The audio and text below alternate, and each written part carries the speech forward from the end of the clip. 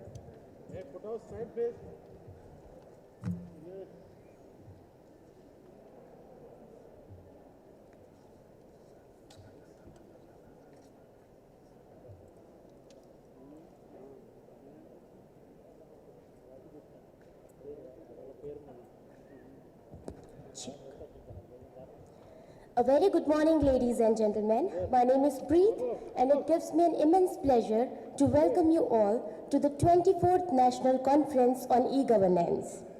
Electronic governance can be defined as the usage of information and communication technology by the government to provide and facilitate government services.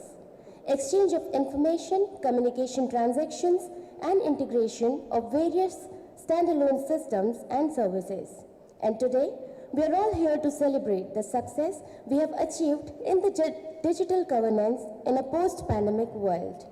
So without taking much of your time, let me have an opportunity to invite our dignitaries on the stage to proceed further with the inauguration of the 24th National Conference on E-Governance. So before we start, can I hear a huge round of applause for this achievement, everyone?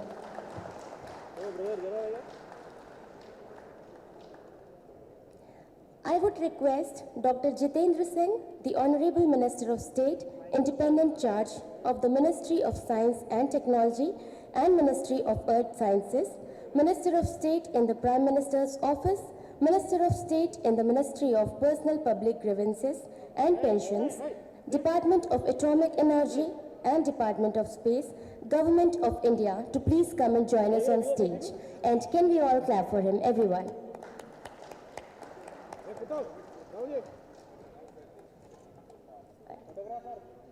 And as we are all going through this pandemic, so I would request each one of you to follow the protocol. Please maintain distance and do not remove your face mask. Now I would request Shri K.T. Ramarao Garu, the Honorable Minister of Municipal Administration. Directly? Okay.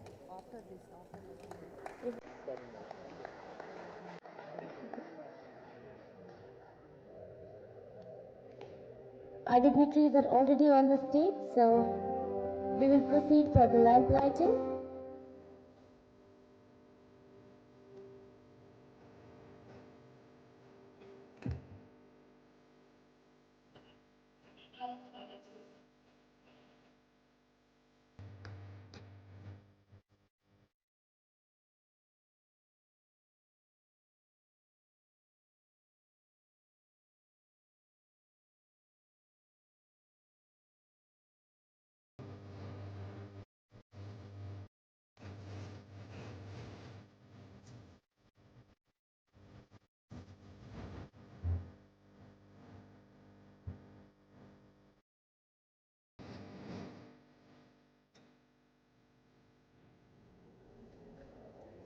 It is during our darkest moments that we must focus to see the light.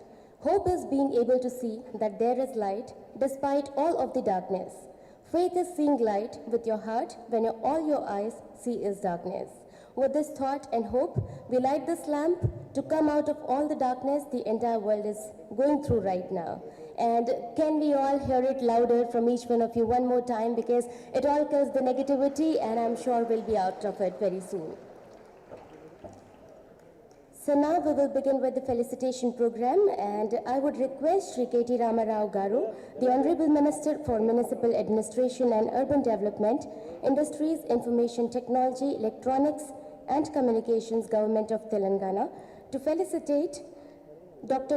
Jitendra Singh, Honorable Minister of State of the Ministry of Science and Technology and Ministry of Earth Sciences, Minister of State in the Prime Minister's Office, Minister of State in the Ministry of Personnel, Public Grievances and Pensions, Department of Atomic Energy and Department of Space, Government of India.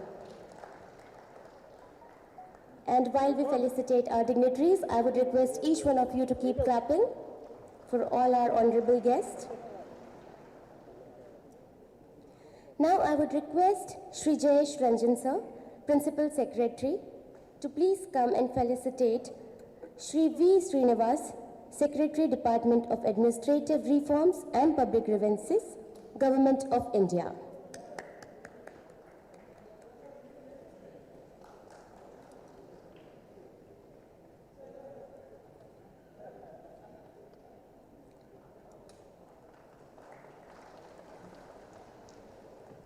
Thank you, sir. I would request Sri Jayesh Ranjan sir once again to felicitate Sri NBS Rajput, Joint Secretary, Department of Administrative Reforms and Public Grievances, Government of India.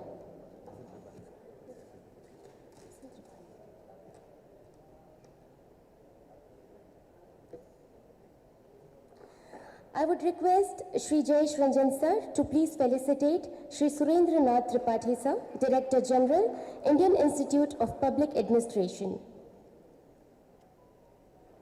And can we all clap once again, ladies and gentlemen?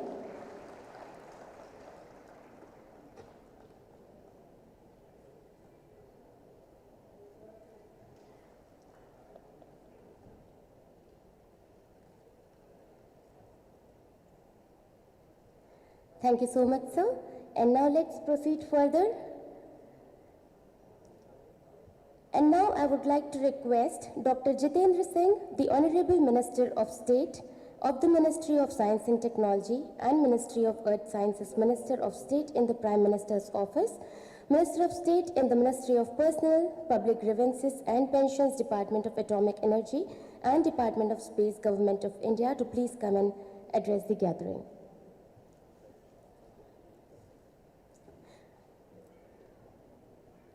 I apologize for the confusion here. I would request Sri V. Srinivasa, Secretary, Department of Administrative Reforms and Public Grievances, Government of India, to please come and address the gathering here. And can we all clap for sir here, please, everyone.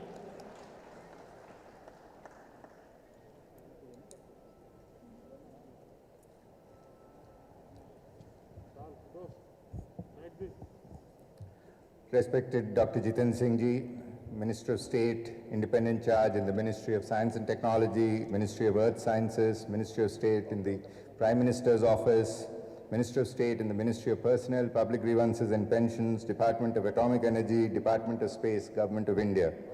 Shri K.T. Ramarao Garu, Minister for Municipal Administration and Urban Development, Industries, Information Technology, Electronics and Communications, Government of Telangana.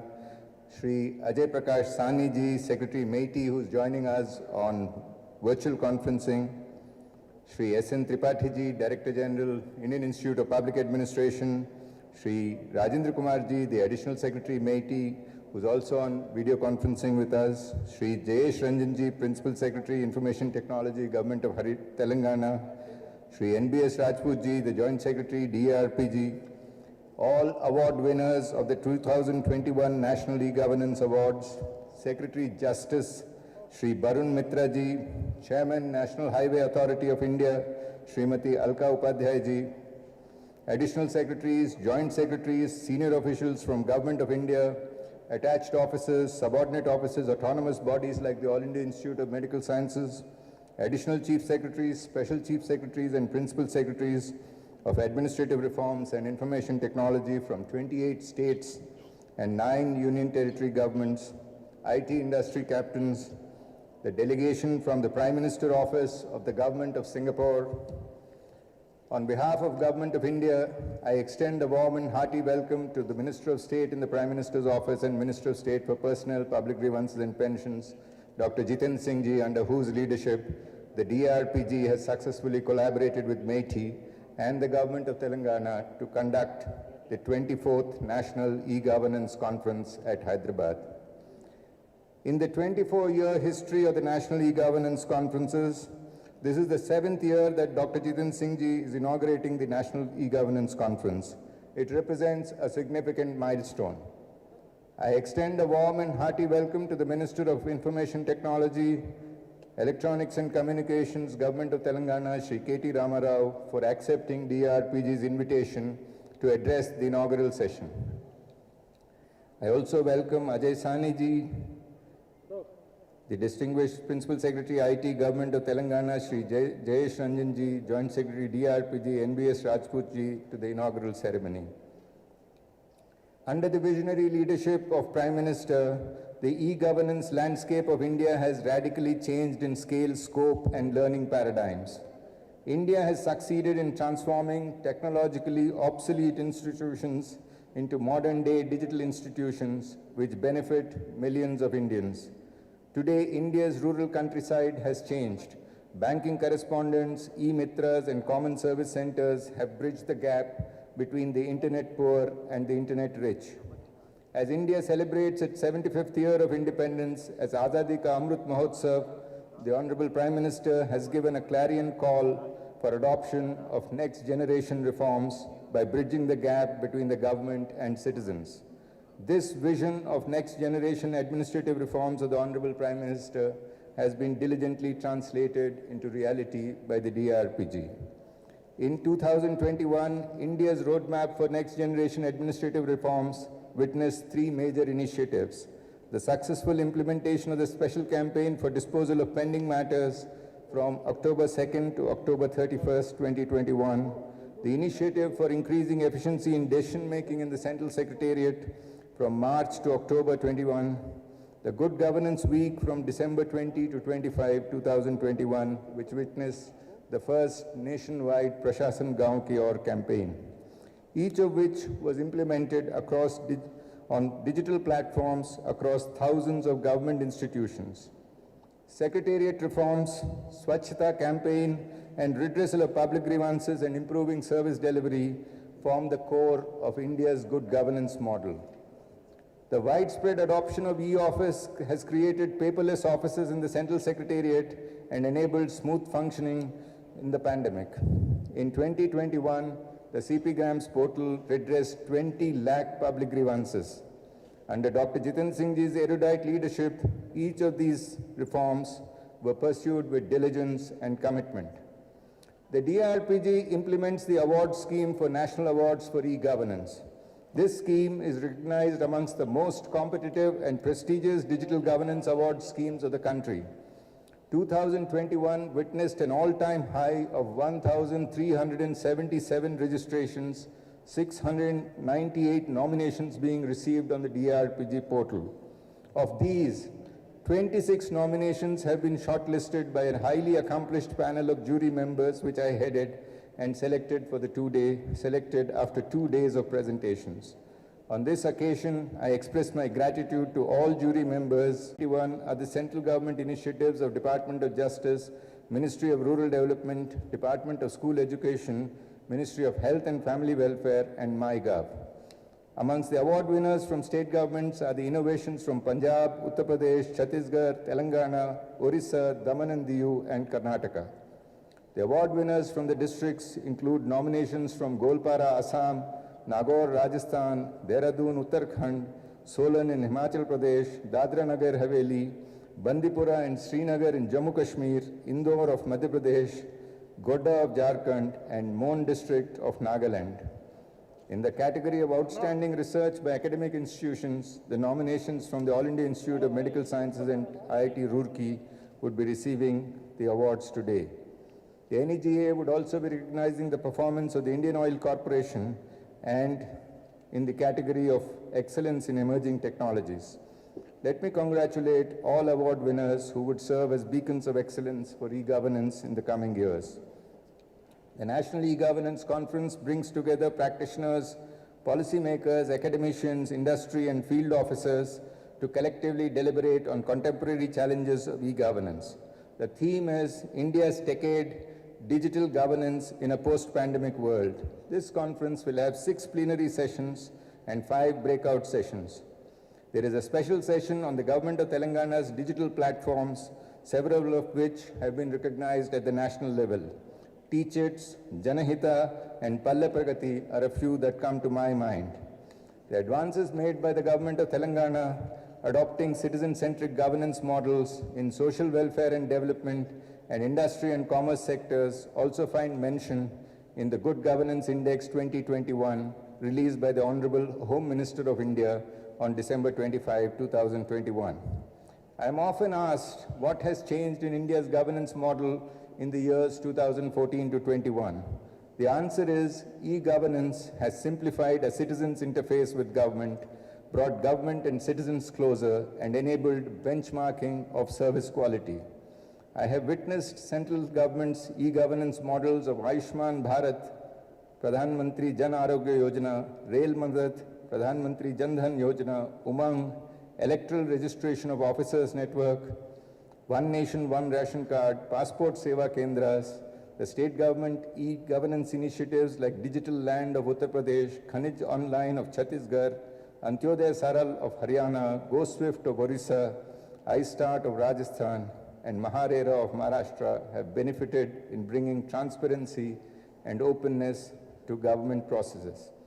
The organizational reforms have been coupled with significant reforms in personal administration like Mission Karma Yogi, lateral recruitment, accelerated promotion policies, regional conferences for replication of good governance practices, recognizing excellence in public administration by scaling up the scheme of Prime Minister's Awards for Excellence in Public Administration, represent a paradigm shift in India's governance models. New India's strong institutions are best symbolized by adoption of each of these e-governance practices. The best manifestation of maximum governance, minimum government policy is a digitally empowered citizen. As per the precedents of the previous conferences, the 24th National E-Governance Conference would be adopting the Hyderabad Declaration, laying down the roadmap for e-governance for the next year in the valedictory session tomorrow. With these thoughts, I once again welcome Dr. Jiten Singh Ji, Shri K.T. Ramarao Garu, and all the distinguished delegates to the 24th National Conference on E-Governance. Jai Hind. Thank you so much, sir. And now I would request Shri Ajay Prakash Sahni, Secretary, Ministry of Electronics and Information Technology, Government of India, who has joined us virtually, to please address the gathering.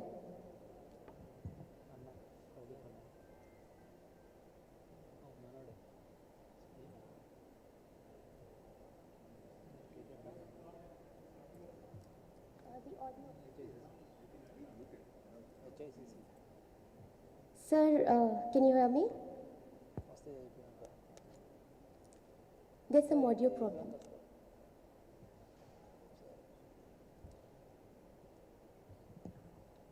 Sir, are you able to hear me? Sir, please give us 2 minutes. There's some technical problem here.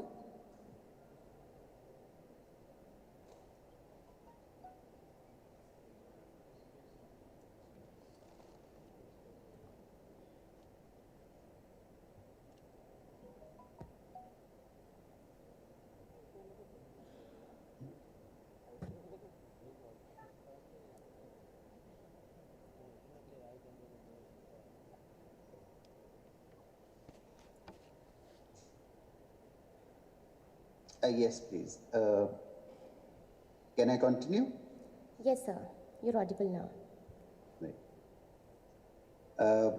Thank you, and respected Shri Jitendra Singh Ji, respected Shri K.T. Ramarao Garu, my dear colleagues Shri Srinivas, Shri S.N. Tripathi, Shri Barun Mitra, other colleagues from Government of India, Shri Jayesh Ranjan Ji, and other colleagues from Government of Telangana, dignitaries who are present from all the states of the country, from the industry, from the consulting fraternity, the award winners, and all the people present here. It's a great pleasure for me to be participating in this program.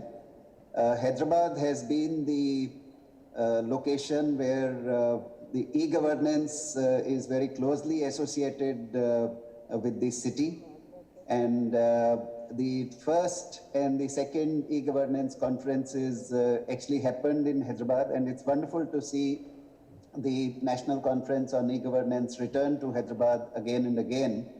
It continues to be a fabulous location for innovation and for showing new pathways in e-governance, and it's a pleasure to be addressing this gathering which is there in Hyderabad today. Sir, the theme of this conference is digital government in a post-pandemic world, and what the pandemic has shown On one side, huge challenge. On the other side, tremendous resilience that the country has shown in the face of adversity.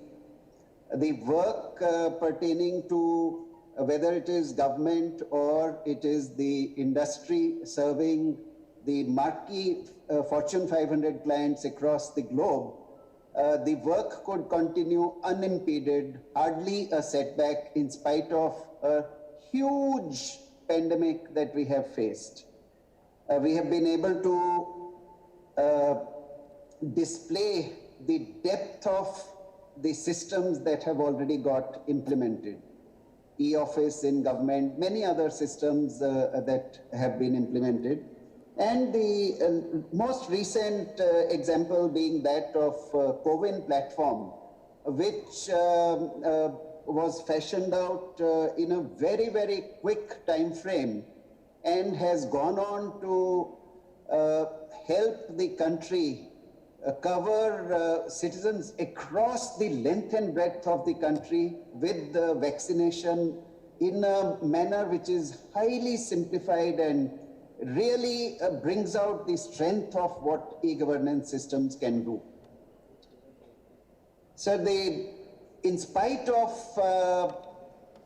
the challenges that we have faced, the year 2021 has seen as many as 42 unicorns emerge in India, many of them from, of course, Hyderabad, many from Bangalore, Pune, Delhi, and other locations.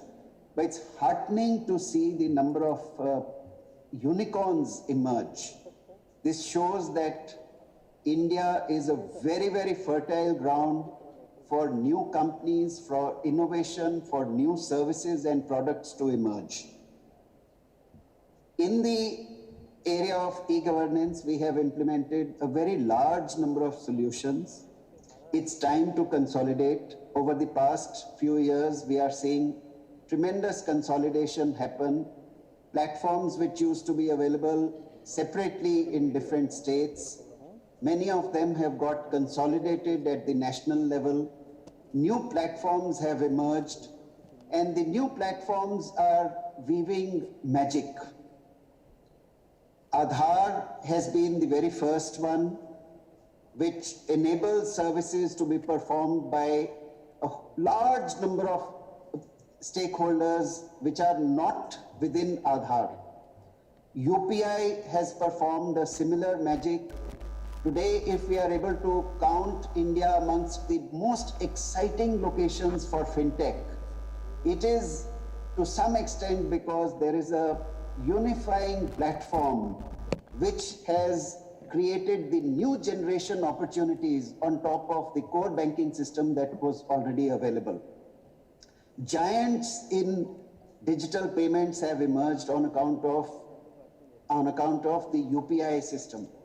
Similar efforts have happened in GEM, they have happened in GSTN, they have happened in CoWIN, and now such efforts are currently on in creating nationwide platforms, national platforms in healthcare, in education, in skills and jobs, in agriculture, in smart cities and urban governance, and many more.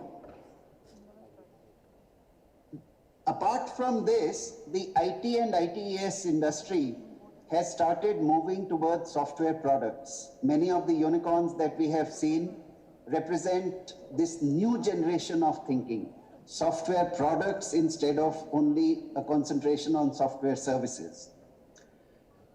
To our good fortune, electronics has also picked up tremendously. We have grown extremely fast over 5 years. For 1 year, we have had a bit of a plateauing. Once again, the next 5 years promise to bring something like a 27% compounded rate of growth from $75 billion to at least $250 billion by 25-26.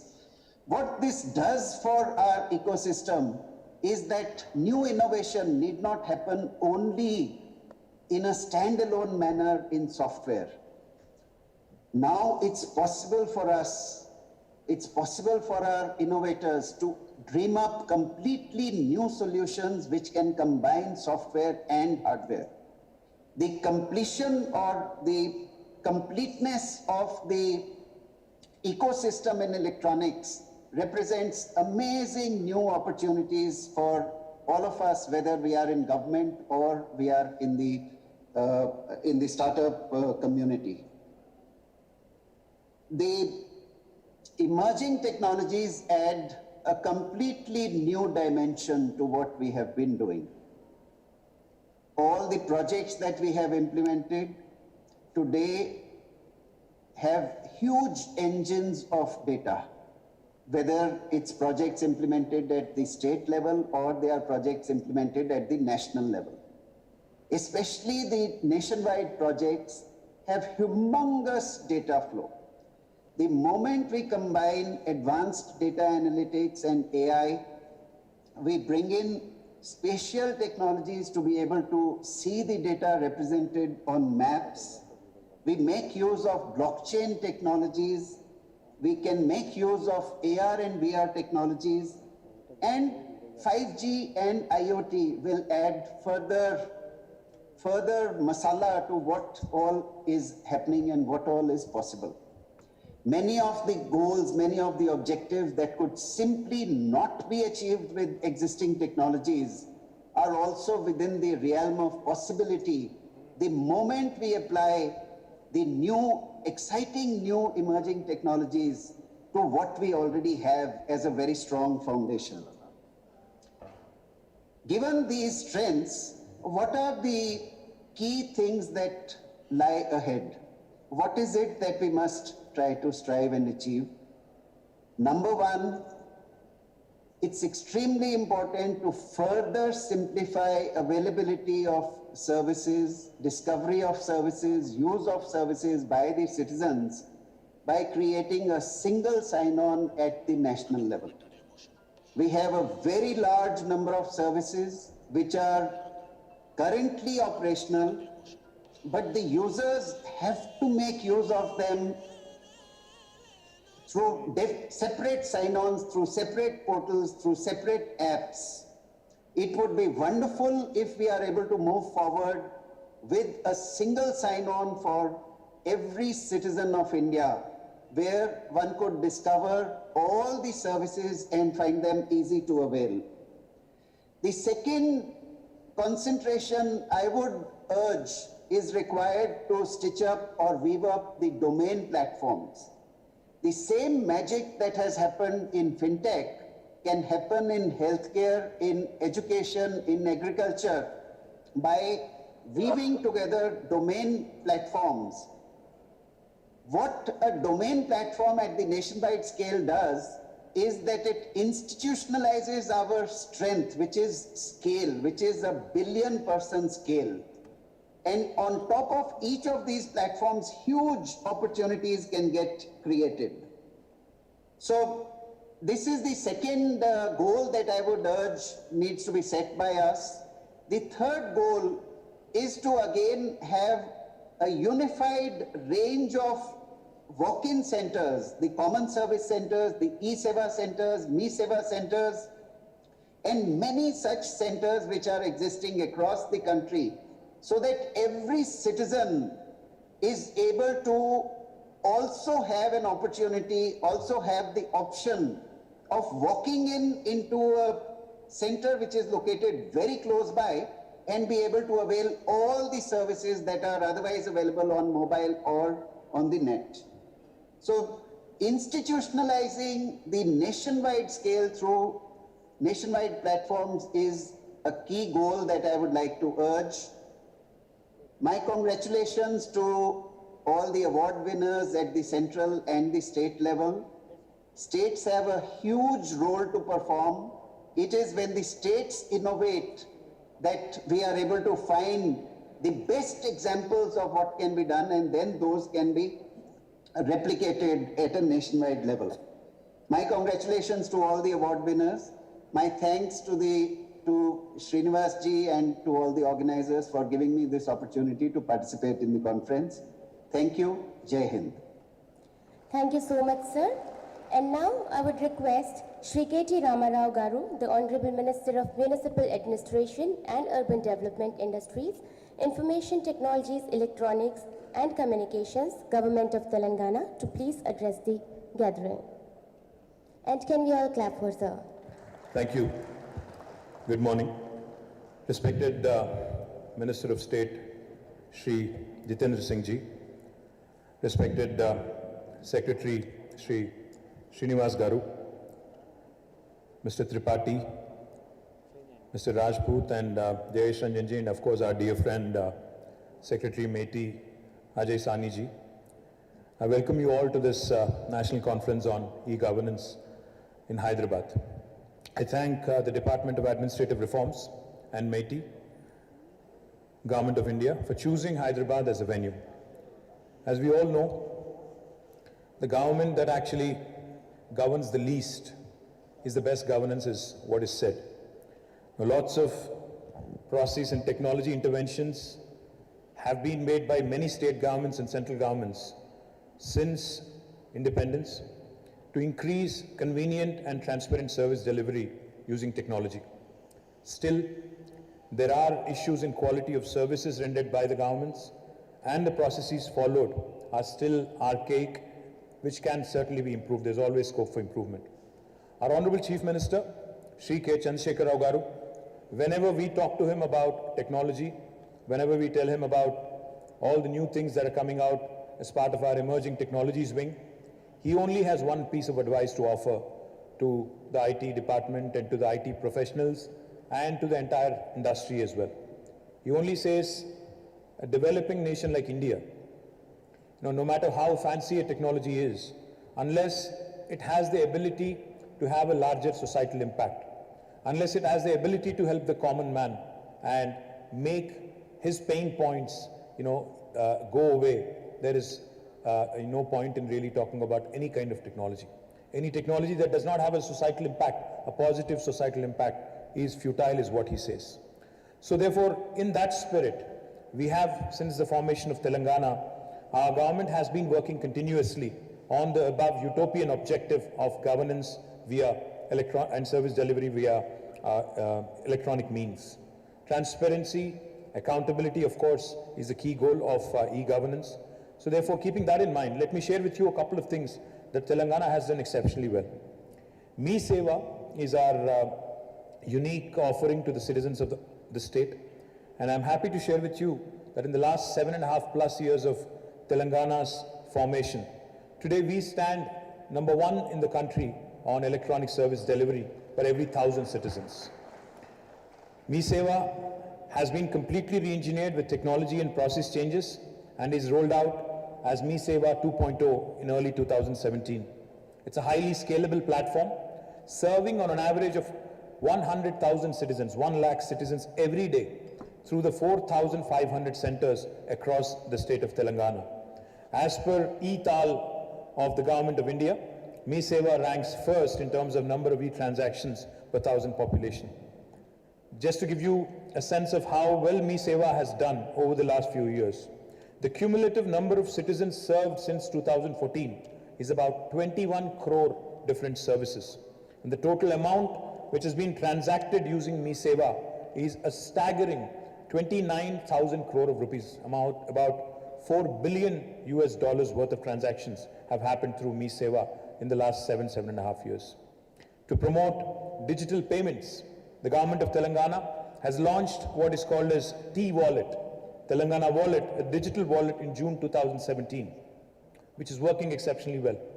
Since the launch of T-Wallet in 2017, more than 2.6 crore transactions have happened through this digital wallet, and the amount that has been transacted again is staggering, 14,000 crores of rupees that has happened since 2017. This bi-directional wallet, owned and operated for the first time by any state government in India, is an anytime, anywhere digital payment option for everyone. It serves through online, which is desktop, laptop, a smartphone, feature phone, and even when you have no phone, you can certainly use T-Wallet. As I mentioned, it is again a wallet which we are very proud of and the services that we have been able to deliver. There are more than 60 crore smartphones in the country, in our country, in India, and this number is increasing rapidly every single day.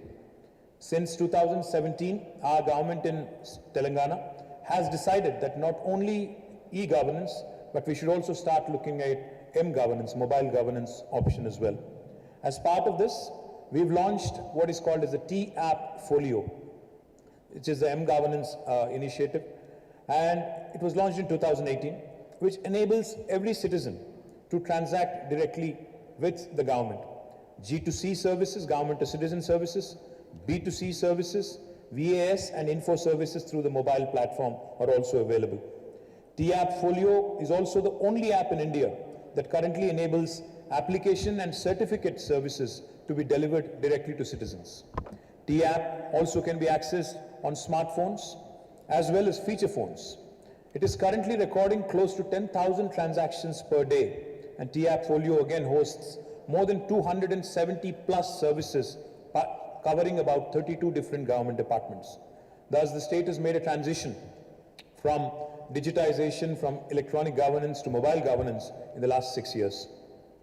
Number of smart governance initiatives that we have, where we have leveraged emerging technologies is something again I wanted to share with you and the Honorable Minister. Government of Telangana has signed an MOU with Government of Estonia, a country that is known as a European country that is known as a pioneer in e-governance, which is regarded as a benchmark and a standard in terms of seamless service delivery through smartphones and PCs and through the famous X-Road platform. In Estonia, citizens visit a government office only for 3 services relating to marriage and the purchase of immovable property and also citizens. All other services, including voting in general elections, are in a presenceless and contactless manner, and this is something that I think we also as a government need to be looking at. Striving towards this vision, Telangana government has started exploring the usage of emerging technologies such as artificial intelligence, machine learning, deep learning, big data in government to achieve anytime, anywhere citizen services delivery, leveraging AI, ML, big data and deep learning. The service flow in some departments like Transport Department for renewal of driving license, annual life certificate submission by retired employees, application for degree online admissions, application for passport renewal, identification of voters during voting, etc., are analyzed to understand issues in existing processes. A new platform called as the Real-Time Digital Authentication of Identity, RTDAI, was designed and implemented by the Government of Telangana from 2019. This is a total process re-engineering in which citizen services are provided through a smartphone, anytime, anywhere in a presenceless and contactless manner without citizen visiting the government office. This is achieved by leveraging the power of emerging technologies like AI, ML, deep learning and big data. Now just to give you a few examples, PLCS, Pensioner Life Certificate through Selfie, was launched in the year 2019 by Government of Telangana. Government pensioners are required to file annual life certificates every year. For this purpose, they were to go out of house and to visit some office in the Me Seva Center. Using PLCS, government pensioners in Telangana can submit annual life certificates through T-App Folio by entering their pension ID, name and uploading a selfie. Transport Department in driving license, learner license, permit and registration services are launched from July 2020. These 17 services can be availed from the T-App Folio through a smartphone. Telangana citizens like the Ministry of External Affairs, Defence, Pensioners, the Election Commission of India, UIDAI, etc. They're all relevant, in fact, to many other departments. By harnessing the power of AI, Minister Shri KCR Garu, we've launched a project called as the T-Fiber, a fiber optic network to each and every home, which establishes a state-of-the-art digital network infrastructure that is long-lasting, resilient, secure, scalable, and carrier-grade to provide affordable, high-speed 10 Mbps broadband connectivity, 100 Mbps broadband connectivity from state headquarters to all homes, government offices, and enterprises in the state of Telangana.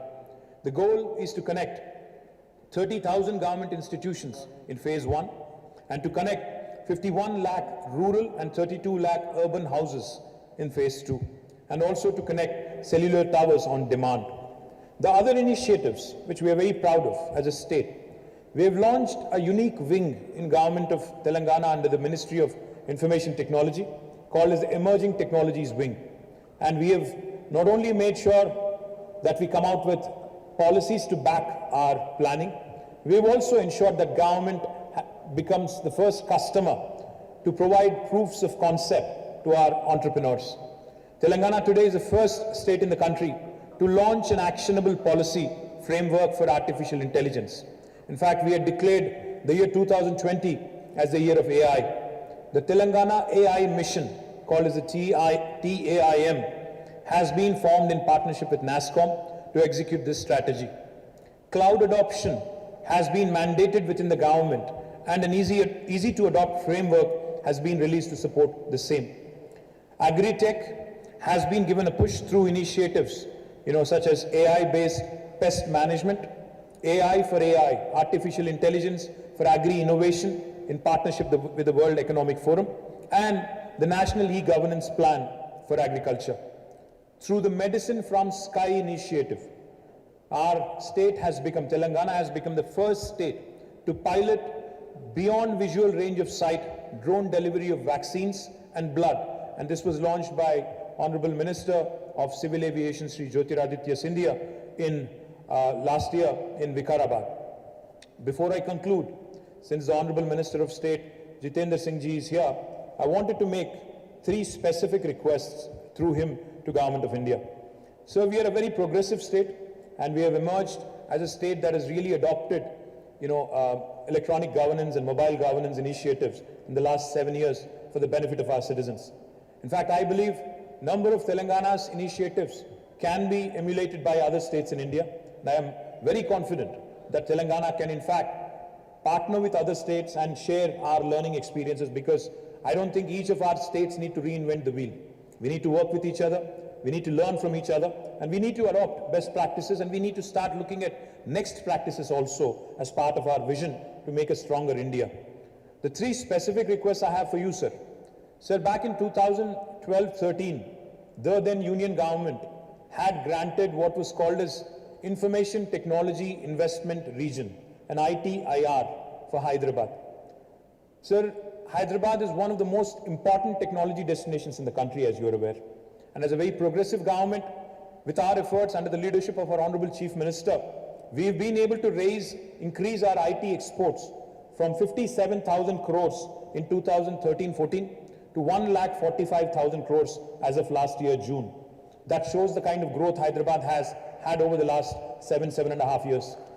We want to do more.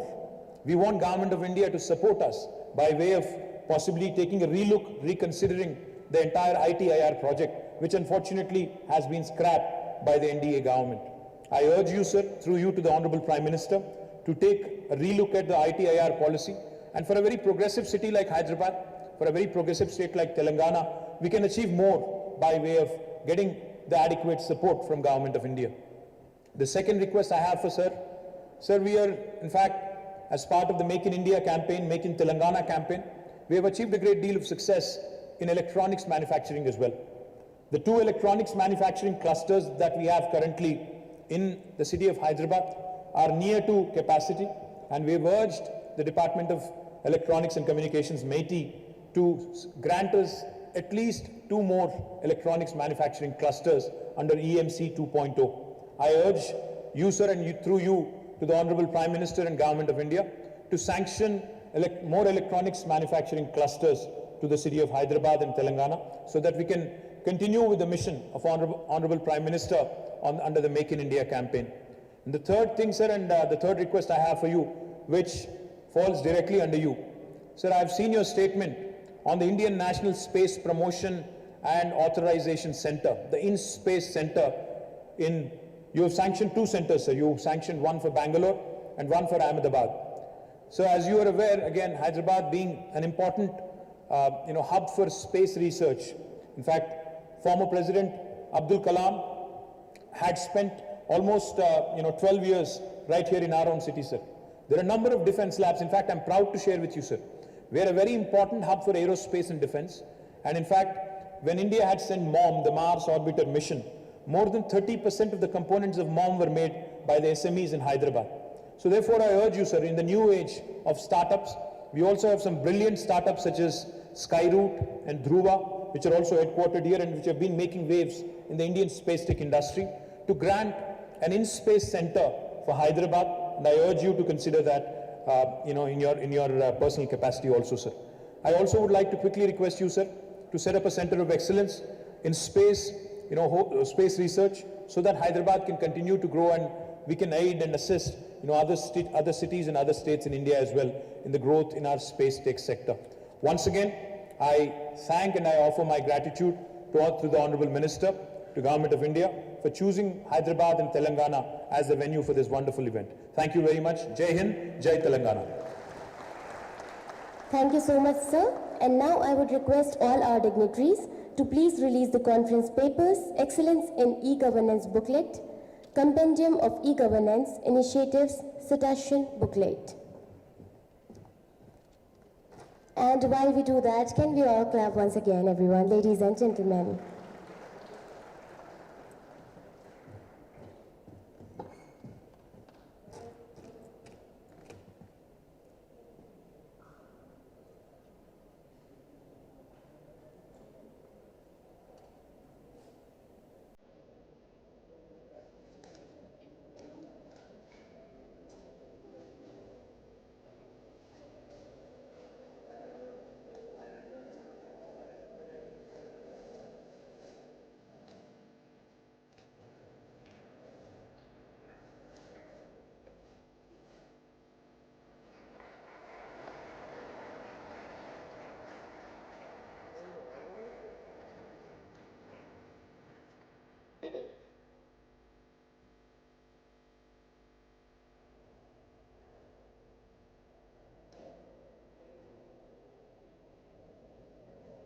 Thank you so much, respected sir.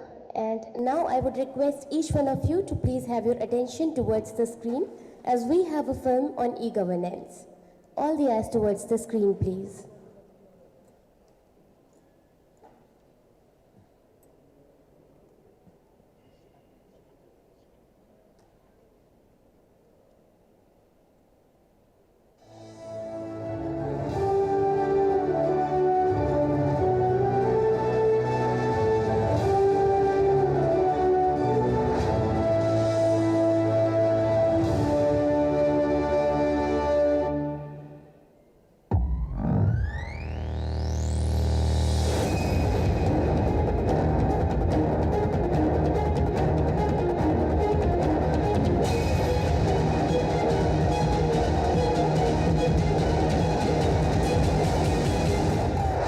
ये दशक digital technology में भारत की क्षमताओं को global digital economy में भारत की हिस्सेदारी को बहुत ज्यादा बढ़ाने वाला है। इसलिए बड़े बड़े एक्सपर्ट्स इस दशक को इंडिया टेक के रूप में देख रहे हैं। माननीय प्रधानमंत्री नरेंद्र मोदी के टेक एड के दृष्टिकोण को अगले स्तर तक ले जाते हुए हम देख सकते हैं कि कैसे ई गवर्नेंस ने देश में नई ऊर्जा प्रदान की है। साथ ही महामारी के दौरान लोगों के जन जीवन को सामान्य स्थिति में लाने में अहम भूमिका निभाई। ई गवर्नेंस सुशासन को मूर्त रूप देने में एक अहम भूमिका निभा रहा है। ई गवर्नेंस के माध्यम से आम आदमी तक जरूरी सुविधाएं पहुंच रही हैं, जैसे कि सेवाओं का शीघ्र वितरण नागरिकों तक बेहतर पहुंच प्रदान करके उन्हें सशक्त बनाने का काम कर रहा है। अब आपको सरकारी सेवाओं का लाभ उठाने के लिए लंबी कतारों में खड़े होने की आवश्यकता नहीं है, जिससे समय और पैसे दोनों की बचत होती है। योजनाओं का जो है आवेदन कर रहे हैं तो बैंक के अकाउंट में तब खाते द्वारा सब आ जाता है। मोबाइल पे अपना कैलेंडर देख के ये जान जाते हैं कि कब हमारी पर्ची आएगी, कब हमको तुलवाना है, और मोबाइल से ही हम लोग अपना कितना हमारा गन्ना तोड़ चुका है, कितना भुगतान मेरे बैंक में आया है, ये सभी जानकारी हमको प्राप्त हो रही है। पिछले कुछ वर्षों में विभिन्न राज्य सरकारों और केंद्रीय मंत्रालयों द्वारा ई सरकार के युग की शुरुआत करने के लिए बड़ी संख्या में पहलें की गई है। सार्वजनिक सेवाओं के वितरण में सुधार लाने और लाभार्थियों तक पहुंचने की प्रक्रिया को सरल बनाने के लिए कई स्तरों पर निरंतर प्रयास किए गए हैं। राष्ट्रीय ई गवर्नेंस सम्मेलन हर साल प्रशासनिक सुधार और लोक शिकायत विभाग और इलेक्ट्रॉनिक्स और सूचना प्रौद्योगिकी मंत्रालय भारत सरकार द्वारा आयोजित किया जाता है। यह सम्मेलन केंद्र सरकार और राज्य सरकार के मंत्रालयों, विभागों, सार्वजनिक उपक्रमों और सरकारी और गैर सरकारी शैक्षणिक या अनुसंधान संस्थाओं के नई पहलों के कार्यान्वयन को प्रोत्साहित करना है। इसके अलावा प्रशासन में पारदर्शिता लाने वाले प्रौद्योगिकी को बढ़ावा देने का प्रयास करता है। वर्ष 2020-21 के लिए ई गवर्नेंस के लिए राष्ट्रीय पुरस्कारों के दायरे का विस्तार किया गया। इसके तहत अप्रत्याशित रूप से प्रदर्शन करने वाले राज्यों, जिलों को शामिल किया गया। इस वर्ष के पुरस्कार का उद्देश्य ई गवर्नेंस के क्षेत्रों में नवाचारों के कार्यान्वयन के क्षेत्र विशेष के असाधारण उपलब्धियों को बढ़ावा देना, सफल ई गवर्नेंस समाधानों में नवाचारों को प्रोत्साहित करना और स्थायी ई गवर्नेंस पहलों को डिजाइन और कार्यान्वित करने के प्रभावी तरीकों पर ज्ञान का प्रसार करना है। इस वर्ष के सम्मेलन का विषय है India's decade, digital governance in a post pandemic world. 23वां नेशनल ई गवर्नेंस सम्मेलन महाराष्ट्र सरकार के सहयोग से मुंबई में फरवरी 2020 में आयोजित किया गया था। राष्ट्रीय ई गवर्नेंस पुरस्कार 2020 से 21 के अंतर्गत 6 श्रेणियों में कुल 611 ऑनलाइन आवेदन प्राप्त हुए, जिनमें से 26 सर्वश्रेष्ठ उपलब्धि हासिल करने वालों का चयन किया गया, जिनमें 12 स्वर्ण, 13 रजत और 1 ज्यूरी पुरस्कार शामिल है। चयनित विजेताओं को 24वें नेशनल ई गवर्नेंस सम्मेलन में पुरस्कृत किया जाएगा। इन सभी पुरस्कृत विजेताओं ने असाधारण तकनीकों और सॉफ्टवेयर का विकास किया है, जिससे देश की लोकतांत्रिक प्रक्रिया और सरकारों और लोगों की भागीदारी के तरीके में एक अभूतपूर्व बदलाव सा आ गया।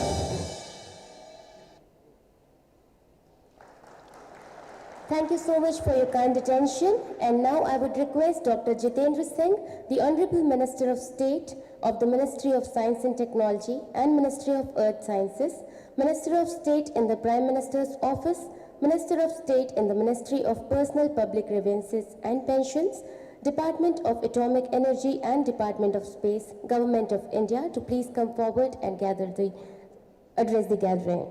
So please.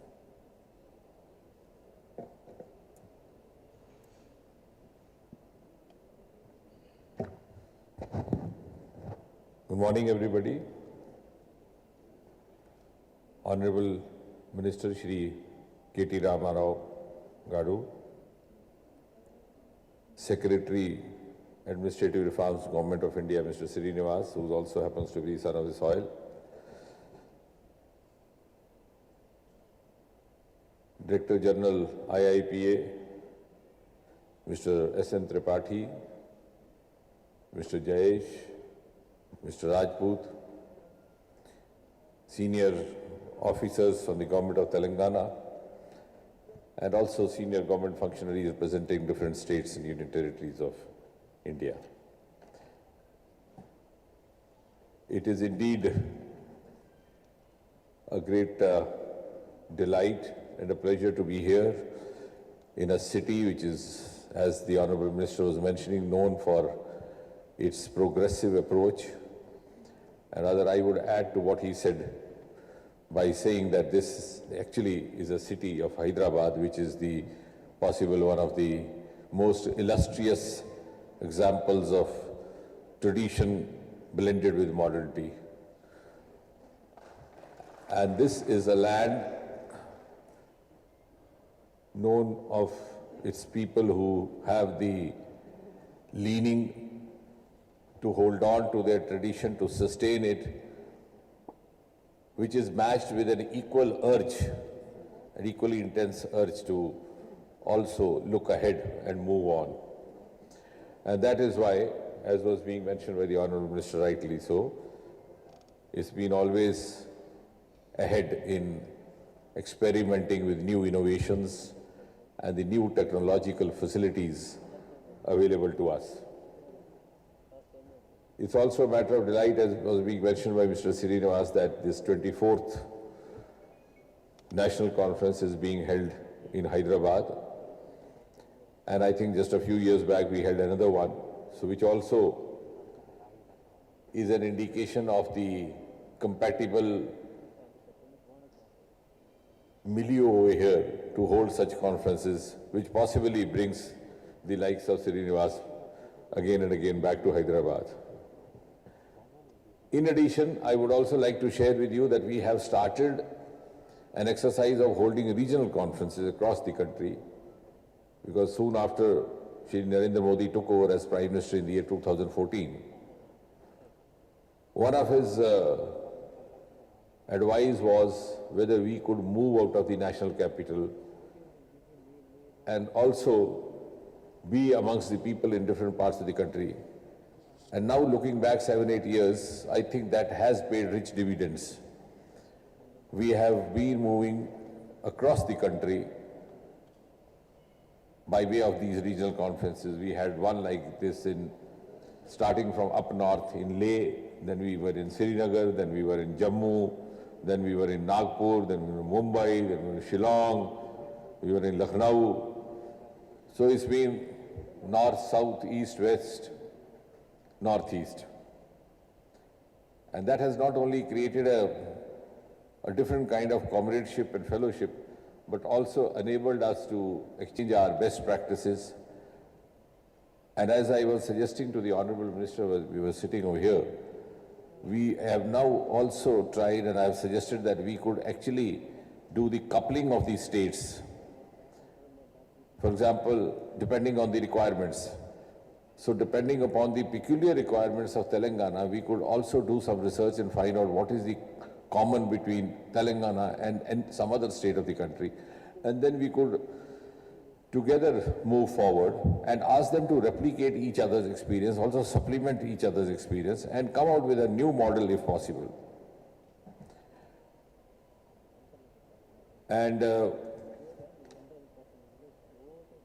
now that we have also started the Good Governance Index, and Telangana's Janhit platform has been recognized as among the best functional redressal platforms, I think there is much also to learn from each other. The digital governance, which happens to be the theme of today's conference, I think came out in its best during the COVID times. And those of us who were actually quite status quoist or quite tied down in the past conditioning of minds also found that they had no option but to go digital. So COVID, which came as a curse or an adversity, also carried some of its virtues. And I compliment Srinivas and his team that they succeeded in converting an adversity into a virtue by extending this digital governance concept across the country. And I think the outcome of this, which is quite gratifying, which also vindicates us, is that all throughout the COVID, now this has been almost 2 years of the pandemic, at least in the Department of Personnel, and I'm sure it must be the case in the other ministries as well, the office work did not suffer even for a single day. And what I say next would rather amuse you. In fact, we were working more than in the non-COVID times, because our colleagues were working from home even on the holidays, on the weekends. It was no longer that 9 to 5 conditioning of mind. And that flexi time also brought out the best in them, their sense of commitment. In fact, one of the junior officers at the height of the pandemic last year told me, because I keep talking to them because that's how we learn from each other, he said the new dictum should be minimum attendance, maximum output. We were working with 50% attendance. That at one point of time it reduced to even 25%. But output did not only remain same, but on occasions it was more. So I think now that we have learned what we were made to learn during the pandemic, we could put it to right use or optimum use even in the post-pandemic times. Not necessarily that we will be virtual all the time, because then we'll forget to recognize each other without a screen. But we could actually make use of the healthy supplementation of the two modes that we have, whether it's hybrid or otherwise. And this flexi timing thing has also helped us in more ways than one. Otherwise, some of the functionaries had to take a casual leave to perform some household chores or some other obligation. Here they were not attending the office, working even during night. Sometimes I would wake up in the morning and find a letter having been mailed at 3 o'clock in the night. So that was the kind of approach that was witnessed. So I think this digital mode of life, which the credit goes to Prime Minister Modi, he's been pushing it right from the day he took over on the 26th of May 2014. He's been talking of digital India right from the ramparts of the Red Fort in his Independence Day address, which amounts to the declaration of the government's intent and priority. It's virtually become a way of life. And for a state like Telangana and a place like Hyderabad, which had already been known to be experimenting in various modes of digital options, I think this is again a matter of not only gratification but also a vindication about all those exercises, projects that they have carried and the Honourable Minister was sharing with us. I think now this is also gone digital. So the more you talk about it, the nature also starts responding. Now, as far as the efficiency of the Central Secretariat is concerned, we have also tried to reduce the journey time of the file. Earlier on, if it was about 7 to 8 levels, now our ultimate objective is to reduce it to just 3 levels. We've already reached 3 to 4. And I think that's not difficult if we make use of the online mode more optimally. And if I just cite the figures, over 27 lakh e-files are currently operational in the Central Secretariat in the Government of India. And physical files have been reduced to just about 10 lakh. Though we may not have gone absolutely paperless, but we have gone nearly paperless. And this motivation has gone across the ministries. For example, we have a hospital called Tata Memorial Center in Mumbai, which also falls in the domain of the Department of Atomic Energy, one of the hospitals which is not under the Ministry of Health. They went paperless, cashless, and also filmless. They moved one step further. That was 3 years back, just before the COVID. So even the X-ray film has been done away with. So when the patient moves from one desk to the other, one consultant to the other, he carries his I card number or I number as given by the computer. The doctor pushes that mouse and he gets the film on his computer. And as far as the cash is concerned, he carries the hospital card. When he makes a payment of 500, 1000, whatever, that card gets charged with that much of amount. If he goes for an investigation, the card is just swapped and the amount is charged. So he virtually doesn't carry anything with him except for the hospital card, which is linked with all these devices. Now, as far as the CP grams is concerned, for which I must compliment Telangana has done appreciably well, we have now stepped into linking it with the central CP gram of the Department of Administrative Reforms headed by Mr. Srinivas.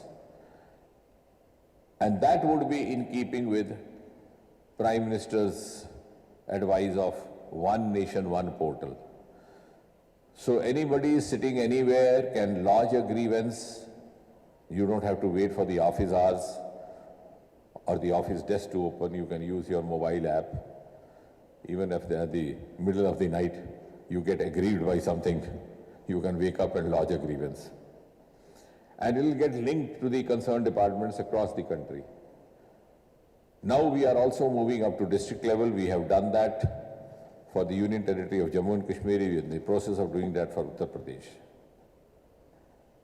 And similarly, as was being mentioned by the Honorable Minister when he was citing the Honorable Chief Minister, ultimately, what should be the final goal or final objective of good governance? To my mind, and I think to every right-thinking mind, would be to bring in ease of living in the life of a common citizen. If it does not, any amount of platitudes would not serve. And as far as ease of living is concerned, we have to make it more central, citizen-centric, citizen-oriented, and also with increased amount of transparency, increased amount of accountability, and increased emphasis on timelines, which we have actually evidently proved to be doing. At least in the clearance of our grievances, we have fixed a timeline.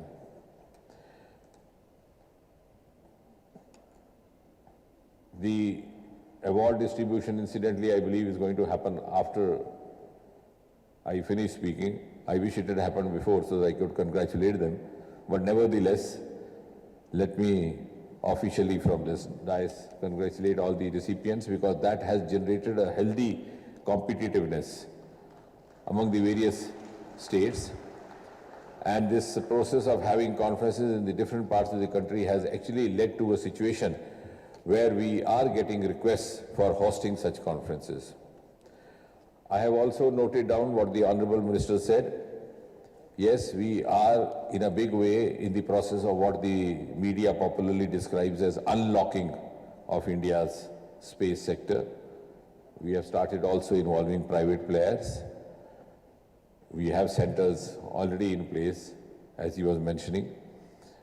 We are in the process of opening up centers at other venues, other locations, and certainly Hyderabad would also be in the queue and waiting for that. Because the kind of infrastructure they have, the kind of startup culture which already exists in Hyderabad, we would like to use it for the enrichment of the promotion of space technology in the country. And therefore, I think I would carry back this suggestion and try to work on it as soon as possible in very near future. Now that India is already trying to match the global benchmarks, and in a situation like this, Telangana is going to have a very major role to play. So I just request the state government also to be on board with us, and we shall be board on with you, so that we can ultimately achieve the objective of becoming global excellers. You in Telangana deserve this, and you must seek this, and we are there to stand by you and assist you. Thank you very much. Thank you so much, sir. And now we would proceed further with the distribution of National E-Governance Awards 2021. And before we do that, let me walk you through the categories we have. The awards comprises of the Gold Award, the Silver Award, and the Jury Award. The Gold Award comprises of certificate, symbolic check of rupees 2 lakhs. Silver Award gets certificate, symbolic check worth rupees 1 lakh, and the Jury Award gets the certificate. And now to proceed further, I would request Dr. Jitendra Singh sir to please come forward to confer the awards.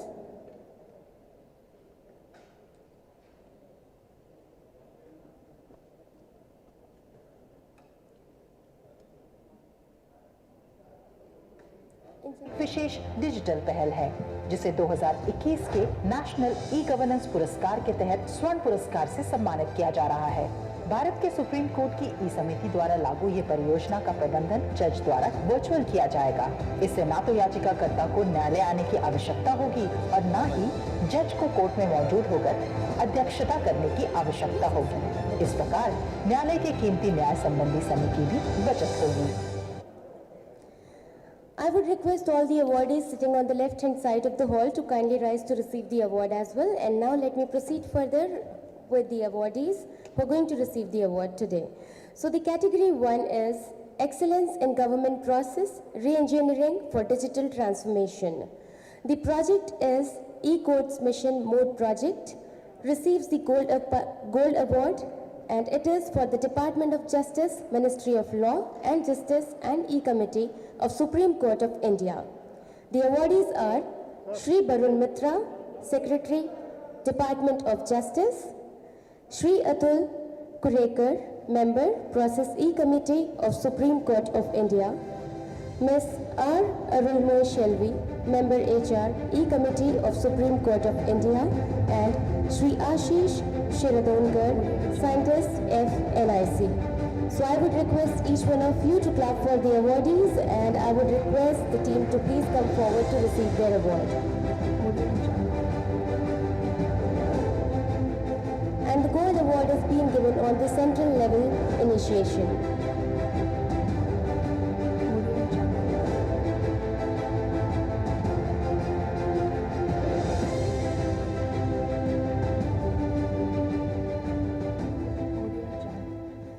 Now, the silver is being received by the project E-Mark Electronic Maintenance of Rural Roads under PMGSY, Ministry of Rural Development, Government of India. The awardees are एक विशेष Srimati Alka Upadhyay, Chairperson, National HyBiz Authority of India; रजत पुरस्कार से Dr. सम्मानित किया Ashish जा रहा Kumar है। Goyal, ईमारत Additional सड़कों के Secretary, रखरखाव को Ministry आसान of बनाता Rural है। Development, ईमारत Government नवीन of तकनीक India; जैसे open source, remote Shri Prashant Kumar, Project Manager; cryptography Shri और Vivek मोबाइल का Dale, एक फ्यूजन है। Senior ये Technical सड़कों के Director, रखरखाव के लिए NIC. तैयार की गई तस्वीरें लेता है, जो ठेकेदारों और जिला इंजीनियरों की तमाम परेशानियों का हल एक साथ करता है।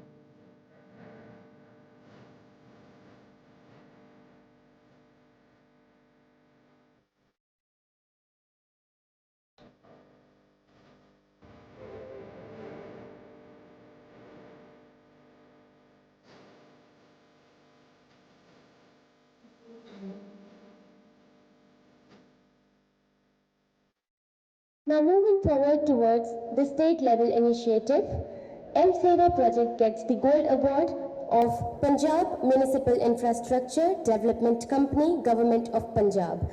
The awardees are Ms. Simranjeet Kaur, Manager IT; Shri Rahul Sharma, Deputy Manager IT; Ms. Deepika Arora, Technical Developer; Ms. Surbhi Malik, Special Secretary, Department of Local Government, VC.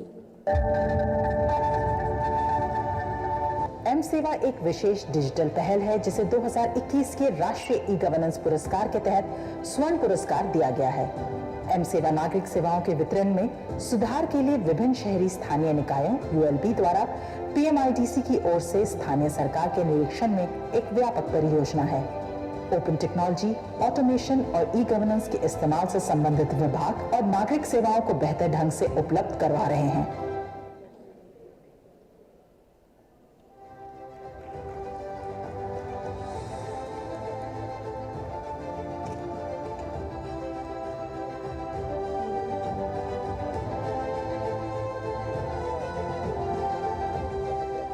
Under the state level initiative, the silver award is being given to the project Smart Ganna Kisan, and it has been given to Sugar Industry and Cane Development Department, Government of Uttar Pradesh. The awardees are Shri Sanjay R. Bhusreddy, Commissioner Cane and Sugar, Uttar Pradesh; Shri Y.S. Malik, Managing Director, Uttar Pradesh Cooperative Cane Union Federation Limited; Dr. V.B. Singh, Joint Cane Commissioner, Uttar Pradesh. Smart गन्ना किसान एक विशेष digital पहल है जिसे 2021 के national e governance पुरस्कार के तहत रजत पुरस्कार से सम्मानित किया जा रहा है। इस योजना ने कृषि कार्य प्रणाली आसान करने के उद्देश्य से किसानों को मोबाइल और वेबसाइटों पर ई गन्ना ऐप के माध्यम से आसानी से जानकारी प्राप्त करने का अधिकार दिया। प्रौद्योगिकी संचालित इस उद्देश्य में इसे सफलता मिली और गन्ना खरीद पारदर्शी और परेशानी मुक्त बनाया।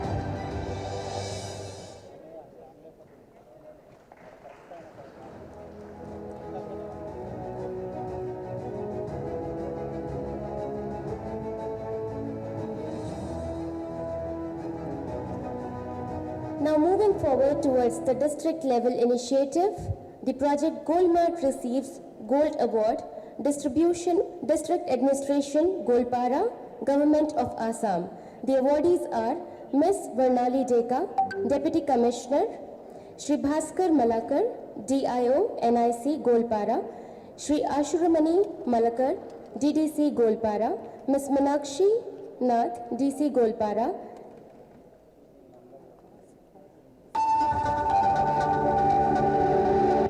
गोल्ड मार्ट एक विशेष डिजिटल पहल है जिसे 2021 के नेशनल ई गवर्नेंस अवार्ड के तहत स्वर्ण पुरस्कार से पुरस्कृत किया जा रहा है। गोल्ड मार्ट एक इलेक्ट्रॉनिक बाजार है जो ग्राहकों को स्थानीय स्तर पर गोलपारा में उत्पादित माल उपलब्ध कराएगा। इसका उद्देश्य स्थानीय उत्पादों के विपणन के लिए एक ऑनलाइन मंच प्रदान करना है।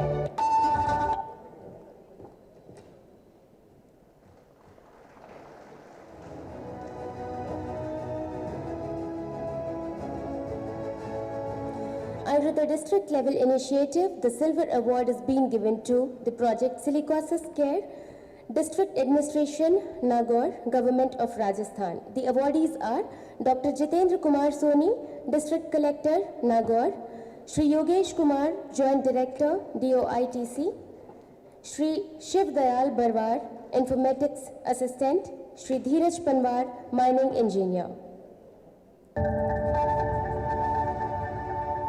राजस्थान सरकार की अभिनव पहल सिलिकोसिस केयर प्रोजेक्ट को राष्ट्रीय ई गवर्नेंस पुरस्कार 2021 के रजत पुरस्कार से सम्मानित किया जा रहा है। प्रौद्योगिकी के क्षेत्र में सरकार की ये सफल परियोजना गूगल शीट के माध्यम से रोगियों की समस्याओं का जल्द निपटारा करता है। इस क्रम में रोगियों के अनुदान प्रक्रियाओं, पेंशन और अन्य योजना लाभों के कार्यान्वयन के लिए वेब आधारित एप्लीकेशन की सुविधा देता है। साथ ही अस्पताल के ओपीडी मरीजों को भी सेवाएं प्रदान करता है। Forward to category 2, universalizing access including e-service. The central level initiative, Unified Information for District System Education of Department of School Education and Literacy, Ministry of Education, Government of India. The silver award is being given to the awardees Shri Venkatramana R. Hegde, DDG; Shri Sabha Akhtar, Scientist F; Shri Abhishek Kundu, Scientist C; and Shri Sagar Chaudhary, Assistant Director.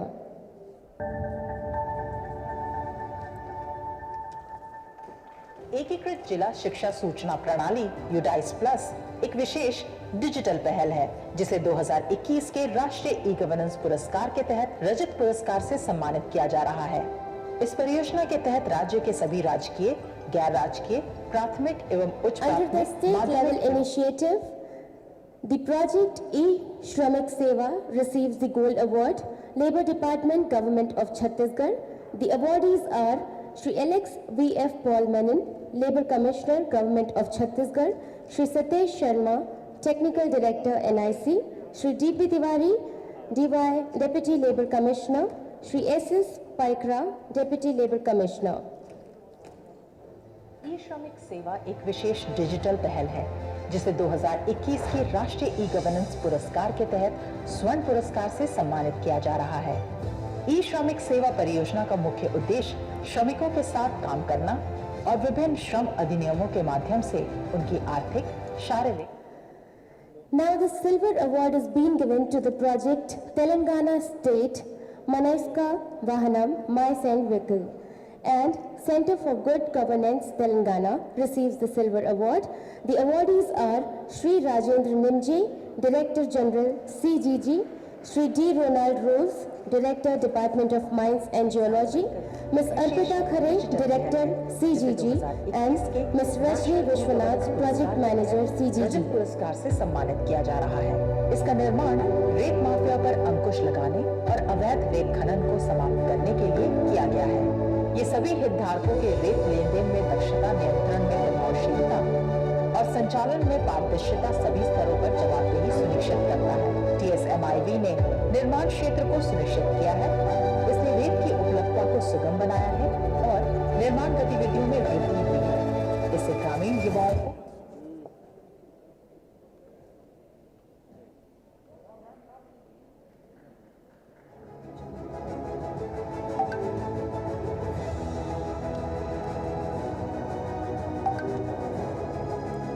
Moving forward to Category 3, Excellence in District Level Initiatives in E-Governance, Northeast States plus Hill States, Union Territories including Delhi and other states. Project Doon Integrated Command and Control Center, any states and Hill State, receives the Gold Award. District Administration, Dehradun, Government of Uttarakhand. The awardees are Dr. Ashish Kumar Srivastava, Director ITDA and Additional Secretary IT, Shri Amit Kumar Sinha, Inspector General Police, Shri Ram Sarup Uniyal, DGM, IT and E-Government. ये command centre शहर के यातायात के सुरक्षित संचालन में जिला प्रशासन की मदद करता है। साथ ही सेवाओं के त्वरित प्रबंधन के लिए प्रशासन देहरादून स्मार्ट सिटी में मोबाइल ऐप का उपयोग नागरिक सुविधा एवं जिले में विकास के लिए कर रहा है। The silver award is being given to the project Third Eye, evidence-based policing governance with CCTV, surveillance metrics in industrial hub BBN, District Solon, HP, Northeast States and Hill States. The District Administration Solon, Government of Himachal Pradesh. The awardees are Shri Rohit Malpani, Superintendent of Police, Cybercrime CID, HP Shimla, Shri Manav Verma, Superintendent of Police, Lahore and Spiti, Shri Vijay Kumar, Head Constable, IC, CCTV Wing, Police District Pati, HP, Shri Sunil Kumar, HHG, CCTV Wing, Police District Baddi, HP, Shri Sandeep Kumar, Constable, CCTV Wing, Police District Baddi, HP. एकीकरण करने के लिए third आई कारगर साबित हुआ।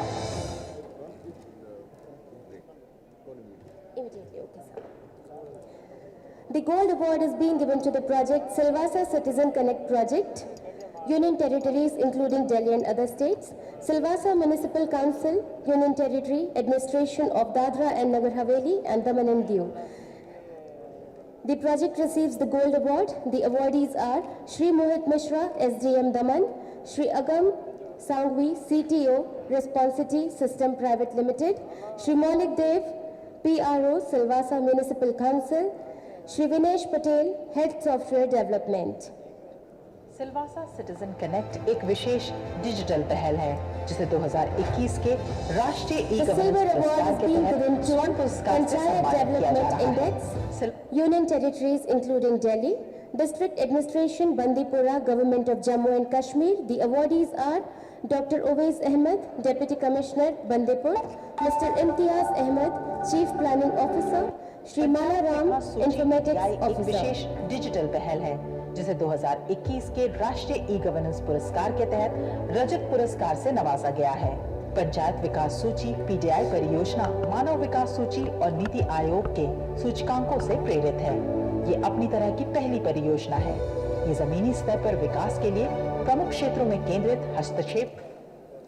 The Gold Award under this category is being given to the project Indore 311 application, District Administration Indore, Government of Madhya Pradesh. The awardees are Ms. Pratibha Pal, Commissioner, Mr. Natwar Sharda, Shri Deepak Sahu and Shri Prasanna Parmar. स्वर्ण पुरस्कार से सम्मानित किया जा रहा है। Indore 311 app स्वच्छता संबंधी मुद्दों के बारे में समस्याओं को उठाने का सबसे आसान तरीका है, साथ ही उन्हें हल करने के लिए संबंधित अधिकारियों की मदद करता है। ये सरकार और Now, I would like to move forward. The Silver Award is being received by Ganodaya Goda, a digital learning program, other state, District Administration Goda, Government of Jharkhand. The awardees are Shri Rituraj Chaudhary, SDM, Ms. Rajni Devi, DEO, Goda. रजत पुरस्कार से सम्मानित किया जा रहा है। गोटा के ज्ञानोदय परियोजना का उद्देश्य बच्चों के बीच शिक्षा के मानकों में सुधार लाना है। ये योजना शिक्षा की गुणवत्ता में सुधार लाने पर आधारित है। Moving forward to category 4, outstanding research on citizen-centric services by academic research institutions. Project development of e-waste based microwave absorbing material for EM shielding and steel application receives gold award. The Indian Institute of Technology Rourkela. The awardees are Dr. Dharmendra Singh Professor. Wishes digital पहल है जिसे 2021 के राष्ट्रीय e governance पुरस्कार के तहत स्वर्ण पुरस्कार से सम्मानित किया जा रहा है। IIT रुड़की द्वारा विकसित ई आधारित माइक्रोवेव अवशोषक सामग्री Next, moving towards the silver category, the project and RCT to compare the effectiveness of mobile app-based prescription versus conventional prescription of analgesics and adjuvant ad receives the silver award.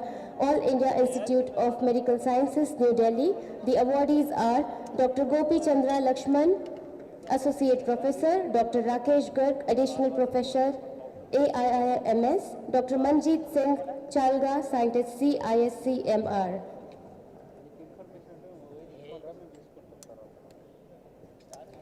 And while we have the awardees receiving their awards, can I request each one of you to please clap for them, everyone.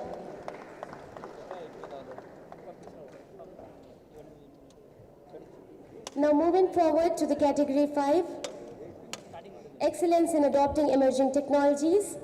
The project Bhubaneswar Land Use Intelligence System BLUIC receives the Gold Award. General Administration and Public Grievance Department, Government of Orissa. The awardees are Shri Sanjeev Chopra, Additional Chief Secretary Orissa, Shri Prafulla Kumar Malik, Chief Executive ORSAC, Shri Prem Chandra Chaudhary, Commissioner BMC and Vice Chairman BDA, Shri Sushanta Kumar Mohanty, Director of Estates. ये अनाधिकृत भूमि उपयोग The Silver Award is being given to EPIC Electronic Platform for Indian Oil Customers, Indian Oil Corporation Limited.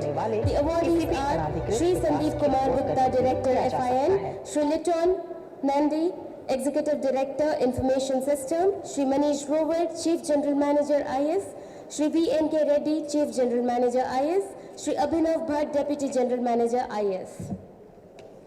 पे एक विशेष digital पहल And now with this we move to category 6, use of ICT in management of COVID-19. The project COVID-19 India Portal Central Level Initiative receives the Gold Award. Center for Health Informatics, Ministry of Health and Family Welfare, Government of India. The awardees are Shri Love Agarwal, Joint Secretary, who will be joining us virtually, Shri Ankit Tripathi, Additional Director, CHI. The Silver Award under the same category is being received by the project COVID Management Information, Dissemination and Awareness at Central Level Initiative, My Government, Ministry of Electronics and Information Technology, Government of India. The awardees are Shri Anubhav Saroha, Senior Manager, Shri Shubho Sengupta, the Director. The Gold Award under State Level Initiative is received by Social Media Cell COVID Initiatives, the Kerala Police Social Media Cell Government of Kerala, and the awardees are Shri Manoj Abraham, ADGP, Shri Kamalnath KR, ASI, Shri Bimal VS, SCPO, Shri Santosh PS, CPO. The Silver Award for State Level Initiative is being received by the project ICMS, Integrated COVID Management System, DNH and DD, the Department of Information Technology, UT Administration of Dadra and Nagar Haveli and Daman and Diu. The awardees are Shri Danesh Ashraf, Secretary IT, Shri Utpal Mehta, SIO NIC, Shri Nitin Bamania, Scientist CNIC, Shri Vishal Solanki, Senior Programmer NIC. एक विशेष digital पहल है। The jury जिसे award 2021 के is being राष्ट्रीय received by e-governance पुरस्कार the के state, तहत the Rajat project पुरस्कार Karnataka State COVID-19 War Room, and it is a state level initiative. Karnataka State COVID-19 War Room. The awardees are Shri Munish Mudgil, Head State COVID-19 War Room, Shri Biswajit Mishra, Special Additional Head COVID-19 War Room, Shri Gangadhar Swami, Additional Head State COVID-19 War Room, Shri Suresh Nair, Technical Head State COVID-19 War Room, Shri Dinesh Nori, Technical Consultant, State COVID-19 War Room. The Gold Award is being received by COVID Call Center and Management System under District Level Initiative, the District Administration Srinagar Government of Jammu and Kashmir. The awardees are Shri Shahid Iqbal Chaudhary, Secretary, Tribal Affairs Department, Jammu and Kashmir, Shri Mustaba Ahmed Bande, District Information Officer. The Silver Award is being received by Technology in Aid to Administration at District Level Initiative, District Administration, Mon, Government of Nagaland. The awardees are Shri Kavasali K, Deputy Commissioner, Shri Vineet Kumar, SDO, Civil, and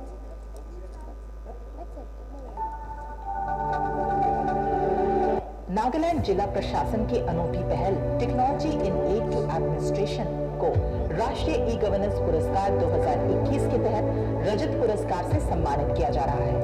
इसके द्वारा प्रशासन ने सफलतापूर्वक आवश्यक सेवाओं की home delivery सुनिश्चित की। कोविड ऐप, ई-पास मॉड्यूल और with this we come to an end of the list of prize distribution, and I would like to congratulate all the awardees, and can we all clap louder for all the award winners here. And with this, I would request Shri NBS Rajput, the Joint Secretary, Department of Administrative Reforms and Public Grievances, Government of India, to please come forward for the vote of thanks. Distinguished dignitaries from the central government, state governments, all the dignitaries on the dais, our delegates, captains of the industry, representatives of the media, ladies and gentlemen. I rise to propose the formal vote of thanks at the inaugural session of 24th National Conference on E-Governance commencing today, that is 7th January 2022. I express my profound gratitude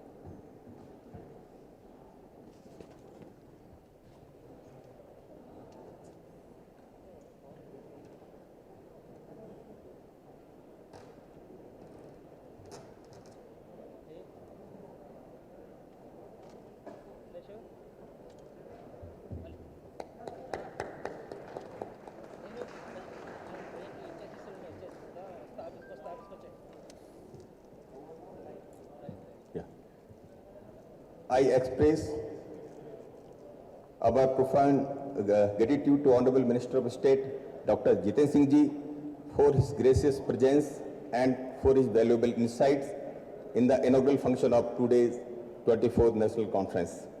I, on behalf of Department of Administrative Reforms and Public Grievances, thank Honorable Minister of IT and Industries, Sri K.T. Ramarao Ji, for being with us here and presiding the inaugural function and giving his valuable insights on the theme of the conference. On behalf of DRPG, I express my gratitude to Sri Ajay Prakash Sahni Ji, Secretary MITI, for his kind presence virtually and very inspiring inaugural address. On behalf of DRPG, I express my gratitude to Sri V. Srinivas Ji, our Secretary, for his kind presence and very inspiring inaugural address and support for organizing this event. I must thank our Secretary, Sri Srinivas Ji, for the able support and guidance throughout the entire process of analyzing and organizing this conference. I express my gratitude to Sri S.N. Tripathi Ji, DG IAPA, for his kind presence. Special thanks to Sri Jai Ranjan ji, Principal Secretary IT, Government of Telangana, and his entire team for their tireless effort in organizing this conference here in beautiful city of Hyderabad. I thank all the distinguished panelists who have consented to present papers on the complex technical subjects and lead the conference discussions. I thank all the awardees, delegates from all over the country whose presence will be adding value and make the conference a success. I thank our knowledge partner, NASCOM, other panelists, and Deloitte, the consultant, who have helped us source and curate the conference papers and the speakers. I acknowledge and appreciate my colleagues at DRPG for their sustained hard work, abiding commitment, and seriousness for this purpose. I wish to thank the electronic and print media for covering this conference. Your support means a lot to us. We are thankful to central ministries, all the state governments, and industry captains who have traveled long distances to be part of this conference in these pandemic times. We are greatly enthused by the participation from all the states and union territory in this conference. Jai Hind, Namaskar.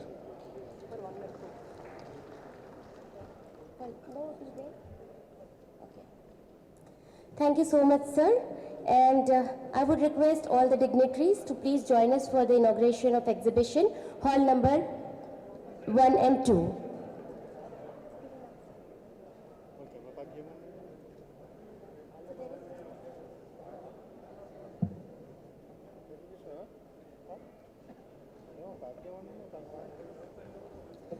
After the inauguration, we'll be starting with the plenary session, so I would request each one of you to please come back to the same hall. Our plenary session 1 would be on Atmanirbhar Bharat.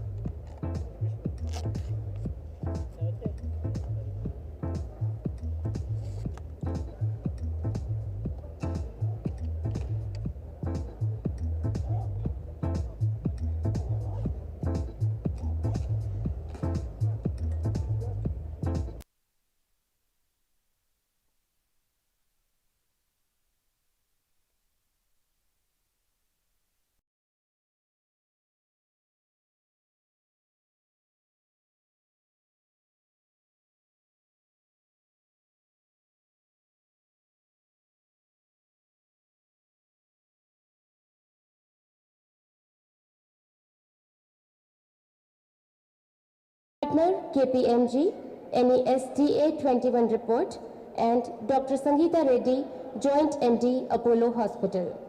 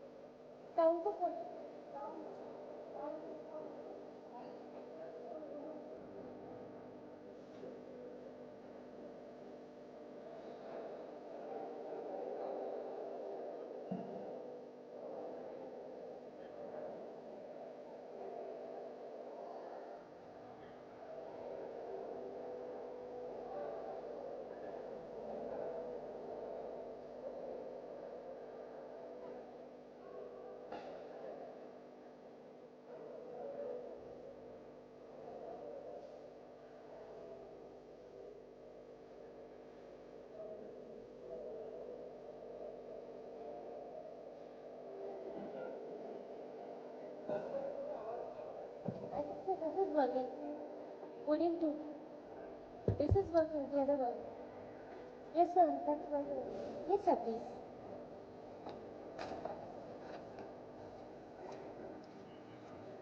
Let's begin plenary session 1, and it's my privilege to welcome Mr. Tan Chi Hao, the Director, Planning and Prioritization, Smart Nation and Digital Government Office, Government of Singapore. Mr. Tan Chi Hao is an experienced leader in Singapore public services with a proven record leading large teams and driving digital transformation. He has overseen policies and programs in diverse domains, including technology, economic development, community and social sector, and international relations. He's also a qualified co-active coach. At Singapore Smart Nation and Digital Government Office, he oversees planning, strategy, resourcing for the Smart Nation, as well as policies for key projects like National Digital Identity, Life 5G. He is a member of the founding team at SNDGO. He has served as the Director, Industry Division at Ministry of Communications and Information, Government of Singapore, where he developed policies in technology, media and design to improve the lives of Singaporeans and businesses. He led the team that gave birth to SMEs Go Digital program at the Infocom Media Industry Transformation Map. He played a key role in getting Singapore Sports Hub ready to open and to deliver world-class experience to Singapore and the world. Involved in wide range of functions such as construction, operations, financing, risk management activities, and community programming. Let me also welcome Dr. Sangeeta Reddy, the Joint Managing Director, Apollo Hospital. Dr. Sangeeta Reddy is a global healthcare leader, Indian entrepreneur, and humanitarian. She is the Joint MD of Apollo Hospitals Private Limited, Asia's largest and most trusted healthcare group. Dr. Sangeeta Reddy is also the immediate past president of FICCI, passionately committed to transforming healthcare system through technological advancements. She is accelerating positive transformation for effective healthcare service delivery. She has been conferred with an honorary doctorate by Macquarie University, Australia, in recognition of her untiring efforts and resolute commitment to bringing transformative changes in healthcare, development of health, IT, championing manifold initiatives both in India and abroad. Awards and recognitions. Dr. Sangeeta Reddy has been a recipient of numerous prestigious awards for business and leadership. She ranks 32 on India Today groups of Top 50 Annual Power List for 2020. She was represented with the Best Female Healthcare Leader Medico Award from the prestigious Indian Medical Association. Dr. Sangeeta Reddy has also been featured by LinkedIn in the Top Voices 2019 India list. Our third speaker today is Mr. Prasad Unnikrishnan, the partner and COO, Government Public Services, KPMG, India. Mr. Prasad Unnikrishnan has good experience in diverse fields for 17 years of his career in consulting and IT organization, non-government organizations, and scheduled banks. The various areas of experience include project planning, project management, and status reporting, strategic planning, process reengineering, operations management, quality design engineering, operations management, market survey, developing rehabilitation packages, due diligence studies, concept development, product development, technology, marketing, conceptualization, and design of IT solutions. His recent experience is specifically focused on delivery of large program management for e-governance for the state government as well as Government of India and abroad. His major contribution in recent past is in large program managements for government. So let me welcome the panel. The subject is of critical importance, universalization of public services, particularly in healthcare, in digital governance, also in benchmarking services as part of India's Atmanirbhar campaign. And to commence the plenary session 1, I'll invite Mr. Tan Chi Hao to kindly make his presentation. Thank you.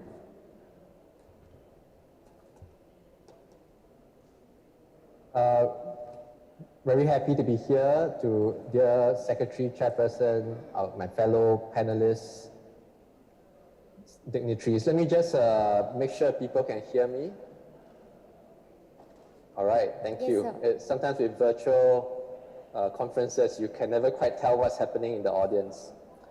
If I can trouble the slides to be shown, very happy to be here to be able to share a little bit about Singapore's experience and what we've learned in the area of digital government or e-government. If I can maybe move to the next slide, if I can see the slides. Next slide, please. Yes. So to explain to everyone, in Singapore, we have what we call the Smart Nation vision. This is something that was started by our Prime Minister, Mr. Lee Hsien Loong, in 2014. And the way we think about Smart Nation, I mean, many countries have smart cities, but the way we think about Smart Nation is that it's really part of our nation building effort.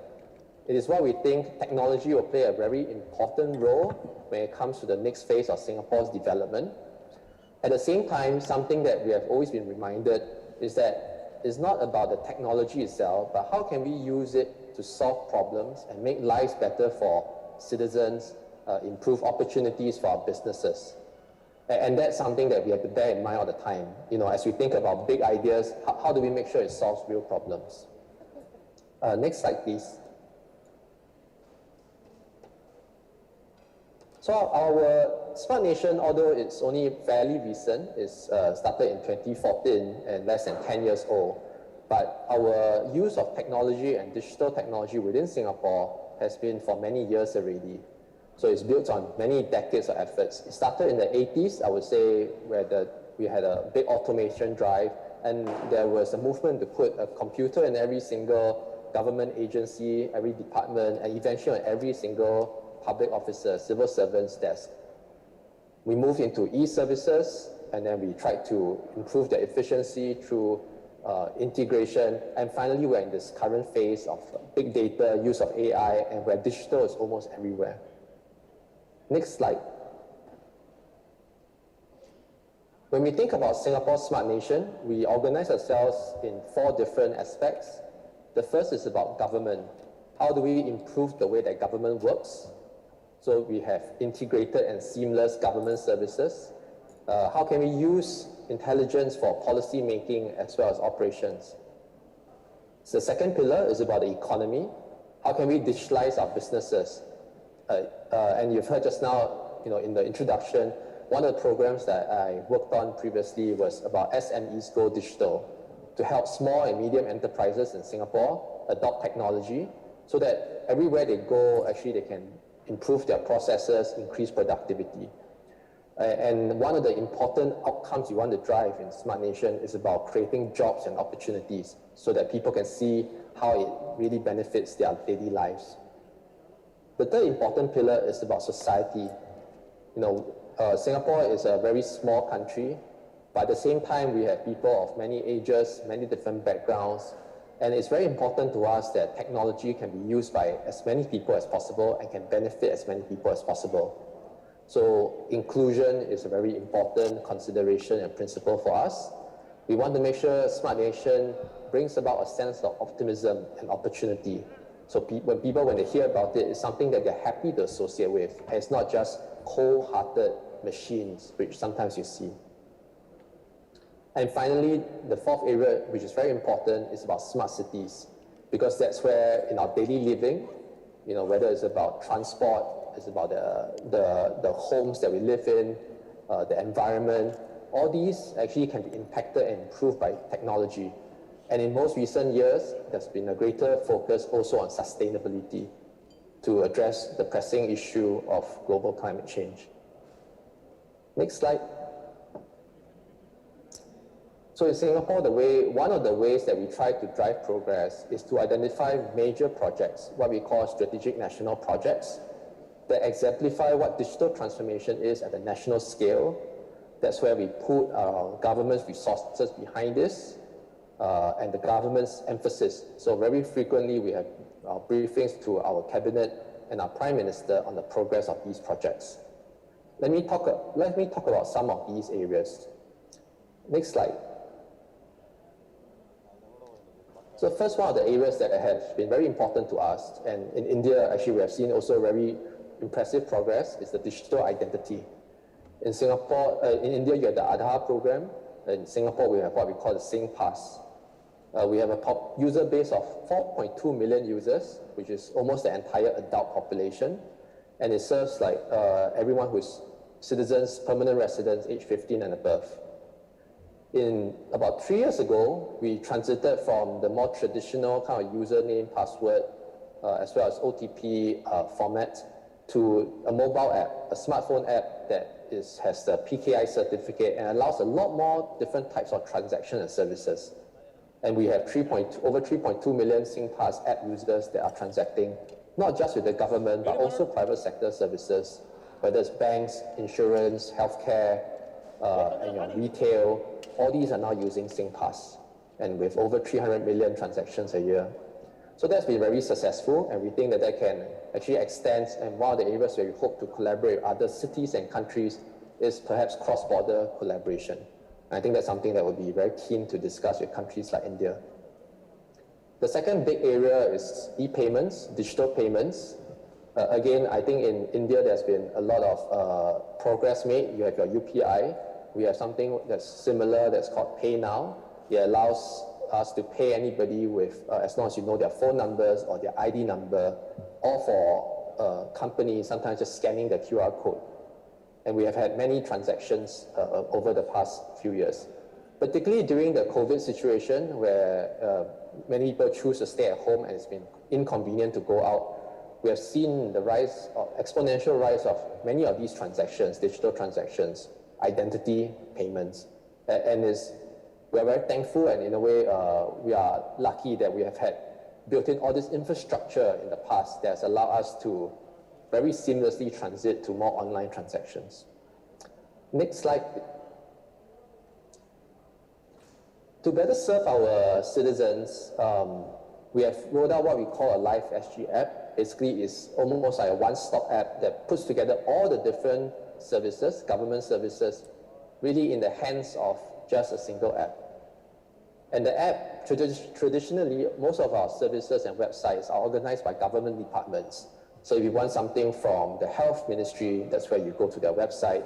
You need something from the social and family development ministry, that's where you go to their website. But that's not user-friendly.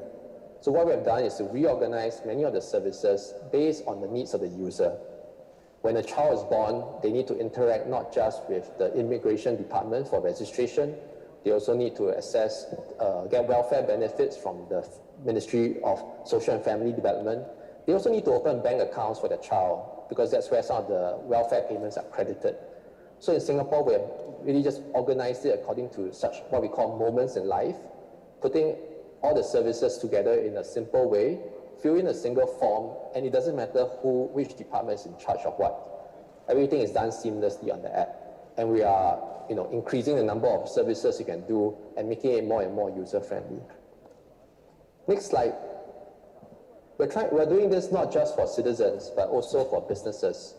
So we have a one-stop portal called Go Business, and everything that you need from applying for licenses, applying for different grants and support schemes are all there. And during COVID, we have made it a one-stop portal where all the information businesses need about what they need to do during COVID, which can be changing all the time and it can be confusing, all on this one website. And it's received very good reviews as a result of that. Finally, towards the end of my presentation, next slide please. Tools. And we need to continue to push towards this, taking everyone along. I think the productivity gains that result out of something like this, McKinsey estimated that the potential annual economic value from e-commerce can be at least 65 billion by 2030 by improving the productivity of the public administration workforce by just 15%. So things like this, data like this is really, I think, driving us. I'm not an expert on any of these areas, but I am very passionate about the impact that it can give on healthcare. So I'll briefly speak as a general public on how we're viewing some of the initiatives and then talk a bit more about healthcare. I think the trends are really, quite significant. The India stack with the Aadhaar, with the eKYC, the digital locker, the unified payment interface, all these are leading to a new way of e-education, e-healthcare, e-retail, e-public distribution. And as was rightly said by the earlier speaker, any of the work which is being done in digital. 1,945 crores was credited into the bank accounts of women during the lockdowns. And this would not have been possible if we were trying to distribute this money. The One Nation, One Ration Card scheme, again, which helped the migrant workers. So all these are things which are truly inspirational. Again, Arogya Setu and especially the CoWIN app and how we've been using it for vaccination tracking has been something which I believe is significant and a showcase of India's capability to integrate data from multiple scenarios, to have it real time, and to use it as a mechanism for planning, tracking, and governance of the public and the private sector. So I see ourselves right now in, that India is very well positioned. It is Advantage India for an Atmanirbhar Bharat. So just looking at some of the data points towards India's tech aid, at 9 cents, India offers the lowest cost globally for 1 GB of data vis-a-vis any of the developed nations. I think UK is at 1.39 and US at $8 for 1 GB of data. So that's a big advantage. And we should use this advantage to really take everyone along. The estimate of this growth, I think it was said that, worldwide data will grow by about 61%, taking us to a whopping 175 zettabytes. And with 1.3 billion population, India will be one of the largest contributors of data. And the reason I'm raising this, and it has implications on health as well, is that if we collect, organize, and use this data appropriately, what we can do in the stage of artificial intelligence, IoT, edge capabilities, the new business opportunities, startup opportunities, all these are extremely exciting. And that is why, I'm very enthused by this trend of the country. It's also exciting. I did talk about startups, but I think we were ranked in India as one of the 3rd startup ecosystems after US and China. And the number of unicorns are truly inspirational.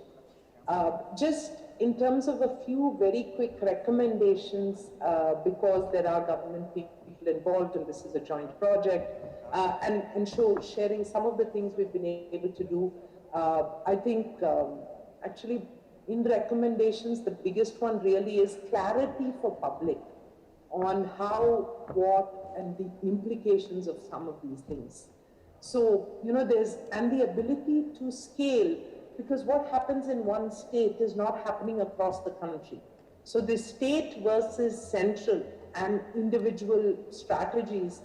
Just to share an example, Apollo, we had a PPP with the Andhra government where we managed about 195 primary healthcare centers.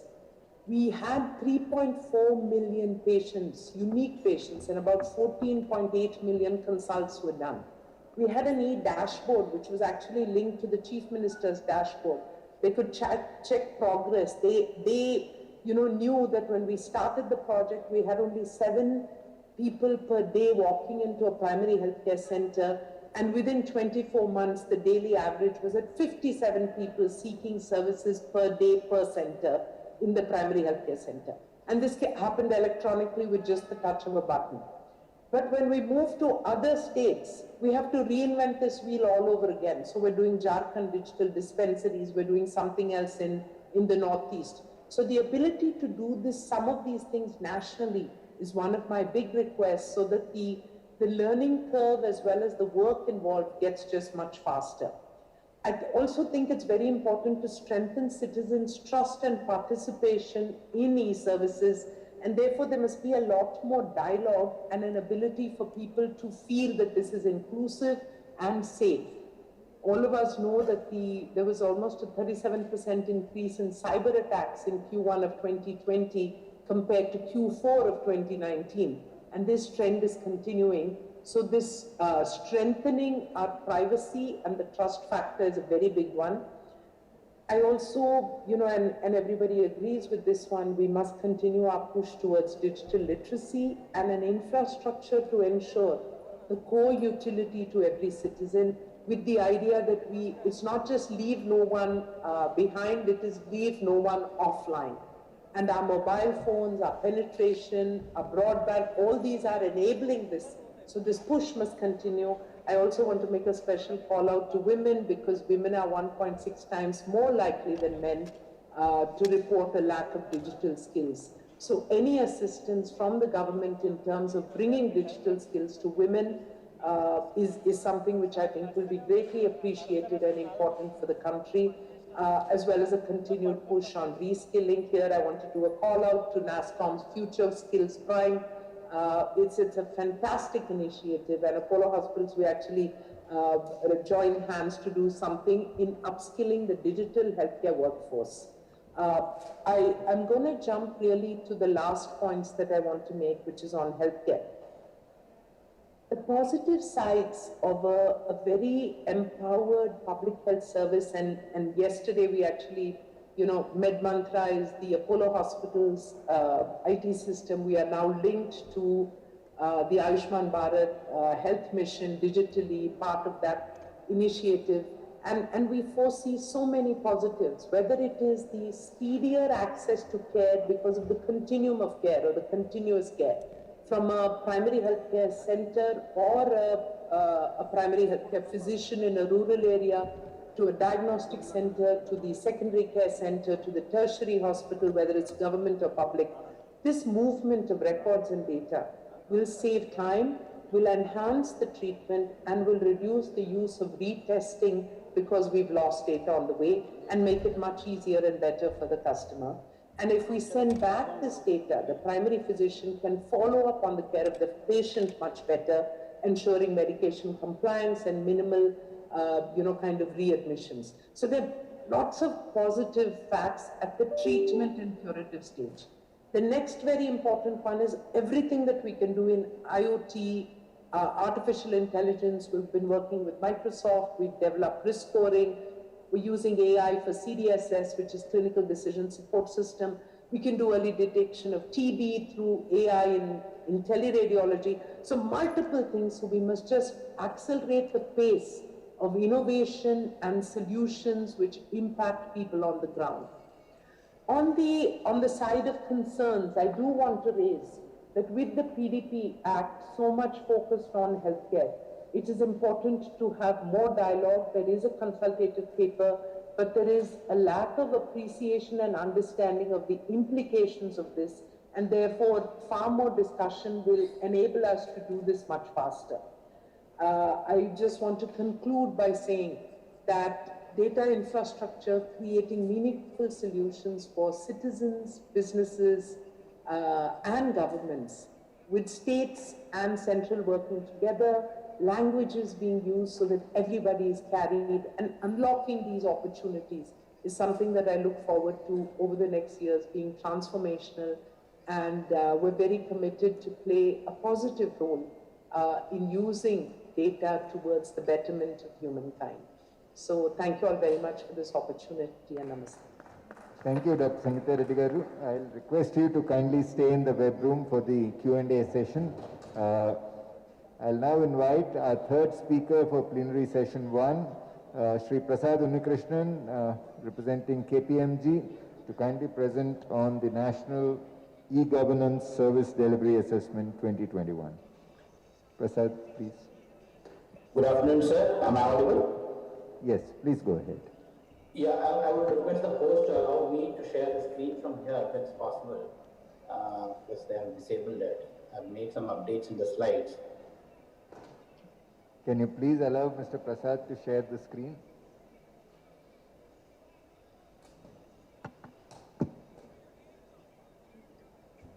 In the meanwhile, when I know I'm taking time off your lunch, so I always say a hungry man is an angry man. So let me just put it very simply and let me close it. But let me congratulate the entire DRPG and other people, especially by Secretary Srinivas.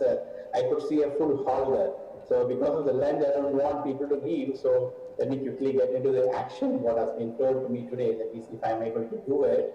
I'm just waiting for one more minute. So having said that, till they actually put up the slides or allow me to put up the slides, okay, that's coming up. I hope you can see the screens. Yes, we can see your screen. Please continue. So, thank you very much for giving us this opportunity. As many of you are aware, KPMG has been associated with DRPG since 2016-17 on multiple initiatives. National E-Governance Service Delivery Assessment 2021 is one of the kind of initiatives which has been initiated by DRPG in the year 2018. So we had one edition of this report coming in the year 2019, and subsequent to which we have started the next edition, which is the 2021 edition, which is in progress. My prior speakers, Mr. Tao Chi Hong and Dr. Sangeeta Reddy, has actually spoken about many of the things which are actually insights into this report, which is in progress.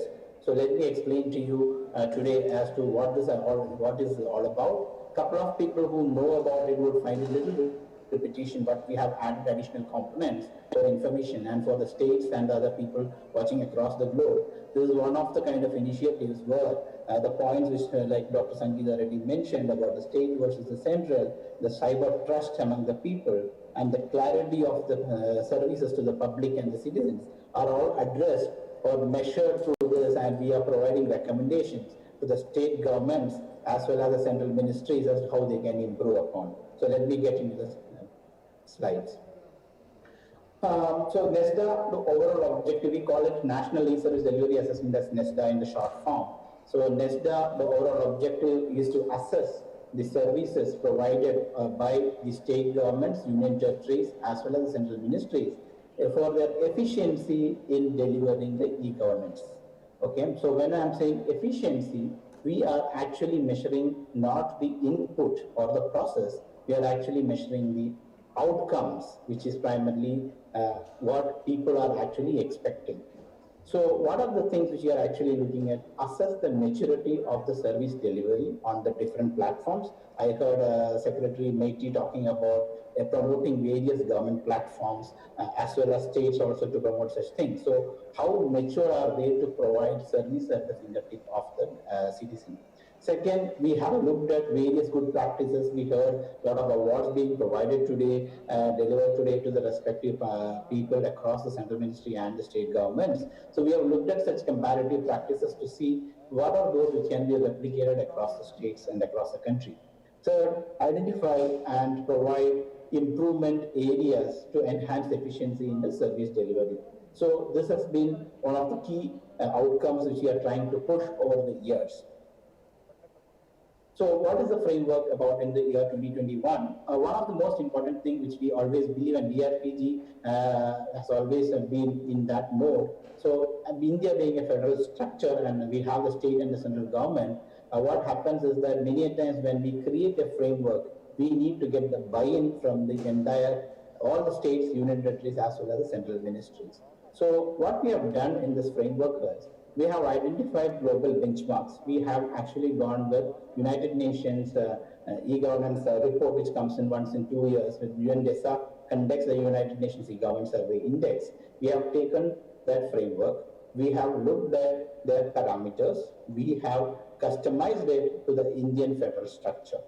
Subsequent to which, what we have done is, we have identified focus sectors for India, because every country will have different sectors which are of very prime importance to that particular country as well as the states. The focus sectors were identified, and we also looked into the various services, which is G2C, G2B, which are provided by the states and the union territories. One of the important things you need to understand is, when we looked at the mandatory services being provided, we looked at the lowest common denominator, which is basically the maximum services which is provided across by most of the states as the mandatory services, and then we came out with the services list of states and union territories. Whereas for central ministries, falling under the focus sectors, they were already delivering such services. Once we decided on this particular aspect, we actually provided them an online portal, which all of you know, especially the central government and the state ministries, which are already participating in this. So through that, it's a complete online process through which the entire documentation is done, and currently the process is in its way. Which are the 7 sectors? The 7 sectors which I have identified are the finance, labor and employment, education, Social, when I'm saying social, it includes health, home security, etc., local governance and utility, environment and tourism. When we are talking about G2C and G2B, we have spoken about 56 services across 15 state and union territory departments and 27 services across the 13 central ministry organizations. The 7 assessment parameters are accessibility, content availability. So, okay, I just wanted to spend 1 minute extra here because I heard Tauchi Hong speaking about the ease in which the people are able to view services in Singapore. So what we are trying to assess in India also is about on the 7 parameters, where we are saying accessibility. Accessibility is primarily how can people access a service on multiple devices, on multiple platforms, etc. So we are asking how the access is being provided for. Second is about content availability, because when we did the survey of the people in the country for e-governance, everyone mentioned that we need the latest content and we need to know whether it is the right content available for a citizen to understand about and take action or decision or anything about any government service. Ease of use. While globally people used to say ease of use means 3 clicks with a mouse, today everything happens on the mobile. And therefore the ease of use, when we define it, we say how easy is it for a citizen to navigate across the various screens to get a service at the final thing. I would like to say this one, when I'm talking about ease of use, the Prime Minister in a speech at the recently has actually mentioned about the ease of use, wherein he mentioned the citizen should have seamless access to the services. The fourth point is very important currently because post-COVID, everything is getting delivered on the digital platform, and many, even the latest survey with the citizens, we find that one of the reasons why people are not coming on board is primarily because of their trust-related factor. Information security and privacy has been that particular assessment parameter, which looks at whether the people are having trust in your applications, be it delivered on any platforms. The last, the next parameter which we are talking about is end service delivery. When we are talking about end service delivery, this is very important because there are three kind of services which we believe is being delivered in India today. One category is the information services. Second category is certain certificates, which also can actually get into on a mobile device like the DigiLocker and other things, so it can be no physical thing. But the third category is, say for example, passport or even your ration, where you get a physical document. And therefore, particularly taking into consideration India as a country, today we talk about end service delivery. Because I will give a classic example when you talk about end service delivery. It's about getting the service on time. It's about getting a certificate which can get on a DigiLocker sort of things, and it can be even a physical material kind of a service, which can be the ration you get or the physical passport which you get today. Tomorrow it can be digital, but today we have it. Therefore we talk about end service delivery. That's very important in India. Integrated service delivery. We are talking about seamless integration of all departments and giving all the services at this one single portal of a state or a nation. So that's what we are talking about, seamless. We don't want people to know that we work as departments or we work as ministries. We want the citizen to say, using an Aadhaar, can they get all services?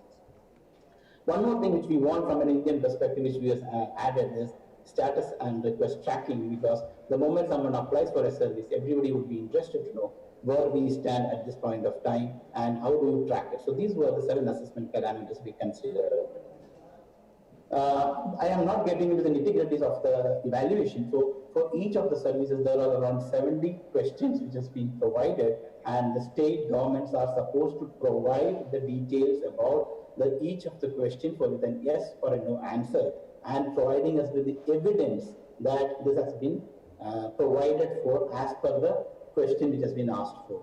If that evidence is available and we verify it at the back end, we provide a mark, a single one, a binary 1 or a 0 to it, and then we proceed with the evaluation method.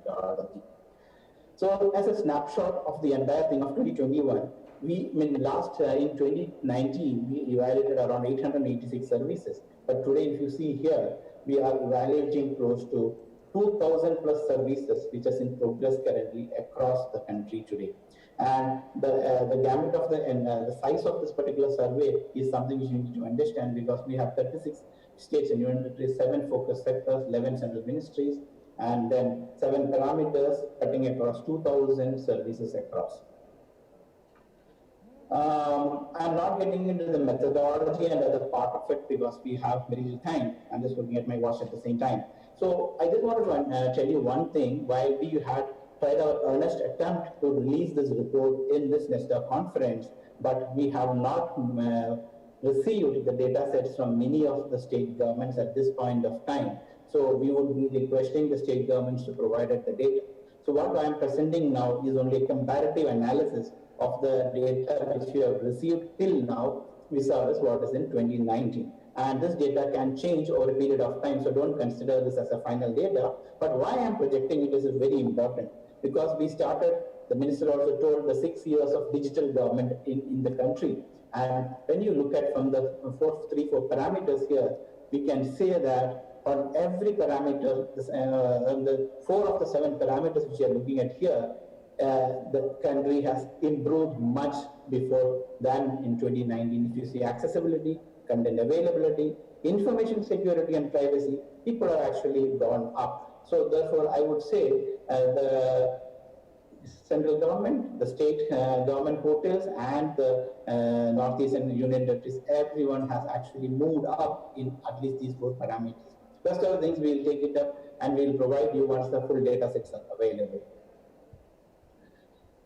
When you look at the citizen survey, this is very important because we have actually provided you a glimpse of it at this point of time because we are still working on the data.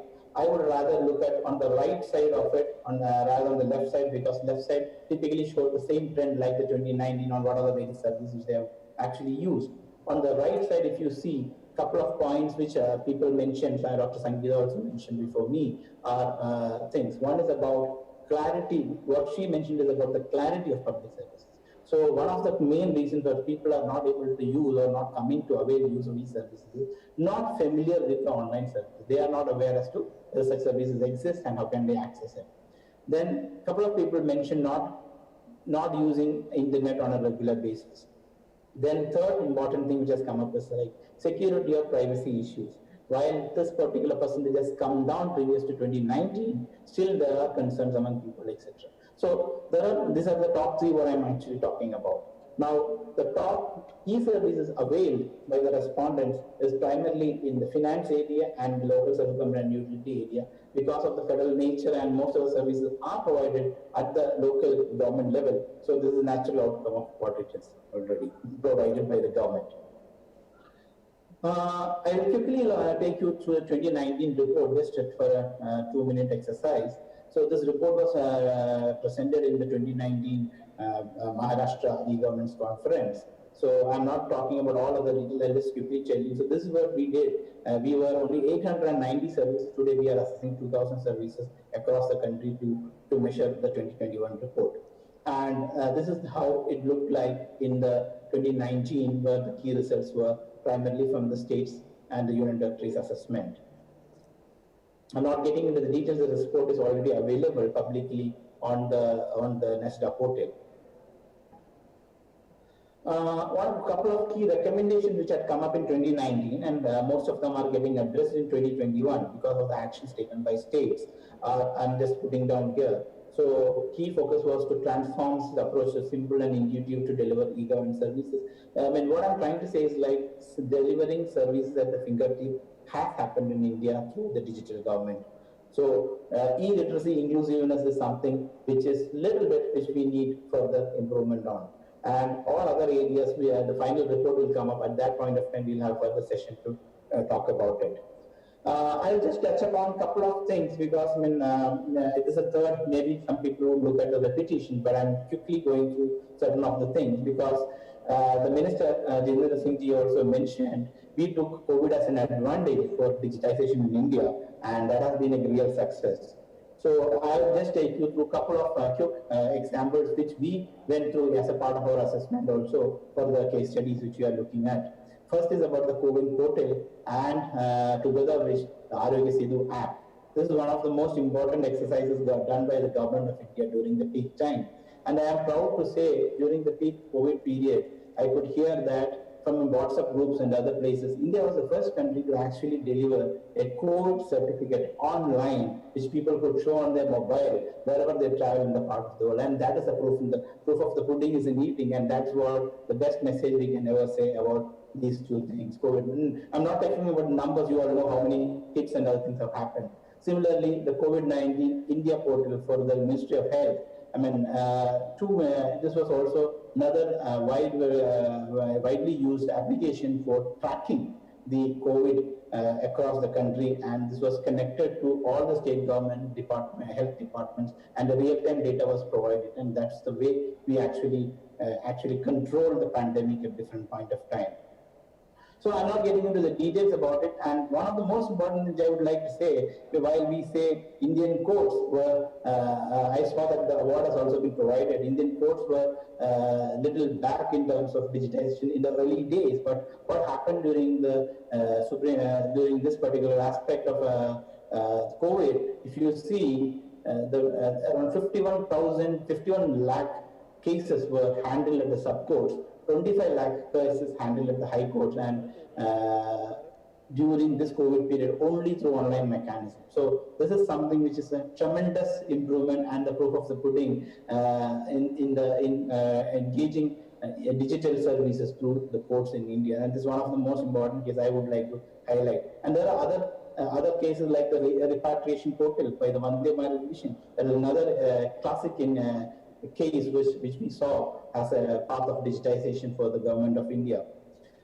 I'm not getting into the details. There are other state governments also. I'm just going through this. All these were already the various examples which were highlighted during the award function. So from a perspective of, I'm not getting into the details on the service delivery at the district level. What I'm trying to say is the main objective of Nesta portal was primarily to ensure that the drive towards digitization is also enabled through the outcomes we want to achieve. And outcomes is primarily ease of getting the service at the fingertip of the citizen. So I think from last time till 2021, while we are seeing the data sets, the initial data sets clearly say there has been a tremendous improvement in the way the services have been provided. Thank you so much. At this point of time, I am taking a pause now. Thank you, sir. Thank you, Mr. Prasad. Thank you for the presentation. We'll open the floor for discussion, and I'd like to pose, are we online? Are we online? Are we online? Yes, sir. Okay. I'd like to pose two questions for each of the panelists. First, let me pose the question for our distinguished panelist from the government of Singapore, Mr. Tan Chi Hao. In terms of the Singapore model, could you please tell us what are the major e-governance reforms that were pursued with regard to the Singapore Secretariat? How did governance models of Singapore change? And in terms of benchmarking services, we find Singapore is at a very high level. You think you have reached the optimum levels of citizen empowerment in terms of e-governance, or how do you see yourself going forward in the coming years? Thank you very much for the questions. Let me try to give an answer on what have some of the things we have changed over the last few years that probably made a difference. I think the first one is just the attention of the leadership, and this includes the political leadership, and as well as the civil service leadership when it comes to digitalization. And that has resulted in the formation of my office, the Smart Nation Digital Government Office. It was formed about 5 years ago.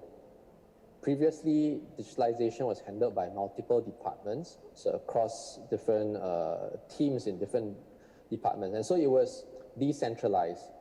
But we realized that if we want to move very decisively and move very quickly, centralization was important. So all the different teams in different departments were all put together, placed under the Prime Minister's office, which is where we currently report to, and that gives us the authority, the mandate to get things going. I think that's something that's very important. As a result of that, we have managed to also get a lot of political leadership, public sector leadership buy into digitalization. Today, when you go for their management meetings, in their annual retreats and planning sessions, actually this is something that is very important. Digitalization, the use of data, cybersecurity. And I think if you just go back a few years ago, that was not the case, which is why we have problems of, websites that are not very well developed and user-friendly and so on. So I think that's one very important thing.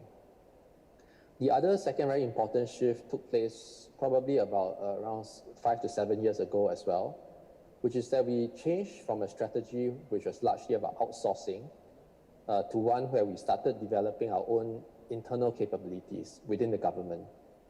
Over the last 2 decades, from the 90s and 2000s, most of our products, our IT, is actually outsourced.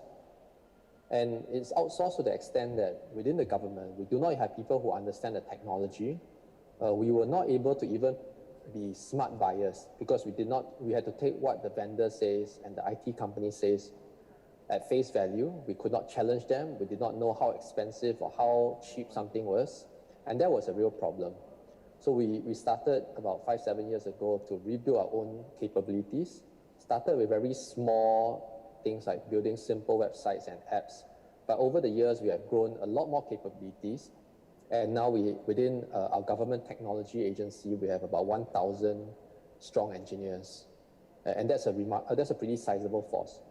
It's still a very small percentage of the entire ICT workforce. And so most of our services are still, I would say, procured, right, from companies. But at least now we know what we need to buy. We can design and have control over some of the design architecture.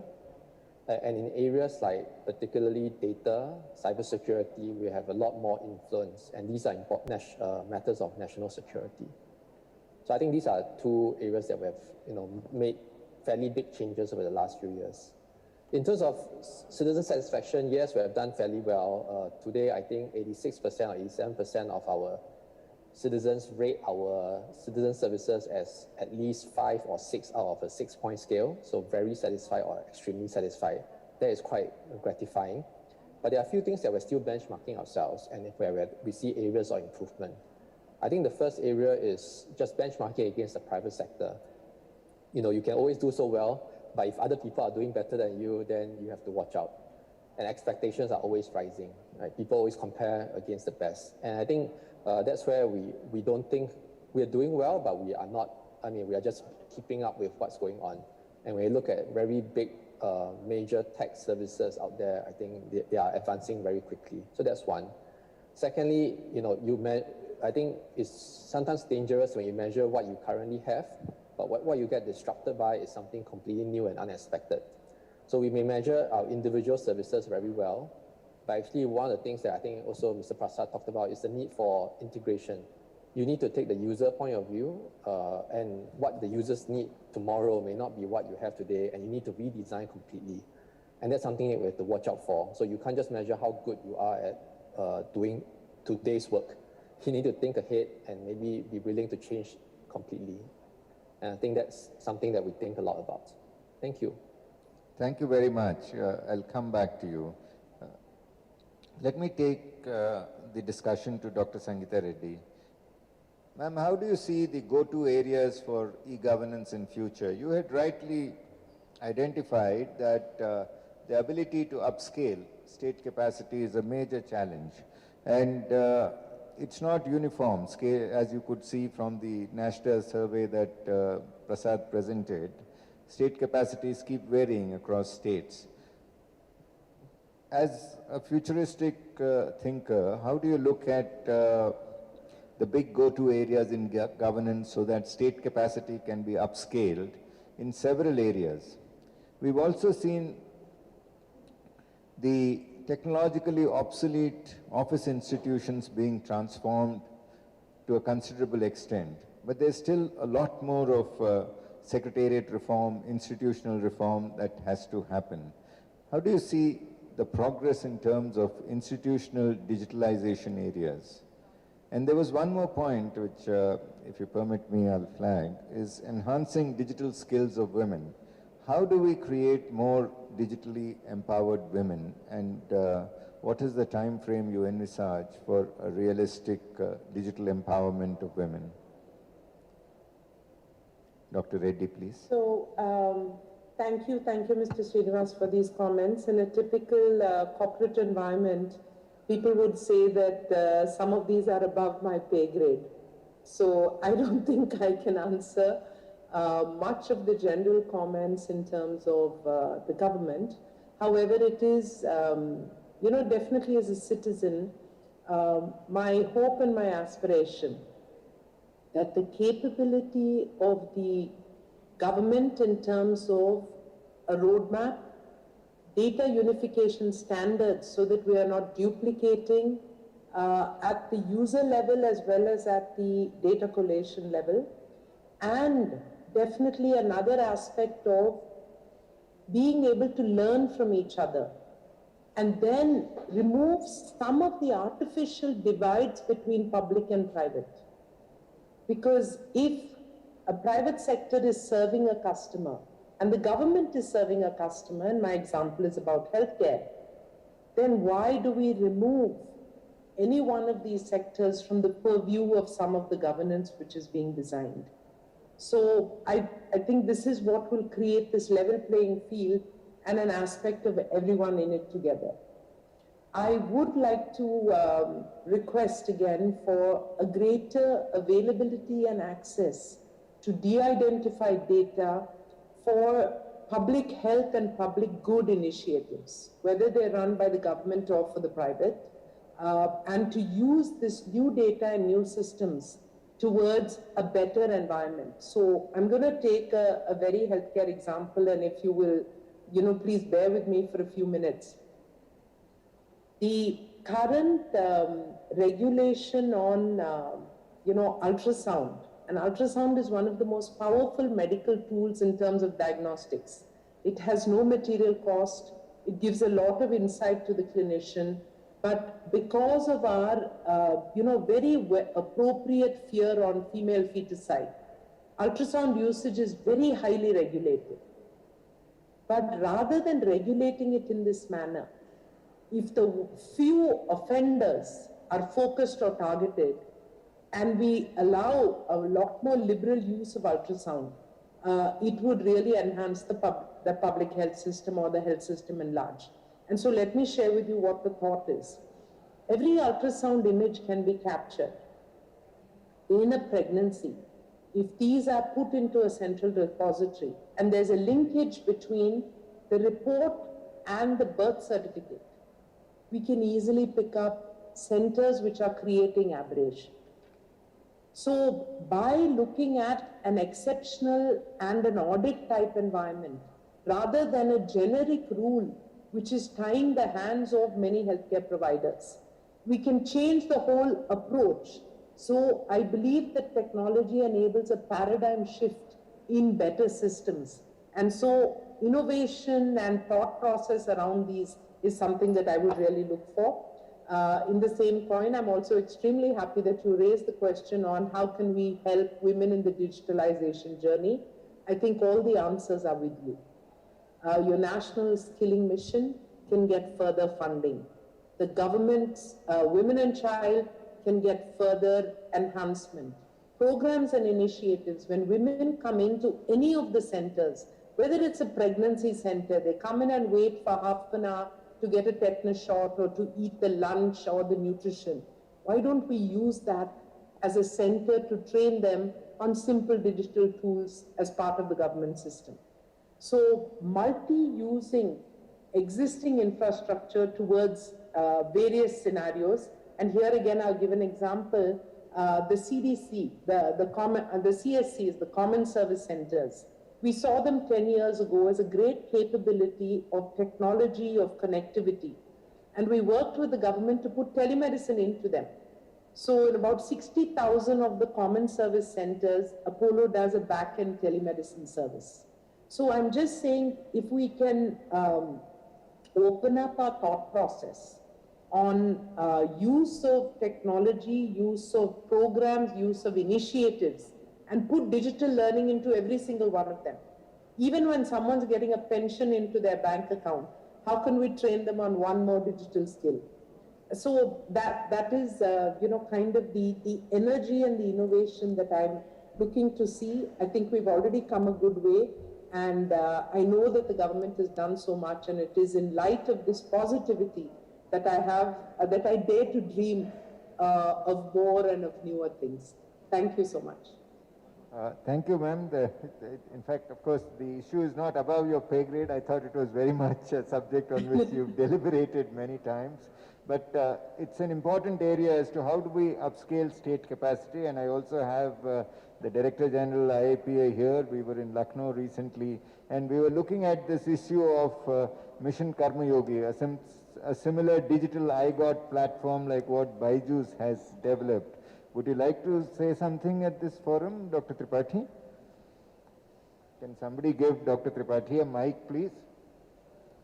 Kindly give Dr. Tripathi a mic.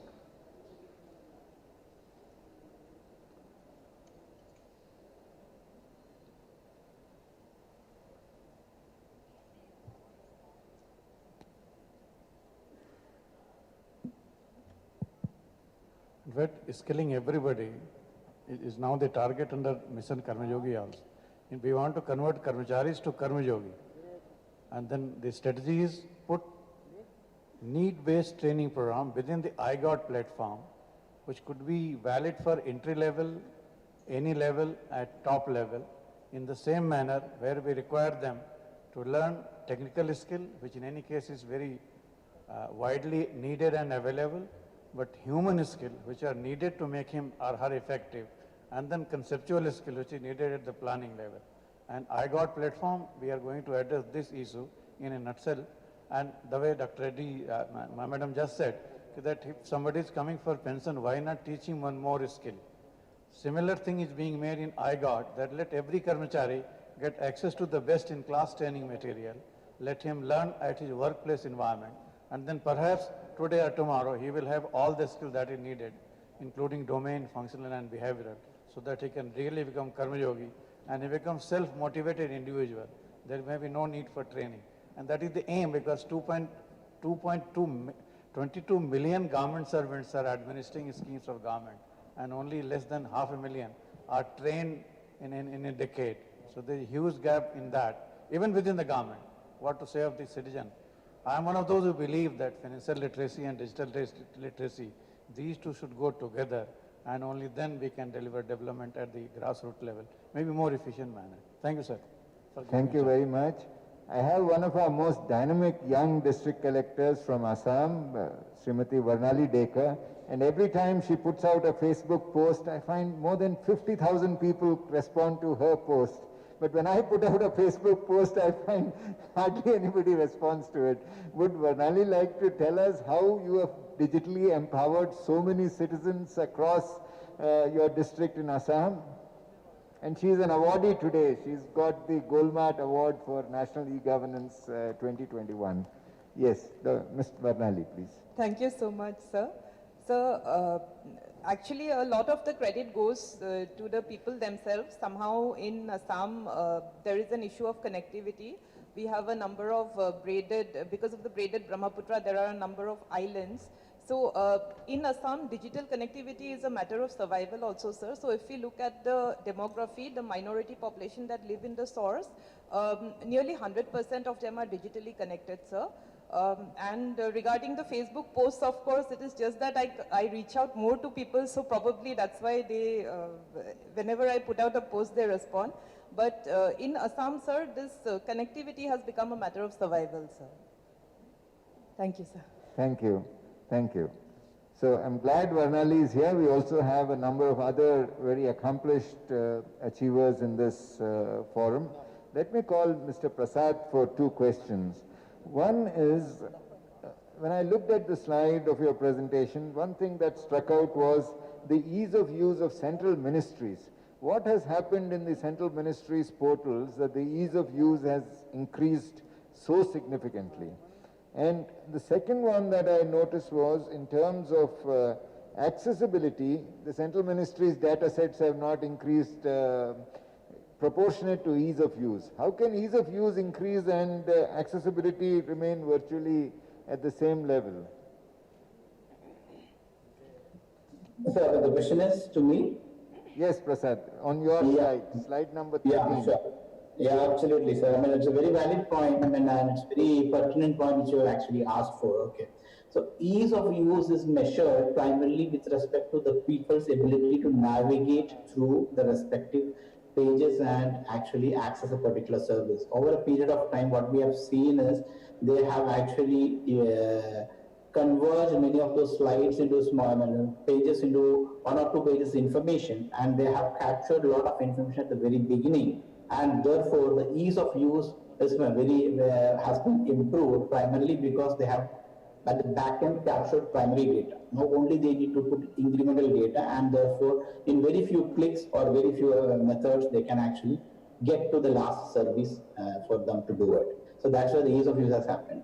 Now, from an accessibility perspective, if you ask me, many of the government of India portals which you are actually even looking for, today people are even primarily using all these things on a laptop or on a web page, while the access should have been provided through a simple mobile app or those kind of portals in the mobile phone or any other devices for them to do. So access that thereby is not so much improved, but the ease of use is improved because of the reduction in the screen. Ideally, if they had converted all those, say for example, classic example is even filing the income tax or those kind of things, if they can provide a simple access on a portal and then get it done on a mobile app or something, then it should have been better. So this is the reason why accessibility still remains a little bit of a challenge for improvement, while ease of use has improved a lot. Thank you. Do we have anybody from Silvassa or Damandiu in the delegation right now? Yes, how do you see your own accessibility to your government sites? Because you have become a completely paperless union territory, cashless union territory, totally shifting to digital transactions. Can you please respond? Because Prasad's findings are quite amazing that all states are showing increase, particularly the union territories have shown the maximum increase. Yes, please. Sir, especially during these COVID times, please introduce yourself. Please introduce yourself. Namaste, sir. I am Mohit Mishra. I am currently looking after the charges of SDM Daman, Director Power and Director Urban Development in the Union Territory of Dadra Nagar Haveli and Daman Diu. Sir, thank you so much for asking me this question. Basically, as of now, especially during the COVID pandemic, what has happened is that not only the digital payment, but also digital way of communicating in the office and doing office work has increased a lot. As a union territory, what we have done is that we have gone a step further and we have created a complaint management system, firstly in the Silvassa Municipal Council area, and which is also being replicated in the other places, and a complete Citizen Connect module in which the house number has become a key to avail all the services which a municipality or administration is supposed to give to its citizens. And once a person goes outside and clicks or scans his house number, he will directly go to the page after an OTP where all his requests, all his previous transactions, all the pending bills, all the things that he needs to do will be shown on the same page. So he's not, what we have done is that since in COVID it has become difficult to come to the offices, so what we have done is that we have tried to go towards a culture where a citizen would never be required to come to a government office. So the idea is that lesser a person comes to a government office, more efficient the government office actually is. So that is what we have been trying to do, sir. Thank you so much, sir. Thank you very much. I'm being informed that I have to close in another 2-3 minutes. So let me give the concluding remarks. Let me thank all the 3 panelists for this very engrossing and comprehensive presentations.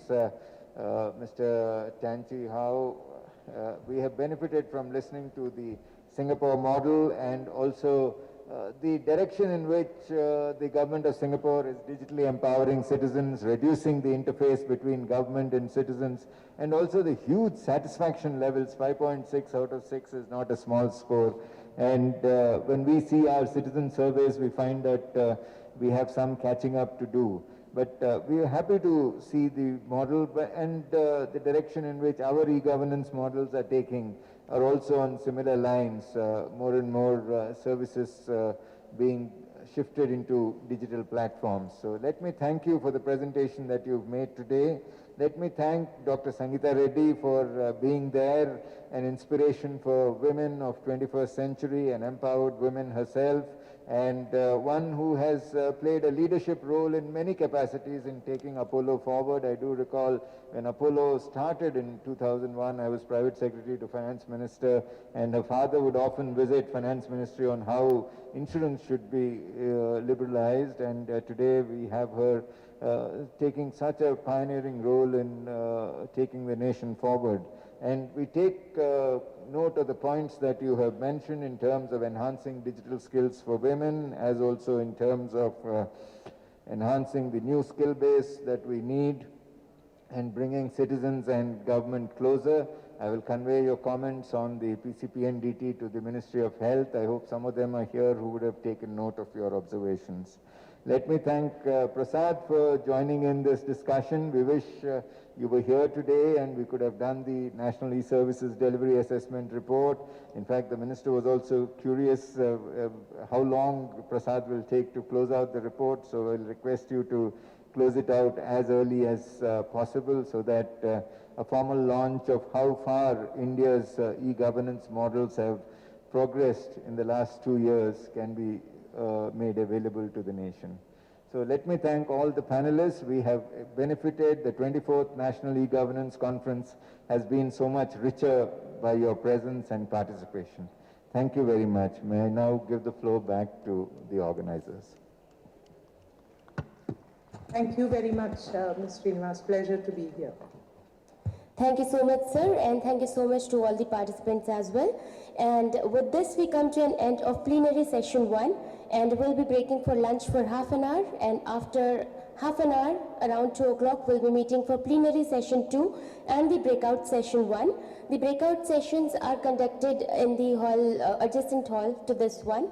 And before we go for lunch, let me make a small announcement.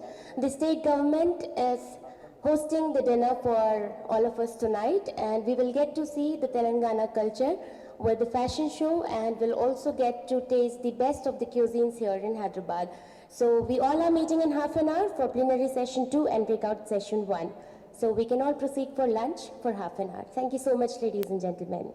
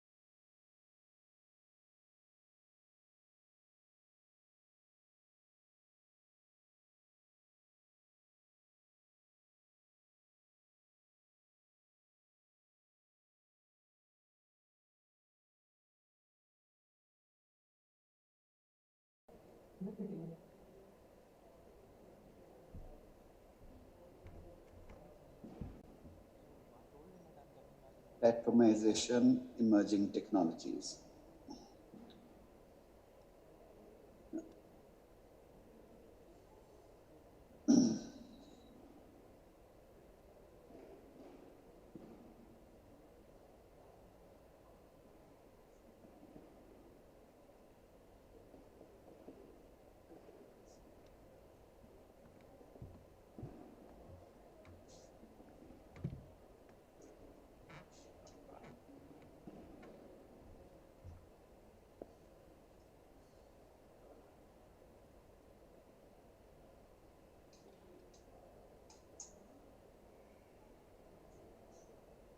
One of those, I think, are we there on the screen up there? Or is it just...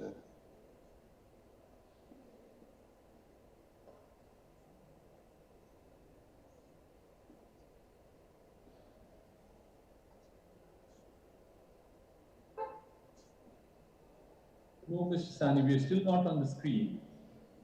They're still taking some pictures on the dais right now. And other people are all at lunch, I guess. Okay. So they asked us to wait for 5 minutes. Yes. Mr. Srinivas is on the dais right now, I can see him.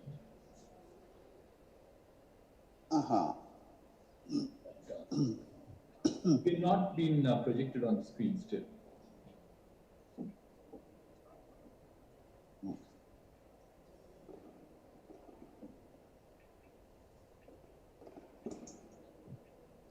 I don't see any host in this session. So will somebody type the questions from the audience on the chat box and let us know when to respond?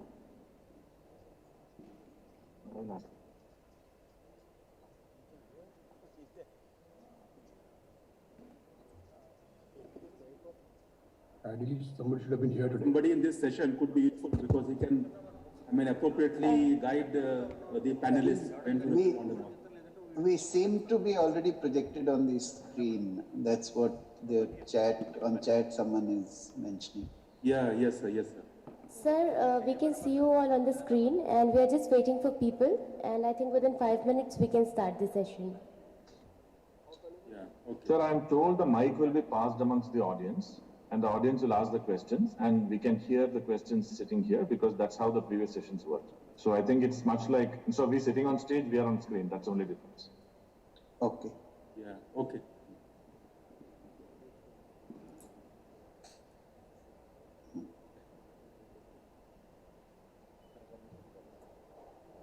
So I presume that this session is not online available as a participant to people who are not in the hall?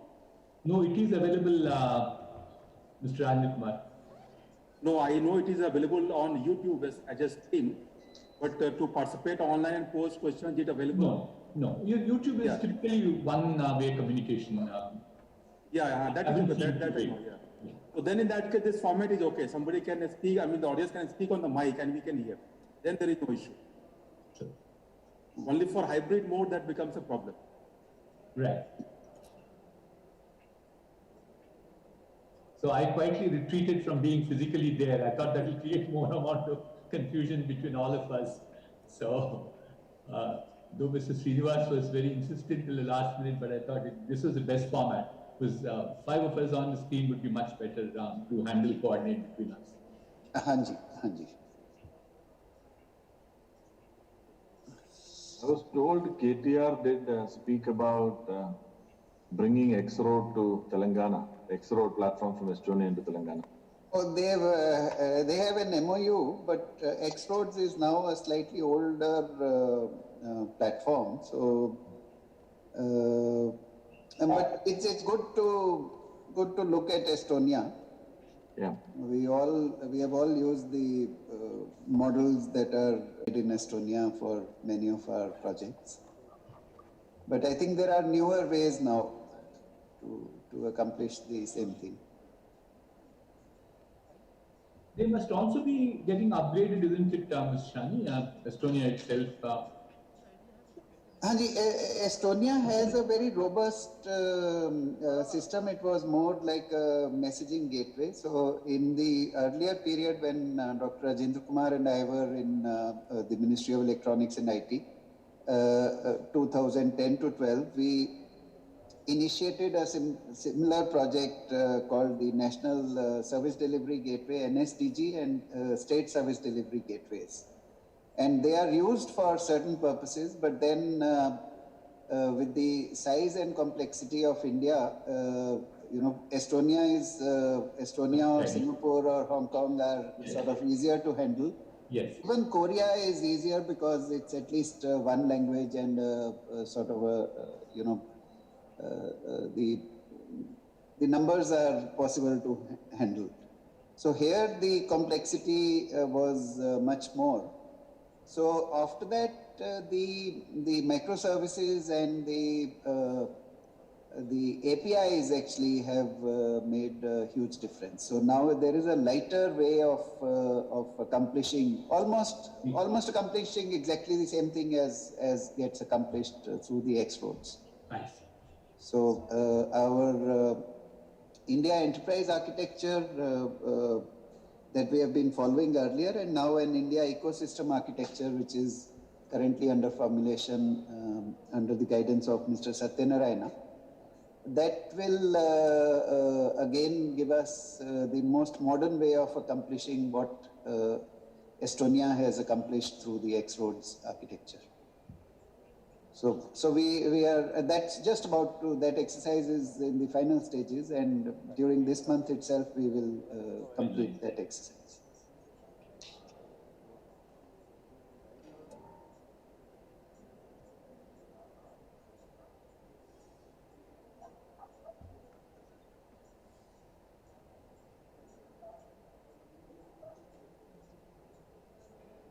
So sir, people are slowly joining, so shall we start with the session? Yes, we can get started. Okay. So now we are moving forward to plenary round 2. The name of the session is Innovation, Platformization, Emerging Technologies. The participants are Secretary Shri Ajay Prakash Sane, Secretary, Ministry of Electronics and Information Technology, Government of India. From Central Government, we have Dr. Rajendra Kumar, Additional Secretary, Ministry of Electronics and Information Technology, Government of India. Again, Central Government, Shri Prashant Kumar Singh, CEO, General Manager. And private sector, BVR Mohan Reddy, Founder and Chairman of Board Member, CYIN-ENT. Private sector, Shri Sri Ram Ananthasayanam, Partner, Deloitte. So, sir, we can start with the session. Over to you. Thank you so much. We have a wonderful panel here. Of course, Mr. P.K. Singh is the CEO of Government E-Marketplace, not to be confused with General Manager. Okay, I'm so sorry about that, sir. It's a great delight for us to have such a wonderful panel here. BVR Mohan Reddy Garu, who is a very well-known person in the industry and actually one of the leaders in the engineering segment of that. Sriram Ananthasayanam from Deloitte, again with a stellar record. Dr. Rajendra Kumar, who has been associated with e-governance for, I think, at least a couple of decades now, so a wonderful person to have with us. And of course, P.K. Singh ji, who leads this wonderful government marketplace. The topic we have today is a very interesting topic. It's very dear to my heart. The topic of innovation through platformization and use of emerging technologies. I will first make a few remarks and then we'll go around the panel. Taking about 6 to 7 minutes each. Platforms is one of the most exciting concepts for India at this stage. We have seen emergence of dominant platforms across the globe over the past about 25 years. It's something that has come in with the internet age. We have seen Facebook, Google Maps, and many other platforms emerge which have almost a dominant kind of a status across the globe. Within India also, we have seen emergence of UIDAI as possibly the most pioneering platform of all.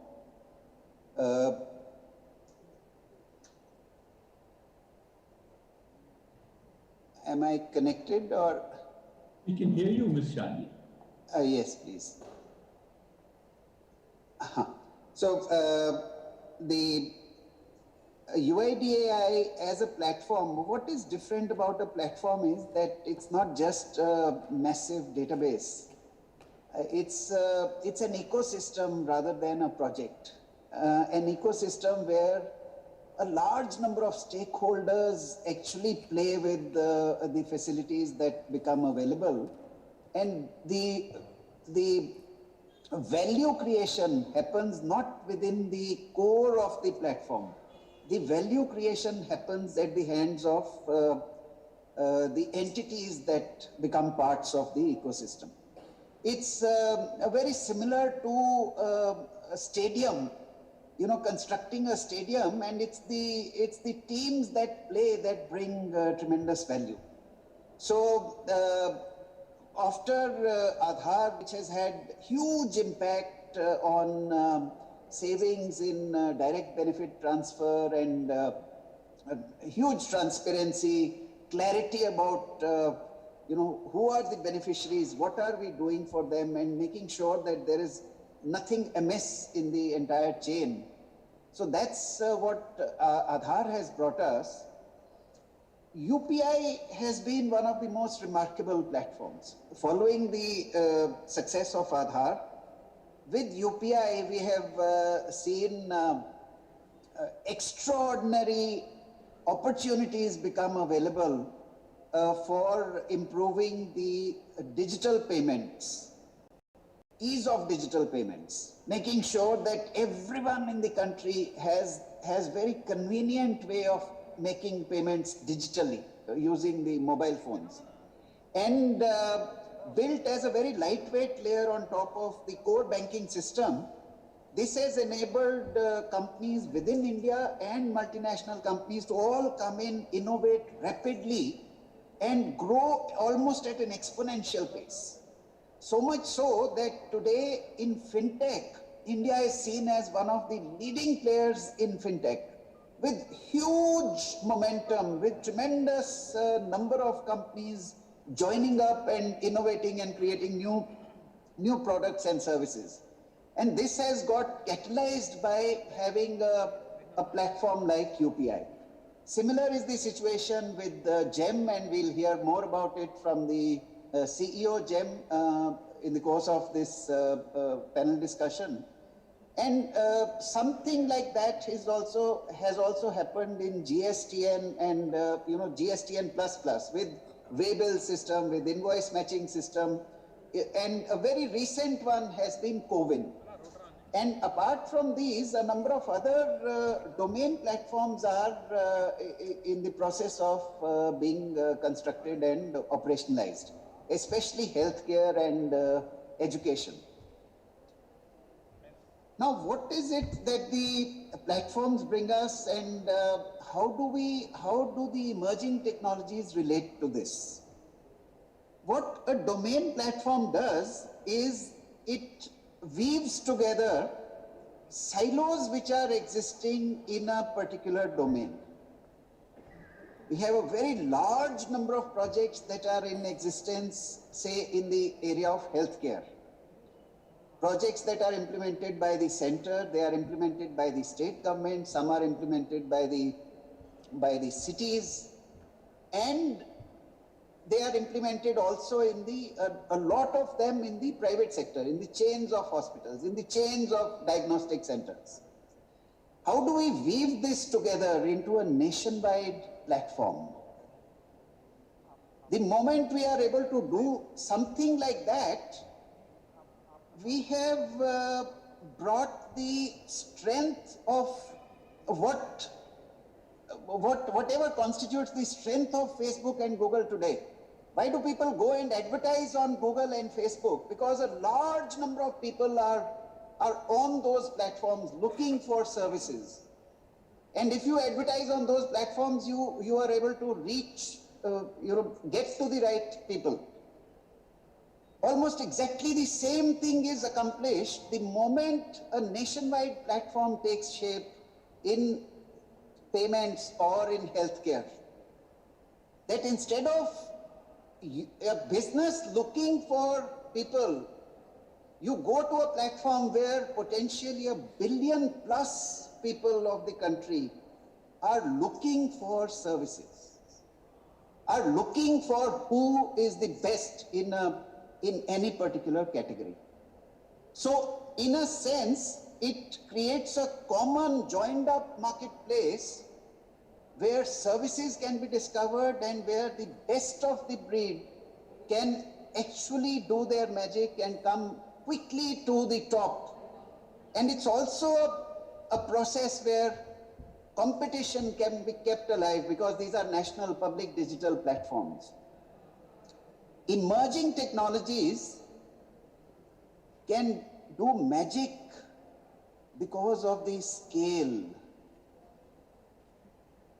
The kind of investments that one can make because we are making those investments, or innovators, startups are making those investments, governments are making those investments to serve potentially 1 billion plus people, is very different from what we would be able to do or what we would be able to invest if we were to make a similar investment 20 times in different places. So it attracts innovation, it attracts the best of the breed to come and play, and that holds good for emerging technologies, each of the emerging technologies. The amount of data in a joined up platform on, let us say, GSTN can start 100 new ships, a ship which provides credit to MSMEs, something which makes it easier to do business, because that data can actually be utilized, it can be analyzed, it can be the bedrock for completely new service categories to emerge. So we have these major platforms that are coming up, and these create structured opportunities, especially for the businesses in India or those that are focused on providing services to India, to make use of each of the emerging technologies and grow big. So this is in essence the message that I would like to convey. And let's hear the panelists. They'll bring tremendous insights into this subject. Begin with Dr. Rajendra Kumar. Dr. Rajendra Kumar, over to you. Able to achieve that vision. In our efforts to achieve the vision of $1 trillion digital economy, the platformization and emerging technologies, they occupy a prime place. With our efforts in these two domains, this will actually help the country to achieve that vision of $1 trillion digital economy. Let me briefly expand upon what the efforts that we are currently undertaking, they are about. Already Secretary has mentioned in detail about the platforms and the domains of emerging technologies which METI has created for the last several years. When we talk about platforms, we need to really understand that the context of e-governance has moved on greatly in the last 2 decades or so, from single standalone applications to online applications and now to platforms.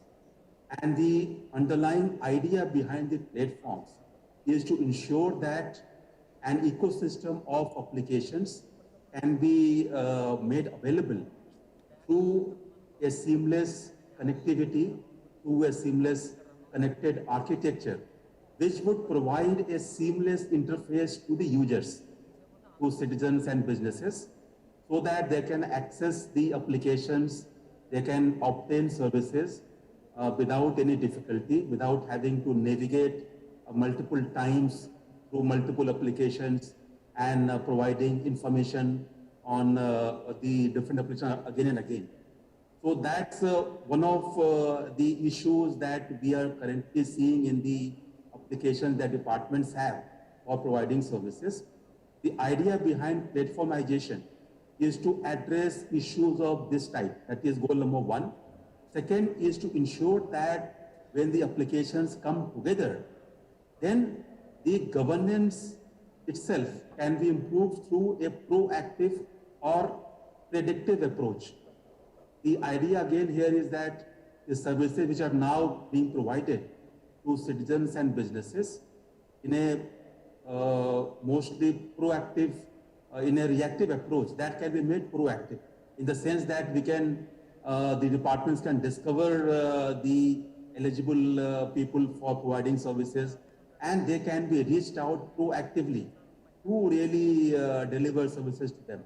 So that's one major implication of this approach that will come as a result of the platforms coming up in various domains, and that will tremendously help in improving the ease of business for the citizens, for the businesses, and ease of living for the citizens.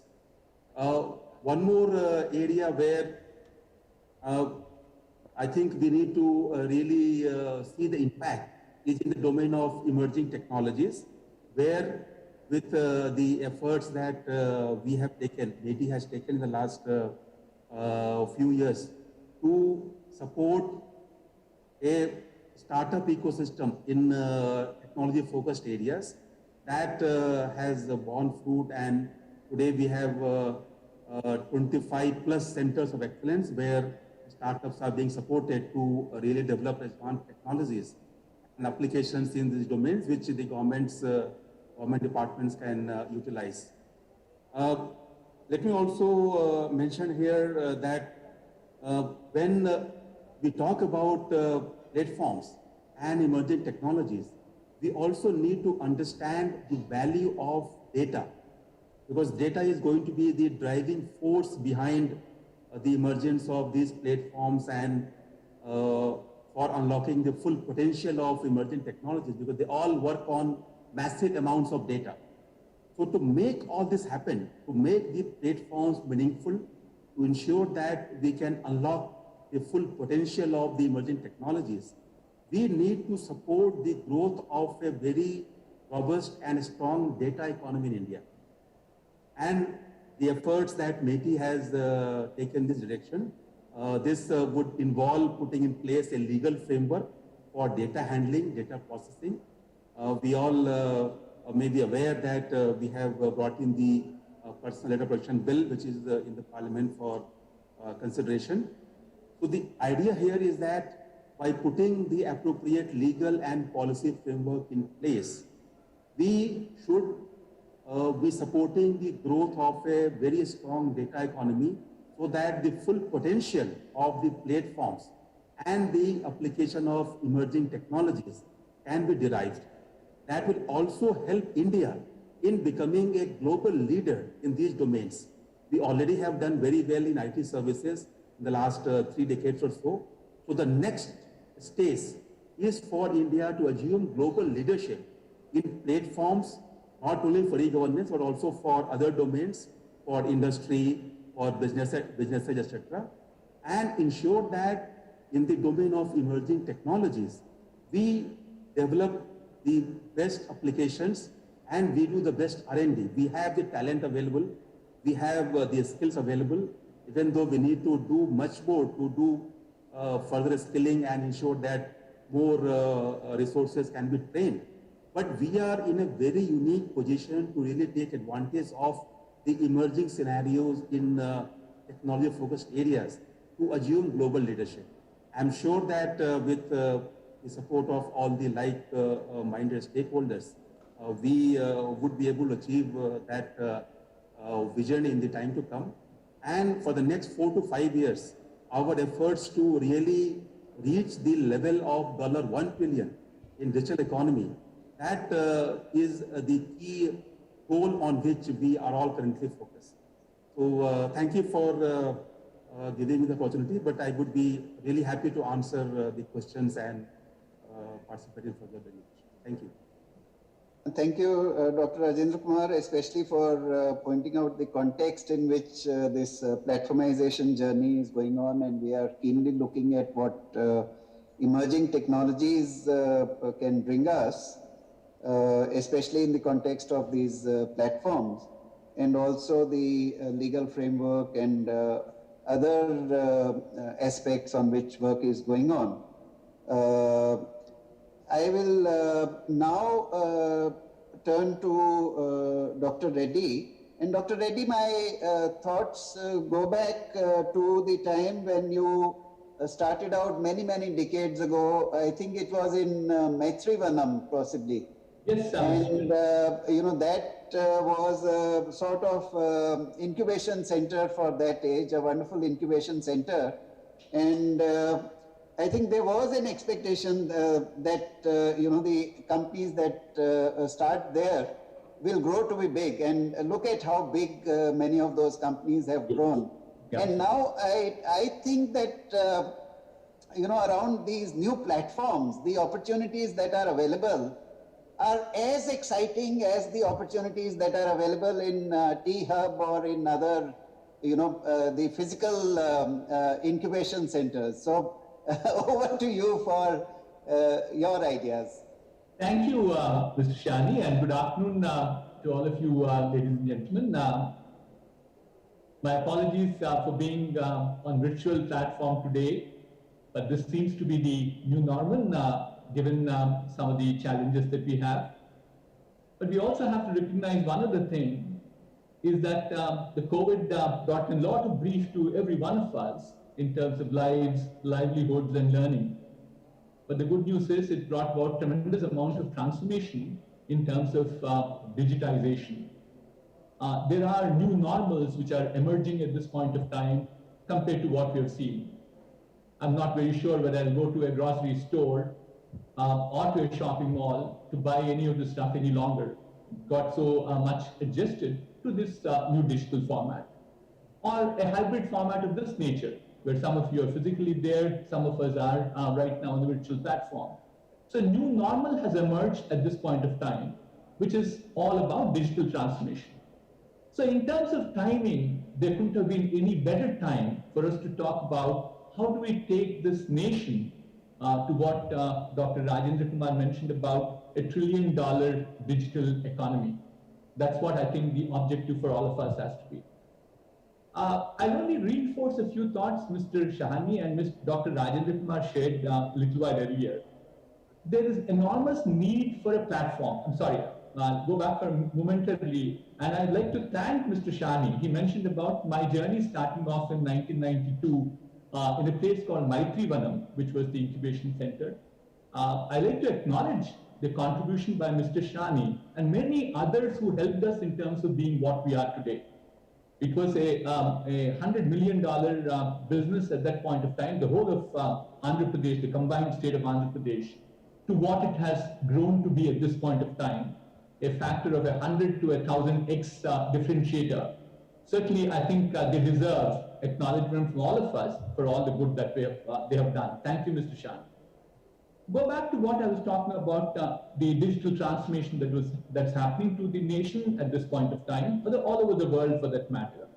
And there is an absolute necessity in terms of creating platformization compared to, as Mr. Shani mentioned also earlier, Mr. Dr. Rajendra Kumar said that standalone applications, online applications, the need for platformization has become much larger of a different magnitude back again, for the simple reason that we are not a tiny country. We are with 1.3 billion people at about 2.7 or $2.8 trillion GDP. At this point of time, I think there is enormous need for platformization. Certainly, Mr. Shani again brought up this example of a football field in terms of why platformization is needed.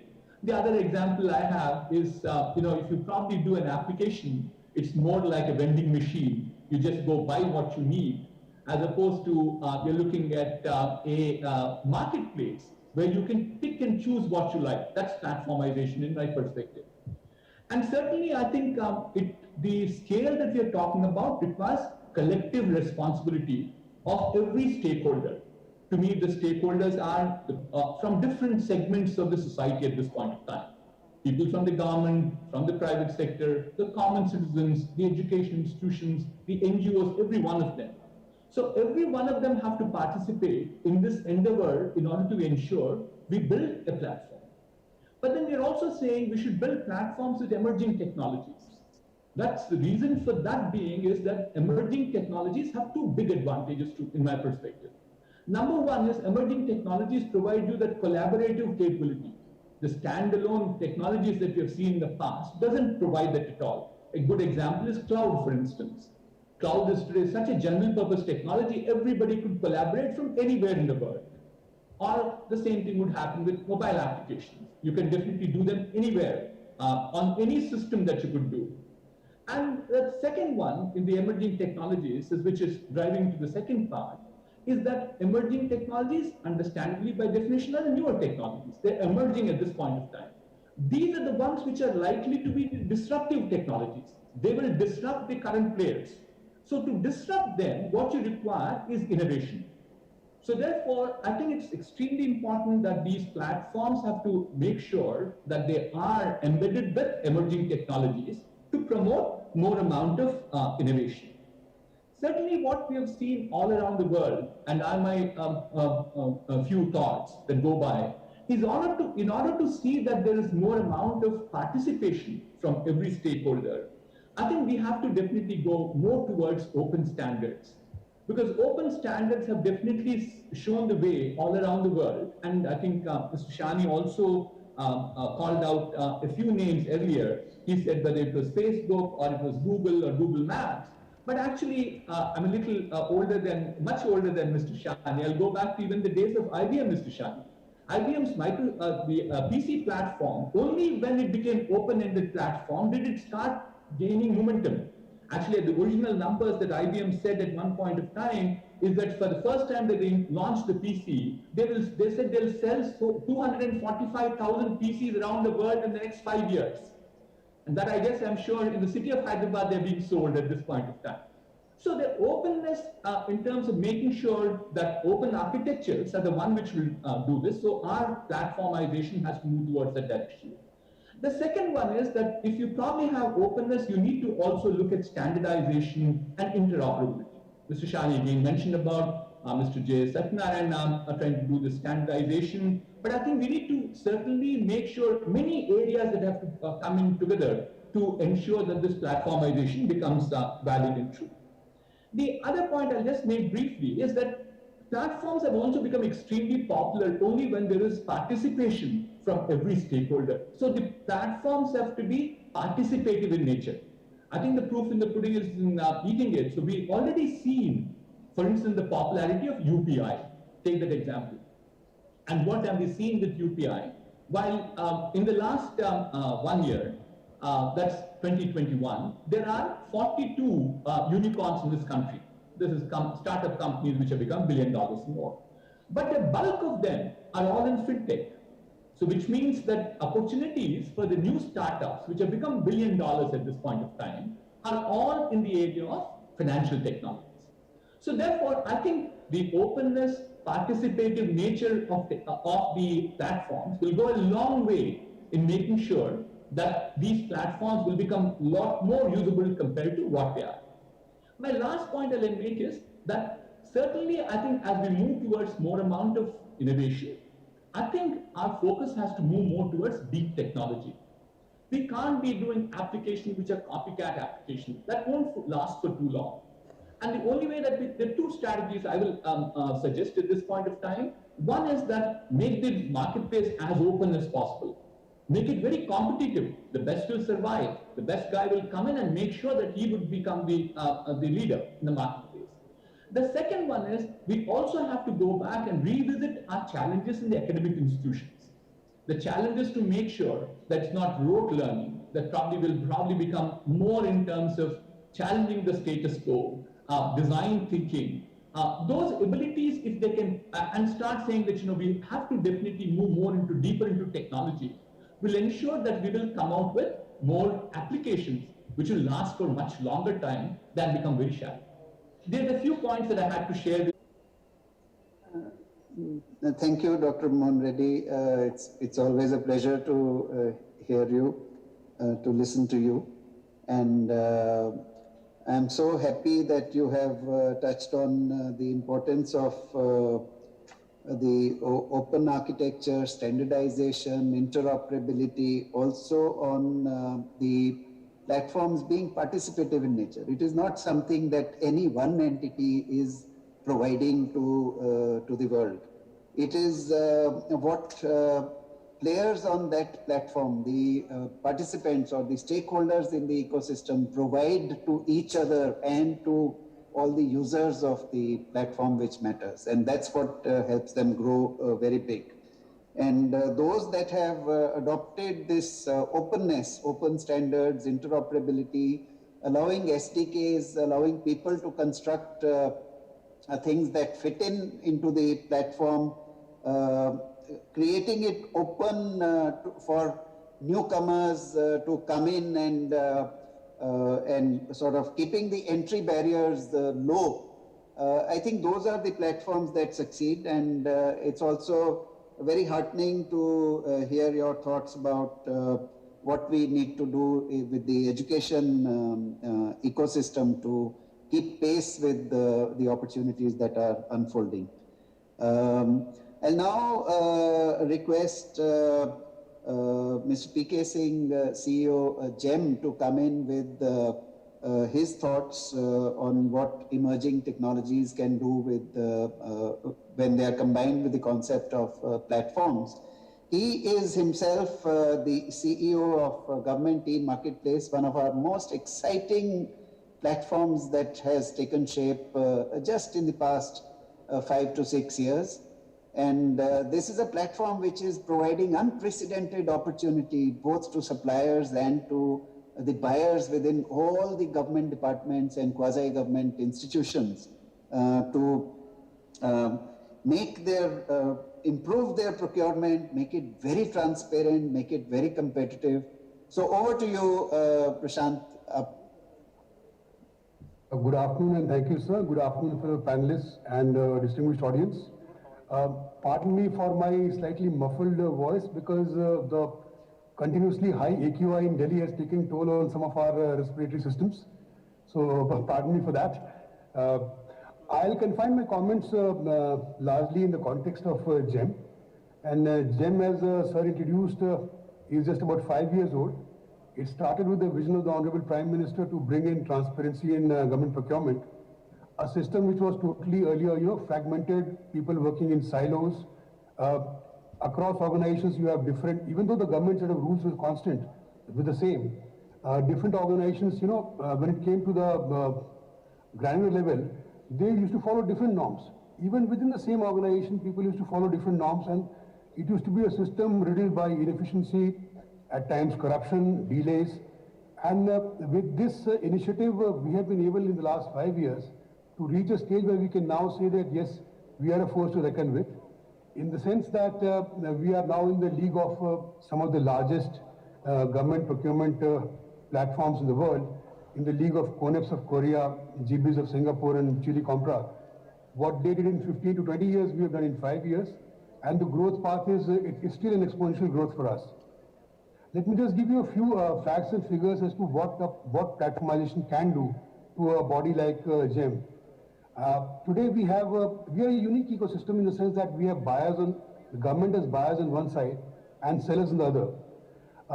We have close to 55,000 buyer entities and almost 3.4 million sellers attached to this platform.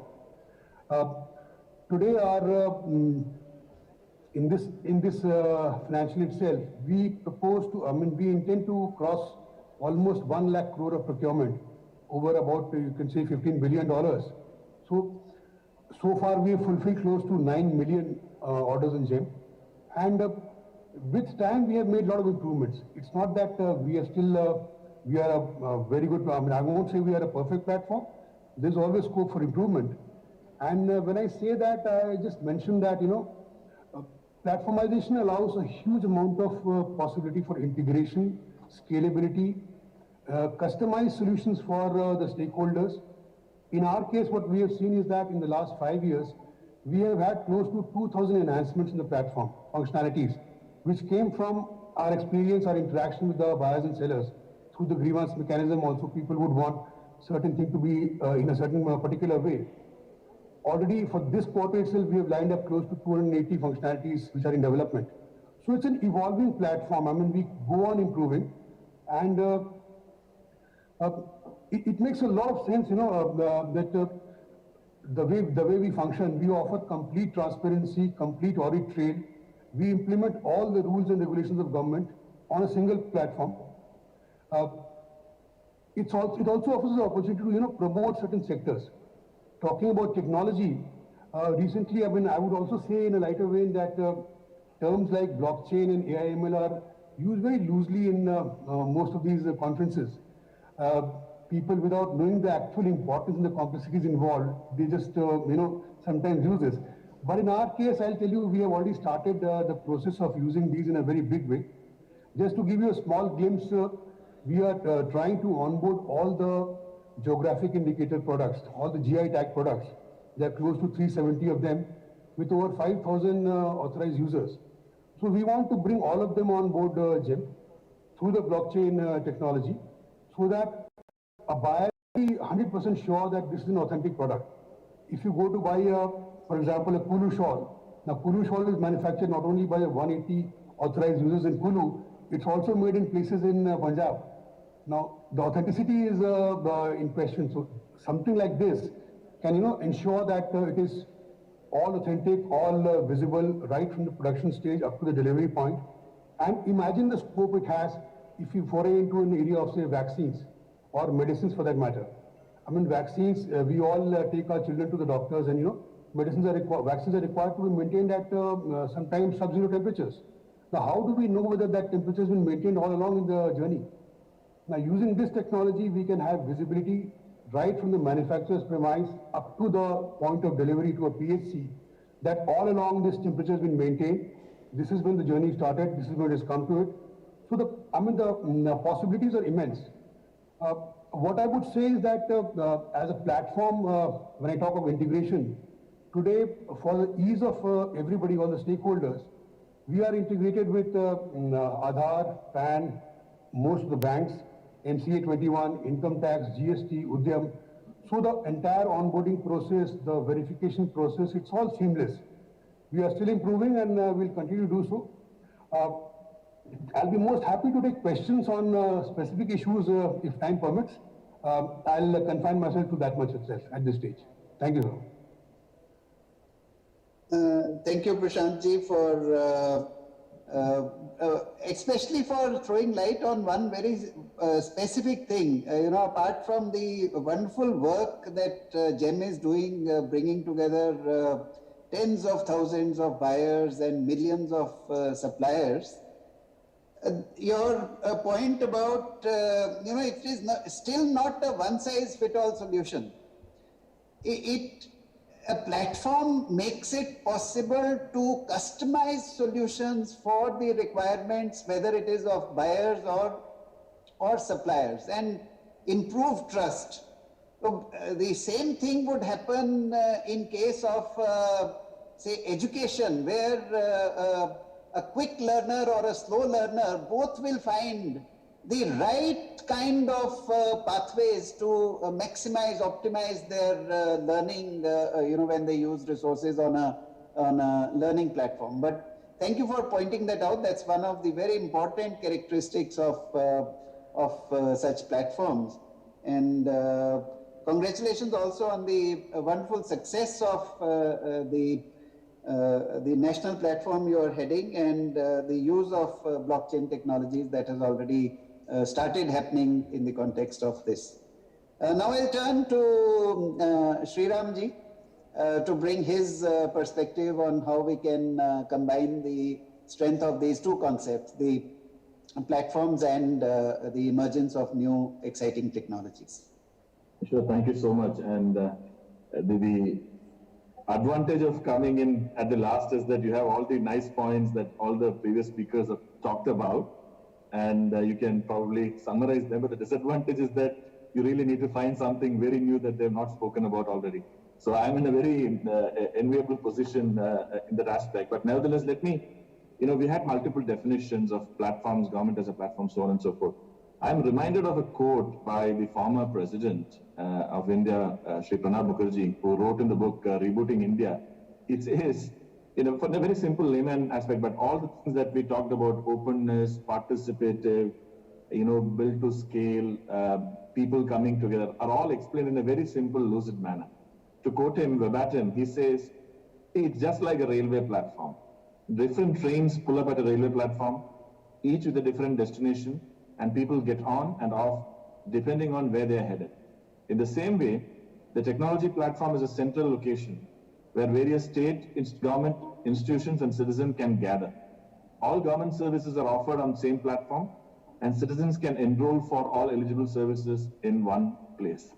I found this is one of the most eloquent and very easy to understand definition of a platform by a former president. Now, in my mind, there are certain aspects that we should consider in designing a platform, right? So, especially for a country like India, we talked about smaller countries, etc. There, the scale is small. So, the principle of first building something and trying to scale out does not work for India. The architecture and the definition has to be defined for scale upfront, which means a very different architectural approach. And that is why some of the platforms that we could really bring up and instantiate in almost no time, like the CoWIN platform, it was built for scale right from day one and not built and then scaled up. And that's the reason why CoWIN and other platforms are now being looked at by other countries as well. The second is, it should be non-discriminatory, it should be participative, and it should be open, right? Now, in a democracy like India, that is extremely important, where government should cater to all for government.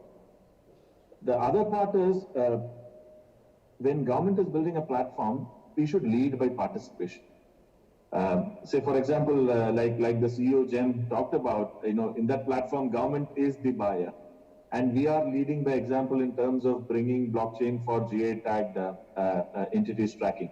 So the classic case of creating something, instantiating the original use cases, leading the example so that the industry and the market can pick up once that momentum is built up. Now, I'll have two more points to make, like the Secretary said. Where does this linkage of emerging technology and platform come in? So let me talk of 2 or 3 technologies. Like blockchain, Mr. Singh talked about track and trace and ensuring the provenance or the proof of origin, to use the technical words of goods that come in a procurement system. Think of self-sovereign identity. The Honorable Prime Minister a few weeks ago in IIT Kanpur inaugurated and launched certificates on blockchain for graduates there. So that is self-sovereign identity coming on blockchain. Tomorrow, similar things will happen on registries. It could be land register, it could be birth, death, wills, education credentials. So multiple aspects. So all of these things can be bolted on and are possible because there is a platform that has the India Stack as the underlying technology, or the Enterprise India that Mr. Sani said as the underlying technology. So without the basic building rails, none of these emerging technology bolt-ons and innovations would be possible. So that is one example of blockchain. Let's take off some esoteric examples, like everybody's talking of metaverse and augmented reality and even IoT, right? Now, which platform from government can consume those? For example, the open network digital commerce that government is really pioneering. Think of that as being a platform that could consume some of these emerging technologies. RPA, robotic process automation, is another emerging technology that's being talked about. Is there a platform? Can we think of something where the entire government financial processes, right from budgeting, budget allocation, spend, monitoring, and tracking, and the entire process of right from requisition to disposal can be speeded up, and can RPA, which a lot of private sector entities are. Now, this is some places where there is an integration of emerging tech and platformization. Now, last point before I hand over back to the chair is that, we've talked about platforms. We talked about UIDAI, we talked about CoWIN, we talked about UPI, we talked about Open ONDC. What could be next, right? As a consultant, the Silk Route of the yesteryear, can there be a digital Silk Route platform for trade finance, trade logistics, vessel movement, customs, ports, border management entities of the world coming together? Can there be something like that? Can we envisage and India really becomes the Vishwaguru kind of thing? Or if you look at a platform at scale where the data that is government, private, central state. You're raising the level of ambition from national platforms to global ones when it comes to making use of all these technologies. And I think it's a wonderful time for India. The platforms, one characteristic which is very important for any successful platform is trust. And I think it's trust that is there behind the Fortune 500 of the world trusting Indian IT service providers. The mega entities that provide services, they end up providing services to almost all of the Fortune 500 companies, which basically means that the factor of trust is already a very well-established factor. And I think we in India are in a wonderful position to make use of it. And as the entities grow around our own nationwide platforms, I think combining it with this, the element of trust of IT solutions and platforms that come in from India, that would go a long way in providing opportunities to our businesses to become global leaders. So in this, let's have one more quick round of discussion covering some more aspects. I'll turn to Dr. Rajendra Kumar. Dr. Rajendra Kumar, what are likely to be the next disruptions that might happen by way of emerging technologies and platforms in the Indian context? Yes, sir. I think, sir, if you see the next phase of the evolution in this domain of platforms and emerging technologies, I think, so we can clearly visualize the merging of the two domains that we are talking here, that is platforms and emerging technologies. So platforms will increasingly get built using these technologies, the emerging technologies, and we will develop and deploy the applications in advanced technologies to be used in platforms that we currently are building. So that's one clear pathway that we can see that is emerging. Already domains like healthcare, education, they are using this technology in big way, and they are improving the insights and knowledge about the demands for their services, and accordingly tailoring their services to meet the emerging needs of the stakeholders. So that trend we already are seeing, that will accelerate. Second, I believe that the newer domains in emerging technologies, for example, the concept of virtual reality that is now coming back in the form of metaverse, and which is now going to get greater traction with all the efforts and all the new investment being made in that domain, that will gain ground. And governments would need to think as to how we can really use these very new fields of virtual reality, augmented reality, autonomous technologies, which will work on their own without much of human intervention. How we can use them in these platforms to make these services even more automated and make these services demand-driven and proactive discovery of the people who would need those services. For example, sir, if we take the crime prevention, they are in some countries now, they are using advanced analytics and these newer technologies to predict the crime hotspots. And they are proactively, before the occurrence of the crimes or this thing, they provide the resources to address those issues.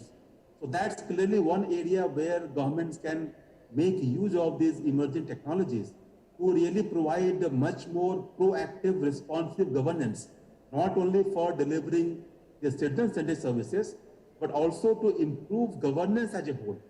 I think these are the areas where we can clearly see where we can achieve better results if we can combine the efforts that we are making in platforms and emerging technologies. And I think, sir, both governments and the private sector, they need to come together to really be able to realize this vision. And of course, all the points mentioned about the platforms being interoperable, that's very important. We need to follow standards so that data can be exchanged seamlessly and without difficulty in interpreting that data by different applications. So all those things are really required for this vision to emerge, where we can really combine the strengths of platforms and the new data-driven emerging technologies to work better for the governance and to work better for government and the private sector to deliver better services to citizens. Thanks, Dr. Rajendra Kumar. Dr. Reddy, there's one point I wanted to have your inputs on. India is very different from countries in Europe or in the Western world. We have such a huge country, we have such diversity in terms of literacy, digital awareness, ability to make use of digital technologies. So how does this game of platforms and emerging technologies play out in that scenario? How do we, the objective of inclusiveness in whatever we do, how do we achieve that? Does platformization help, or is it an issue? Thank you, Ms. Sani. Such a wonderful question you asked, and so relevant to our nation at this point of time. And which is, you called out diversity in terms of rural and urban areas. You called out in terms of languages, there are 22 official languages at this point of time. Would platforms integrate people, or will there be more amount of division that will happen with them? The answer is, honestly, it will be a lot more unification that will happen with this platformization that happens. I don't want people to mistake me, Mr. Shani, but I like to acknowledge back again to your vision in terms of doing two things. One is I'm going to talk about a project which you had the vision in terms of funding it from METI. The other one is a participative institution called IIIT Hyderabad, which you were instrumental in creating it. So I'd like to first thank you on that count. Moving on, the project I'm trying to talk about right now is about the speech-to-speech machine translation involving English to other languages. I think it's called Bahubhasha. The project investigator is actually Pushpak Bhattacharjee, who's from IIT Bombay, a dear friend of mine. We work very closely with him. And an initiative of this nature could go a long way in terms of unifying. Today there are already 6 languages, Indian languages, in which translation is happening. Translation, irrespective of your synthesis, your speech, dialect, and so on and so forth, there's still been a push to do it. And the end result is that as we probably progress further, I'll give them another, we just saw the demo about 2 weeks back. And 2 weeks back demo, the actual results were, even if it was, there is a certain amount of manual intervention that's required. But especially we are right now looking at translating NPTEL and SWAYAM courses, the technical content too, into local languages, because it is also part of the NEP 2020, which will become also part of our education platform, etc. So therefore, what we have found is 72% of accuracy is being maintained right now. There's just about under 28% that we have to go through. There are syntax that will go by, contextuality that's going to go. But I think some more effort will definitely make sure that we will get that part right too fairly soon. If not 100%, maybe we'll go to about, because now we translate into text to the target language, from there to the target language speech. It's a 3-step process. We'll also probably start doing optimization. Look at this initiative that's going on in the country today on deep technology, because nowhere else, I'm sure Google has attempted it, but doesn't have Indian languages and so on and so forth. But the fact that you're in a position to do this and bring the technology content into local language is one great way that this platformization with emerging technologies will unify this nation further. I just have one more example. The second example is on 5G technologies. This effort is going on again at IIT Hyderabad. Project investigator is a gentleman called Professor Kiran Kurchi, amazing communication technology specialist. And the whole idea here is, again, why do we require 5G? No denying at all, there are a number of positives of 5G, which is to do with, say, speed is better, the reliability is better, the latency is lower, bandwidth hogging is lower, etc., etc. But in a country like India, where we have a last mile problem, 5G could be solving that problem. I think they have got the controllers getting almost there on prototype stage, where they have the narrow band IoT to be a Wi-Fi signaling out to villages. Your vision in terms of trying to put the broadband into the 2.25 lakhs villages or whatever it is, that will be true, where is the Bharat broadband fairly soon. But then thereafter, to take them to the actual end user, who's the citizen of India, we require technologies of this nature. So what are we trying to do with this? We're definitely bringing in more amount of integration again. We're trying to bridge the gap between the rural and the urban. As much as an urban person in India gets the broadband, I think the rural person also will get. I think that way platformization with these technology interventions will only go towards a larger integration. Thank you.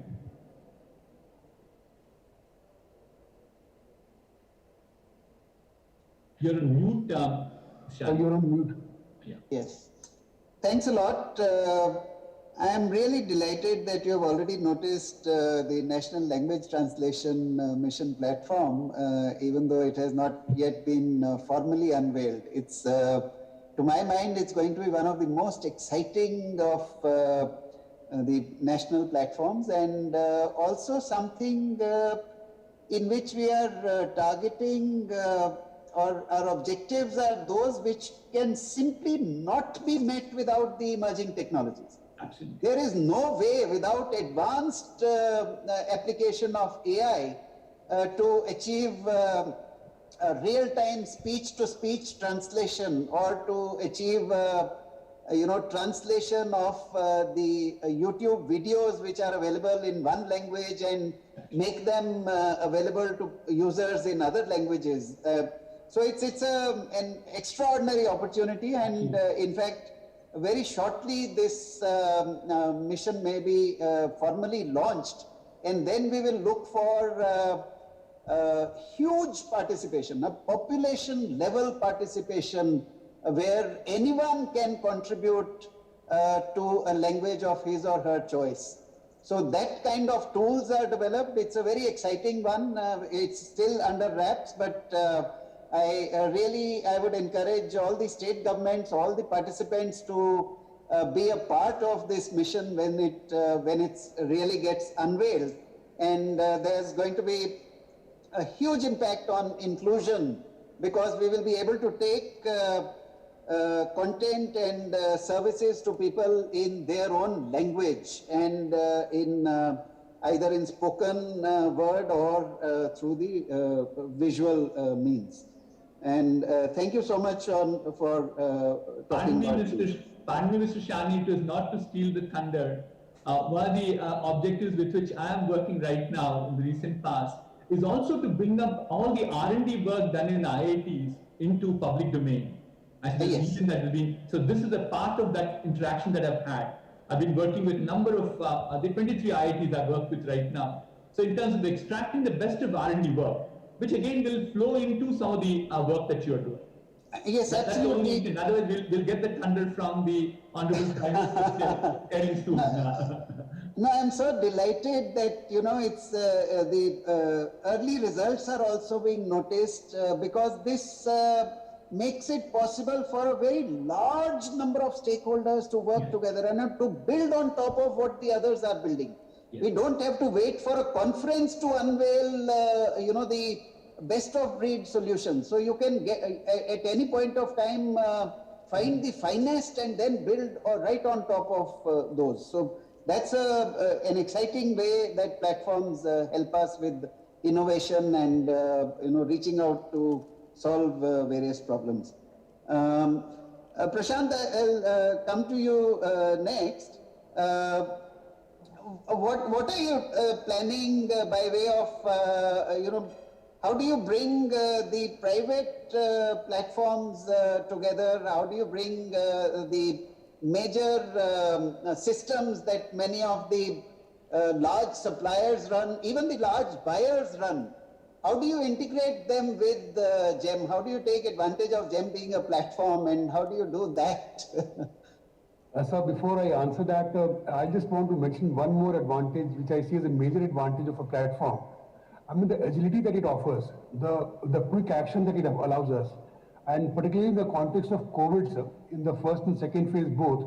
If you recall, sir, in the first phase, people did not know where to buy a mask or a PPE kit or even a sanitizer, leave alone the oxygen cylinders and the concentrators.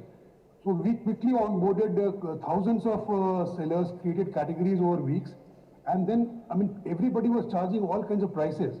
But the effect of bringing everything on GEM was that the prices were stabilized, it came down substantially, availability was assured, and the same thing happened in the second wave also with oxygen concentrators and cylinders. The prices came down substantially and the supplies also were assured to the government buyers, the hospitals. So that was one, sir. On the context of, you know, adopting certain other things for, I mean, what I see is that today when we talk of platformization, I think we are talking a step ahead. We are talking of platform of platforms also, sir. I mean, something like ONDC where it's a very exciting opportunity for all of us. I mean, just imagine, I mean, though a lot of loose ends are still to be tied up and a very distinguished group is working on it. Just imagine for my 3 million sellers, I mean, the kind of visibility that they can have by hooking onto this ONDC. I mean, it will change the entire dynamics. It will change the way they operate. It will motivate them to further, you know, refine their products, ensure excellent competition on the platform. About moving on to the other part, I mean, if people talk of, you know, GEM not being somewhat like the players like Amazon or Flipkart, but we always say that we are a totally different portal. I mean, we have to implement all kinds of government regulations on the platform. But then moving out, I mean, as I talked about the GI tag products, today we are, government is only going to the wires. But at some stage, after attaining a certain level of maturity, we'll open to the C segment as well. I mean, pan-India, the visibility will be there. And look at the immense potential that it can offer to all of us. On the AI/ML part, so just one more thing I wanted to say on this, that today, I mean, when a buyer or a seller, whenever a buyer is going to accept an order, he doesn't know that the price is justified, or even if the level of participation is low, he may be buying it at a higher price. We intend to bring in very informed decision making through the use of AI/ML. I mean, 8 months or 9 months down the line, when a buyer is about to buy a product, he'll be prompted that, look, hey, the product is available in the market in so and so marketplace, such and such price. Is it because you are putting in too many restrictions? So he can revisit that. He can also be prompted that, look, so and so department has bought the same product at a much lower price. He can even be prompted that, look, had you made this procurement 2 months in advance, it would have been much lower. So you can do a better procurement planning. So all these things, the power of data, the way it can be unleashed using these technologies is unthinkable. It's about integrating, as to the specific question that you asked, I think ONDC would be the best possible scope, I mean, way forward for us. And apart from that, the opportunities that we offer to other sectors, I mean, other private players, I mean, in every other part, the technology that we adopt, the service providers that we have, it's all part of the same ecosystem. Yeah, thank you. I think we'll open it up to questions for from the audience. So I'll request the organizers to facilitate that process. We are open to questions.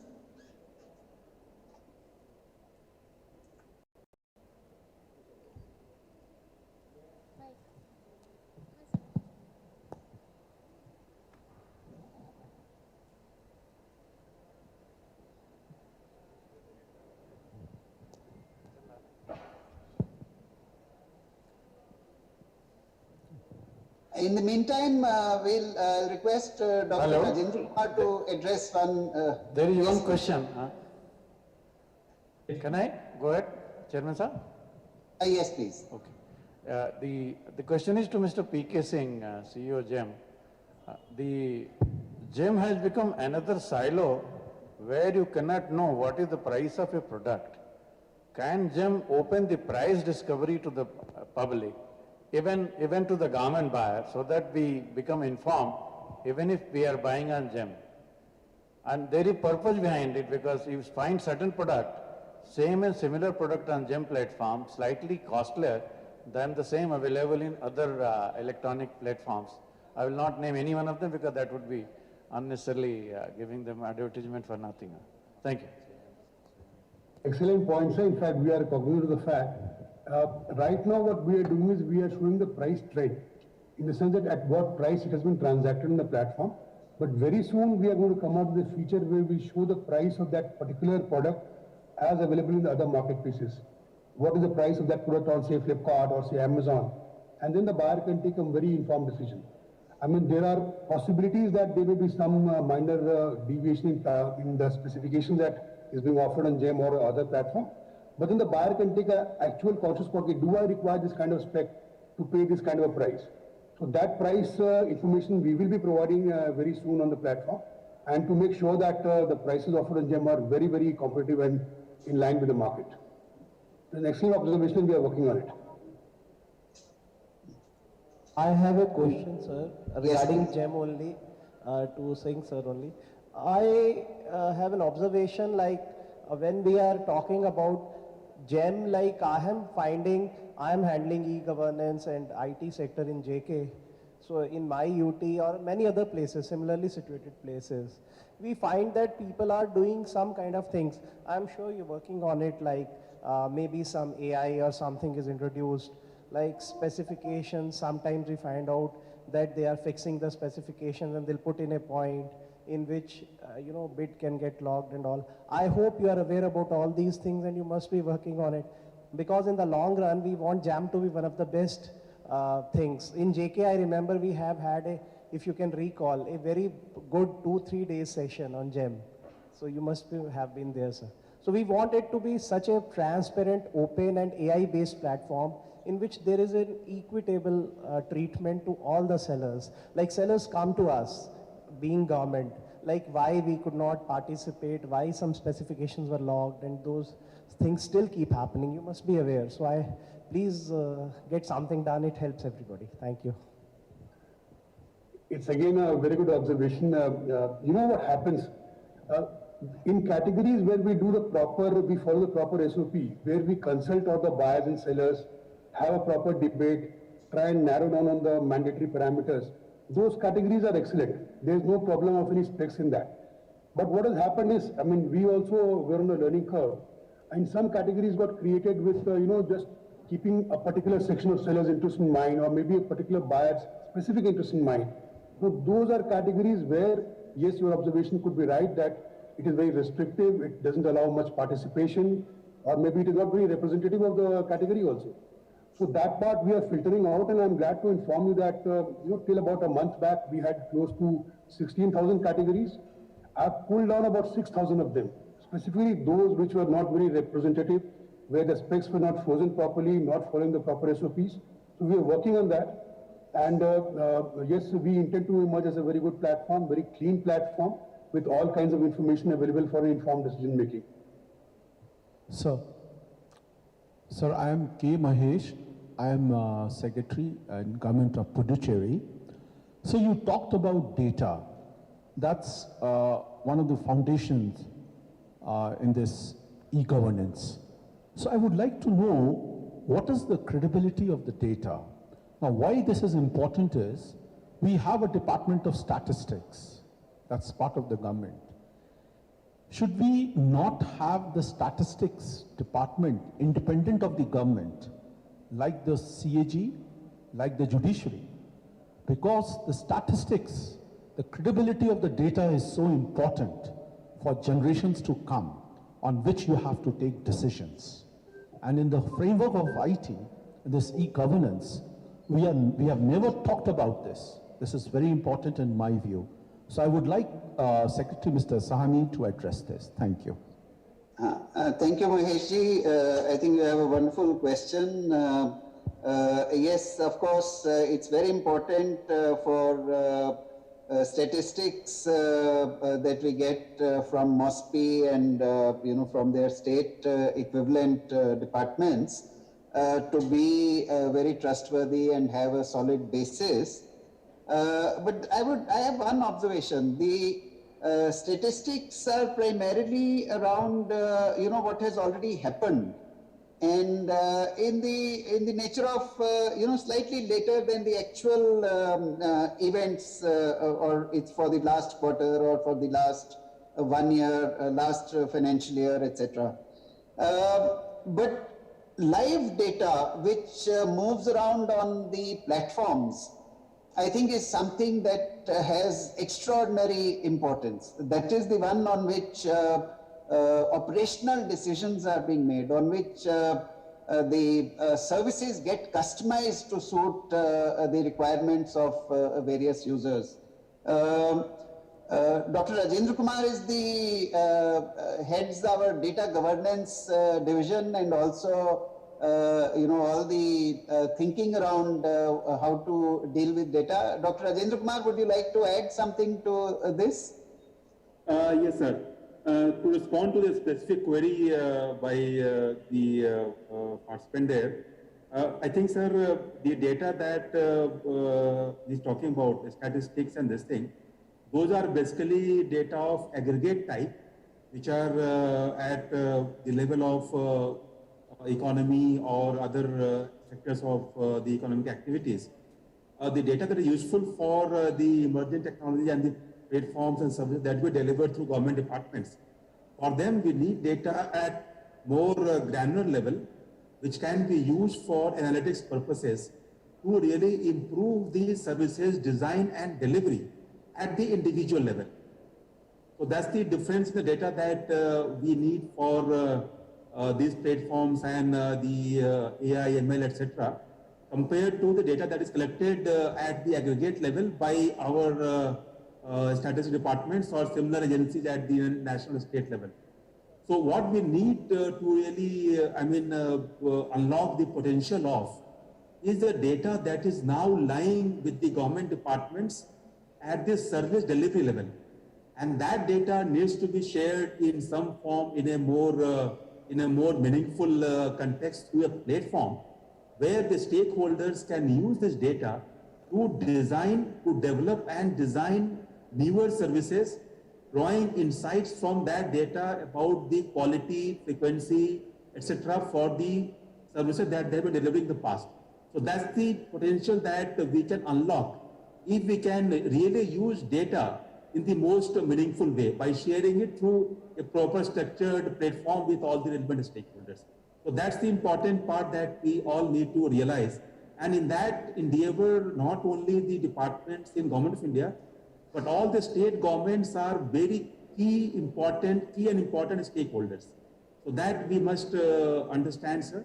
And I would urge all the participants in the conference to really realize the value of data that the state governments have and how that data can really be utilized for designing better services and providing more proactive, governance to the citizens and businesses.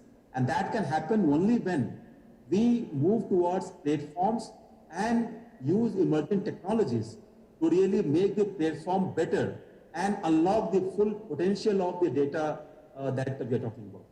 Thank you, sir. Yeah, in fact, use of the concept of platforms might help even the statistics, part of the government, because platformization would mean that various stakeholders are able to feed data at more frequent intervals, cross-check the accuracy themselves, and a lot of analytics can actually go on to it to weed out anything which is odd or not likely to be very authentic.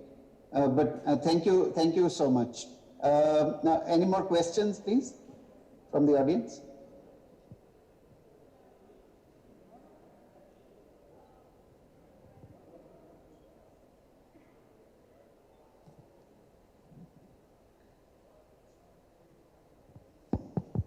Yes, my question to you is, to the entire panel is, number one, about the challenges of platform, because like Prime Minister said, we are moving towards decade of India, and we need to be one nation, one platform eventually. So maybe ONDC would be one practice we are all looking up with a lot of awe and understanding. My second question is about Metaverse and Web3, which is coming up. You know, in Metaverse world, even in the existing world, regulatory mechanisms have been a challenge, all of us know. But when we come to Metaverse world, yes, Facebook can celebrate it, but in a country like ours, the regulatory mechanism has to be equally high. Who would control the data? Who would have access to data? How would data harvesting happen? So these are my concerns. Thanks a lot. Dr. Rajendra Kumar, would you like to go at this? Yes, sir. Sir, I think the question is very relevant to the discussion in this session. Metaverse, which is basically a new avatar of virtual reality that we have been talking about in the past as well. That's taking the entire concept of the self, the individual, and the virtual together to a new stage, to a new level, where people will be present in physical world, in virtual world, in more or less a seamless fashion. And they would be able to perhaps transact or conduct business, meet friends, hold meetings, conferences in both physical and virtual world simultaneously or in a seamless fashion. So this actually probably is going to get even further accelerated as a result of the new normal that we're seeing due to the pandemic. So that's one driving factor behind the adoption of these technologies now, which is going to happen with greater support in the time to come.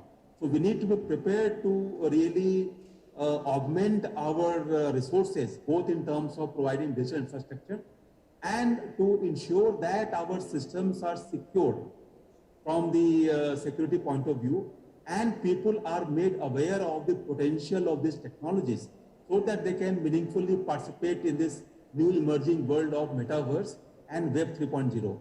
Web 3.0 talks about the new version of Web, which would be a blockchain-based kind of platform where it will be totally decentralized and no centralized control will be there, where people would be able to interact or transact on a blockchain platform with full security and full integrity of the transaction being maintained. So that's the next stage. We already are seeing the impact of blockchain in some domains where the security is now being enhanced with the blockchain, and the transactions are maintained with much more confidence and much more integrity. So once that becomes mainstream in Web 3.0, then we need to take advantage of that new emerging framework to ensure that the services that government department provide, for example, for registration, for financial transactions, for maintaining our bank accounts, for payments, for authentications, all that can move to this blockchain-based framework, where all the transactions will be much more secure and much more immutable from tampering or other kind of issues in future. And that, I think, is going to enhance the trust of the citizens and businesses in the new technologies, both as a result of the Web 3.0 and perhaps as a result of greater adoption of Metaverse or the virtual reality itself. And that actually should help the growth of the overall digital economy that we're talking about to a much higher level. Because things, if they become all digital, then accordingly all the other supporting systems have to also become digital. So that will give a great boost to the entire digital economy, not only in India but also worldwide. And India being in a very strong position with its talent and skills that we have, I think we actually should be in a better position to assume global leadership in this entire emerging new world that we're talking about. Metaverse, then autonomous technologies, Web 3.0, all this we are very uniquely positioned. And I think we must plan accordingly. And this decade perhaps is going to be the decade of the emerging technologies. And India being the prime player, I think we should really become the world leader in this domain, in this decade. The next 10 years are very important for all of us. Thank you, Dr. Rajendra Kumar. And I think we are running out of time. Just one question, sir. Yes, can you hear? please. Sir, I am Danish, Secretary IT for UT of Dadra Nagar Haveli, sir. From this stream gathering, I can see so many districts are coming up with the idea to support the vision of our Honorable Prime Minister of Atmanirbhar Bharat and one district, one product. I can see so many wonderful initiatives taken up by the district collectors to promote the local products. So I just have a request to Secretary, sir. Sir, e-commerce companies, the big e-commerce companies can come up with a hand-holding to the least developed districts and promote their products. For an example, I can say that, sir, I'm Dadra Nagar Haveli mein there is Warli painting, sir. But if you go out of, I think it has got the GI also, sir. But if you go out of DNH, there's nobody to support, nowhere to support this unique art, sir. So can't these companies, e-commerce companies like Amazon, Flipkart, Myntra, they can handhold some of the least developed districts of India and just make their product known worldwide, sir. This is just a suggestion, sir, it is very close to my heart, sir. So I thought I should share it with you, sir. Thank you, sir. That's a wonderful suggestion, Danish, and I think we will carry this message to the prominent e-commerce companies.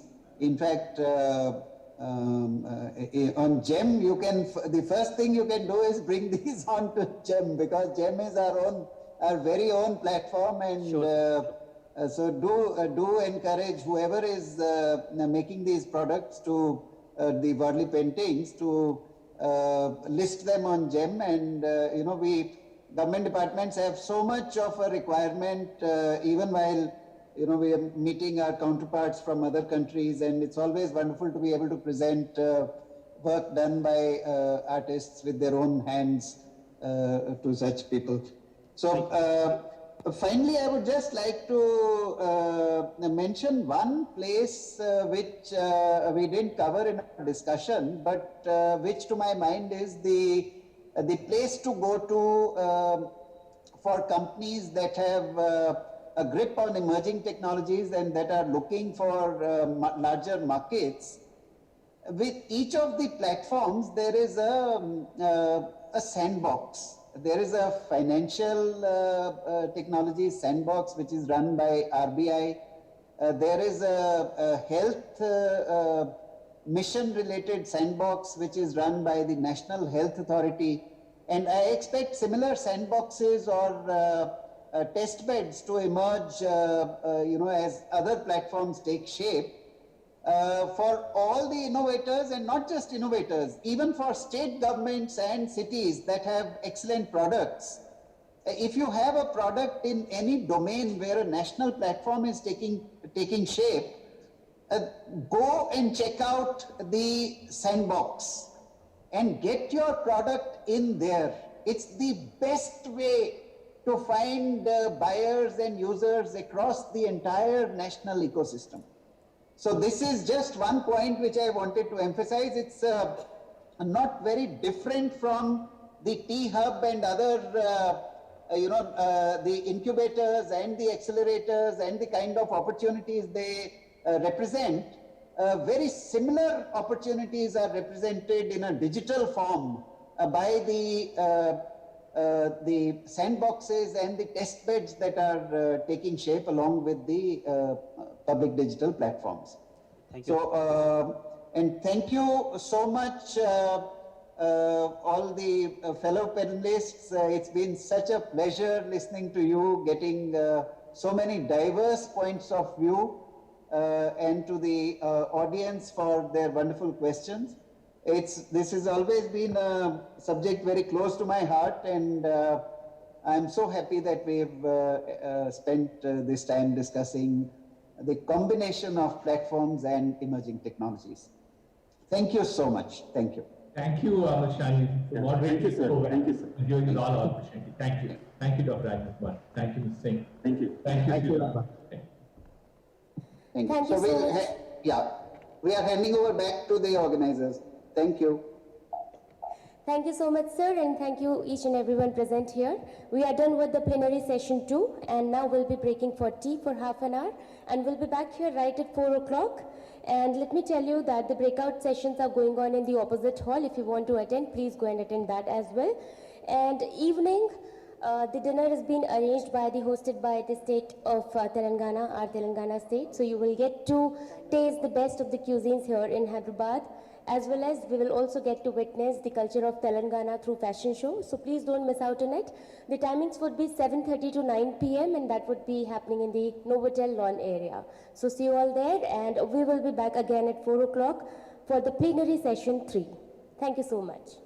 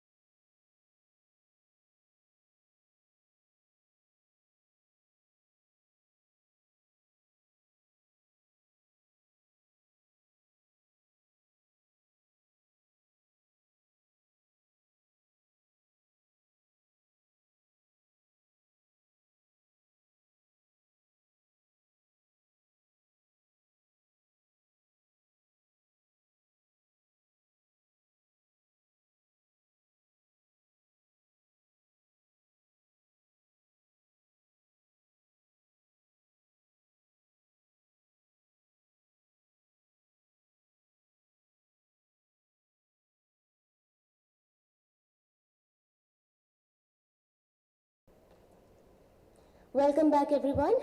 Now we are proceeding further for plenary round 3.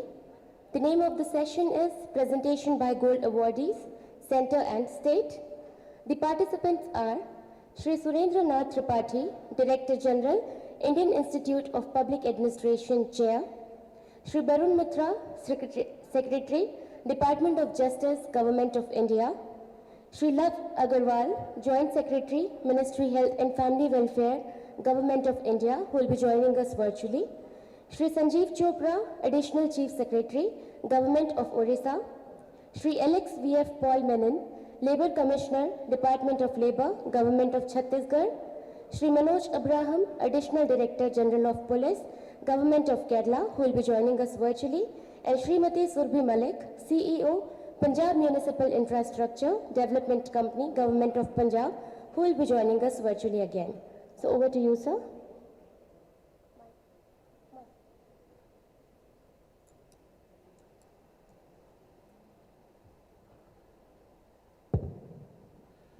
Can I have Mr. Barun Mitra and Mr. Menon?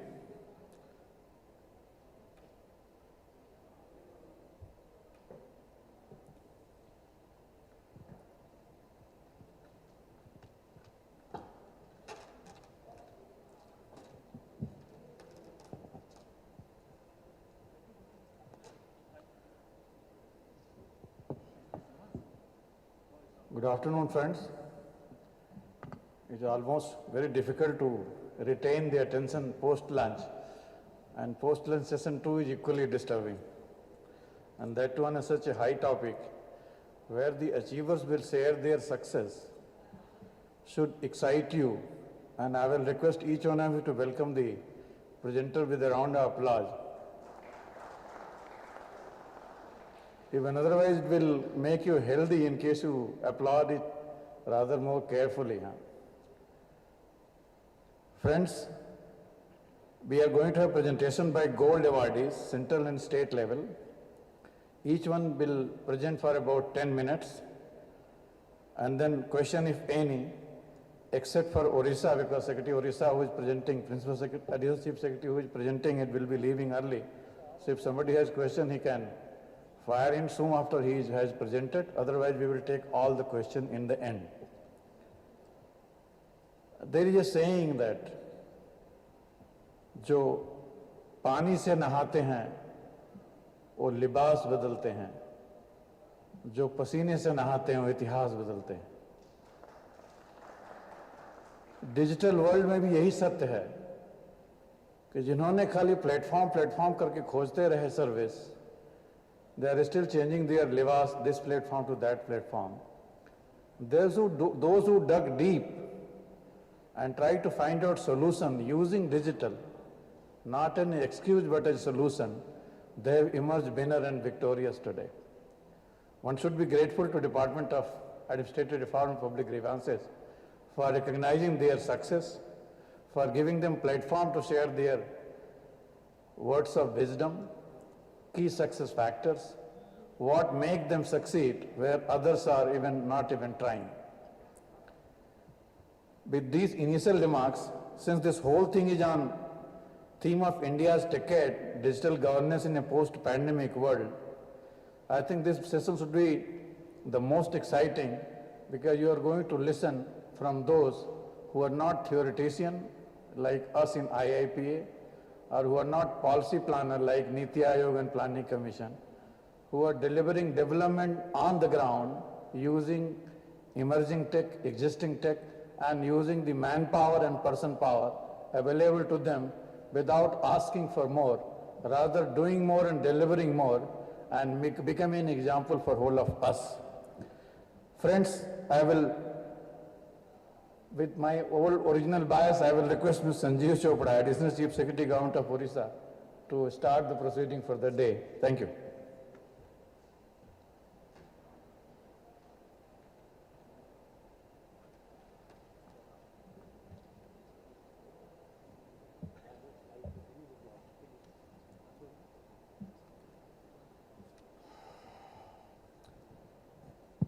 My senior cadre colleague, Shri S.N. Tripathi, Shri Barun Mitra, Secretary, Department of Justice, Shri Love Agarwal, Joint Secretary in Ministry of Health, Shri Manoj Abraham, Additional DGP, Government of Kerala, and a very special hello to two of my,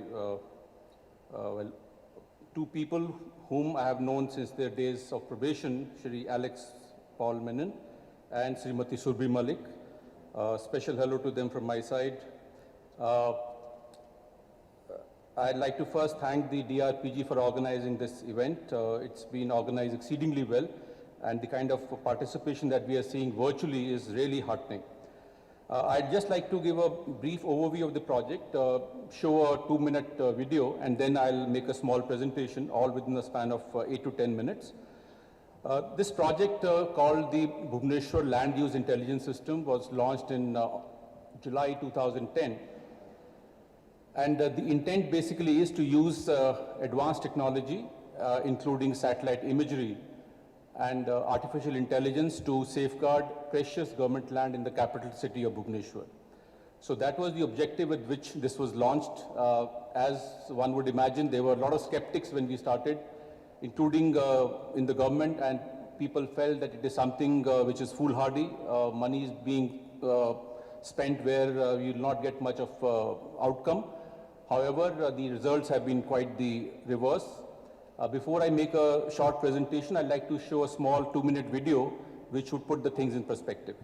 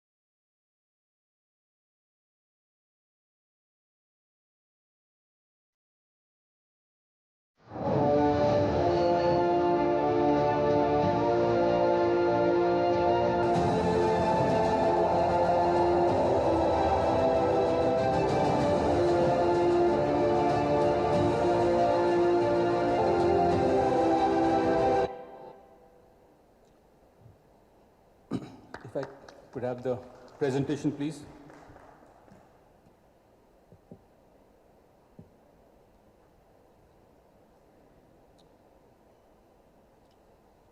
First slide. So this was the position pre-implementation which we inherited. As you might be aware, Bhubaneswar is one of the planned cities which came up in the 1940s, designed by a German architect or town planner called Otto Königsberger. But over time, Bhubaneswar has developed very haphazardly. A lot of encroachments have happened, a lot of slums have come up. Almost 20% of the total land is occupied by slums. But more than that, if you see the figures on the left, out of the total unallotted area, which is about roughly about 10,000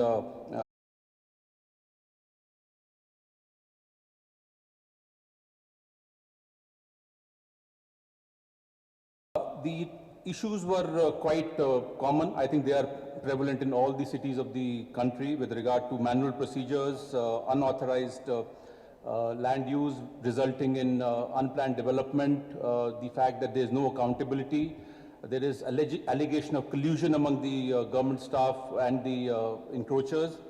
And in Odisha, that gets compounded by the fact that in Bhubaneswar, there are 3 agencies which look after government land: the GA Department, the Bhubaneswar Municipal Corporation, and the Bhubaneswar Development Authority.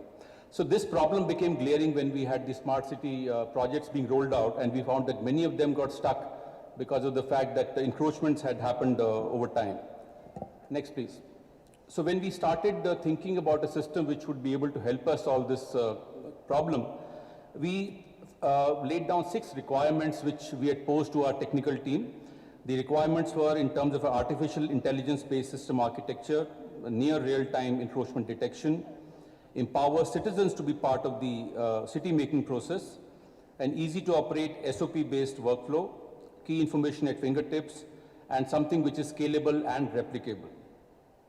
So after all this discussion and deliberation which went on with the technical team, we examined different technologies and finally zeroed in on satellite imagery.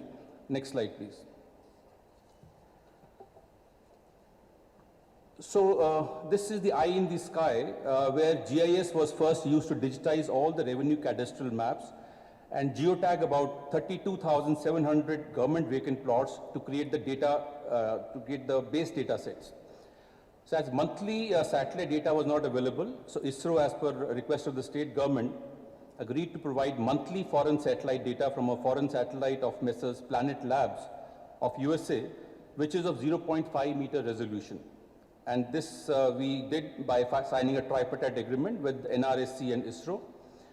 So in this technology, AI and ML based image processing happens based on GIS. We also use big data analytics and web technology. The data acquisition was initially undertaken for about 6 months to generate ML based deep learning so as to develop algorithm that will enable the system to detect the encroachments automatically and give the alerts. So after the pilot phase of about 6 months, the project was formally launched on 8th of July, 2020 at the hands of the Honorable CM. Next slide, please. So eye on the ground, we had a mobile-based workflow where AI-based changes are detected and then fired as SMS alerts to the concerned ward officers of the municipality whose jurisdiction this particular encroachment has taken place. Inbuilt GPS leads the field staff to the concerned site for on-spot verification and incident reporting. The mobile app is developed to ensure that the ward officers mandatorily visit the site. The picture and video recording which they do and then upload onto the app, that has a feature that beyond 50 meters of the site, the system will not operate. The system will not enable them to capture a video or a picture unless they are on the site. The other interesting feature of this particular platform is the crowdsourcing. So we felt that the citizens are equal partners in the process of city making. So this particular feature of crowdsourcing also enables the common citizen, in case he would feel that there is an encroachment or there is some development happening in the neighborhood, which he suspects to be an encroachment, he can also take a picture, he can download the app and upload the picture on the app, which will then match it with the geotagged images of government plots to see whether actually it's an encroachment on government land or not. If it is, it will fire an alert to the concerned ward officer. Next slide, please. So this just gives maybe a snapshot of how the satellite-based detection and monitoring system is happening in the Smart City Command and Control Center, which is able to monitor all the alerts being generated. They can modify the period of report, and the SOP which I'll come to in a minute is followed by the workflow so that all the attendant functionaries are discharging the responsibilities as assigned to them as per the workflow. Next, please. So this just gives a small idea of how the satellite imagery has been used. You see a particular image of January 2021 where there was an encroachment.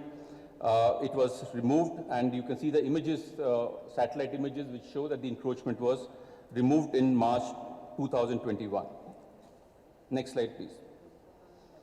So the application is EV Green Bar SSL secured, and citizens' data, mobile number, those who are reporting any encroachment, that is kept encrypted. Next, please. So there's a smart workflow which is created to bring all the stakeholders to a single platform. Analytics are used for interactive visualization of land use change alerts, their status, and generates customized reports for authorities based on their jurisdiction. There's an escalation matrix to ping the next higher authority in case the alert is not attended to within 48 hours. Next slide, please. So this just talks about the capacity building of stakeholders, how that happened, how the citizens were involved by advertisements in the newspapers, and the citizen user guide that was made available widely on the media, social media, as well as on the website. Next. So coming to the outcomes, the tangible outcomes, and they are very interesting. So there were about 859 encroachment alerts that have happened since the day it was launched, out of which 698 have been captured by satellite imagery, which makes it about 81%, 131 by citizens, about 16%, and only 3% by the enforcement staff. So in case we were to rely primarily on the enforcement staff for detecting encroachment, that would mean that almost about 820 of these alerts would never have happened. So this is just showing as to what a useful system this has been over the past year and a half. And around 55 plus of acre of government land has been freed from encroachments, valued at approximately 260 crores. And it is now being replicated in all the municipal corporations of the state. And also we are assisting the government of Jharkhand for Ranchi and government of Assam for Guwahati. Next. So these are the intangible achievements: improved image of the city government, efficient and transparent workflow, ease of city planning and development, and more importantly, the portal has withstood the scrutiny of the judicial fora, and there's been no stay which has been granted of the encroachments that have been evicted using satellite imagery. So this was in brief overview of the Bhubaneswar Land Use Intelligence System. In case there are any questions, I and my team members would be very happy to answer. So this has been a joint effort of the GA Department, the Odisha Remote Sensing Application Agency, the ORSAC, the Bhubaneswar Municipal Corporation, and the Bhubaneswar Development Authority. And all my colleagues are also present here. Thank you very much. Thank you, Sanjeev, for a wonderful presentation. And one question which is supposed to be put to you is that, would you like to replicate in other cities in Orissa, the same project? Or would you like to recommend the similar proposal for big cities like Mumbai and Delhi? What is your takeaway on this? And before I request Mr. Love Agrawal to make presentation, let Sanjeev answer this question. Sir, actually, I just mentioned that we are replicating in the other municipal corporations of the state, Berhampur, Sambalpur, and Rourkela. So it is being implemented in these three municipal corporations. And in fact, this particular project was showcased in the Northeastern Council meeting chaired by the Honorable Union Home Minister. And based on that, now we are assisting the government of Assam for implementing this in Guwahati, and also the government of Jharkhand for implementing this in Ranchi, sir. Thank you very much. May I take the privilege of requesting Mr. Love Agrawal to make his presentation. Whole country knows that during Corona, Mr. Love Agrawal got all the love and affection of the country. He was almost like a screen fixer whenever you want to know anything update about Corona. Over to you, Love. Go ahead. Time, as usual, everybody 10 minutes. Thank you, sir. Thank you for such nice words. Sir, it only gives us strength to work harder. All of us know that collectively the whole country is facing a major challenge. And it is in this context, I would like to give a small presentation on what has actually been a major support to country in terms of understanding and planning with respect to overall COVID-19 management. Sir, I have a small presentation to share. If the sharing rights can be given to me, that will be easier for me to sort of manage the presentation. Otherwise, I would request if the colleagues can share the presentation from there. Kindly give him sharing rights. IT team, kindly give him sharing rights. Thank you, Sanjeev.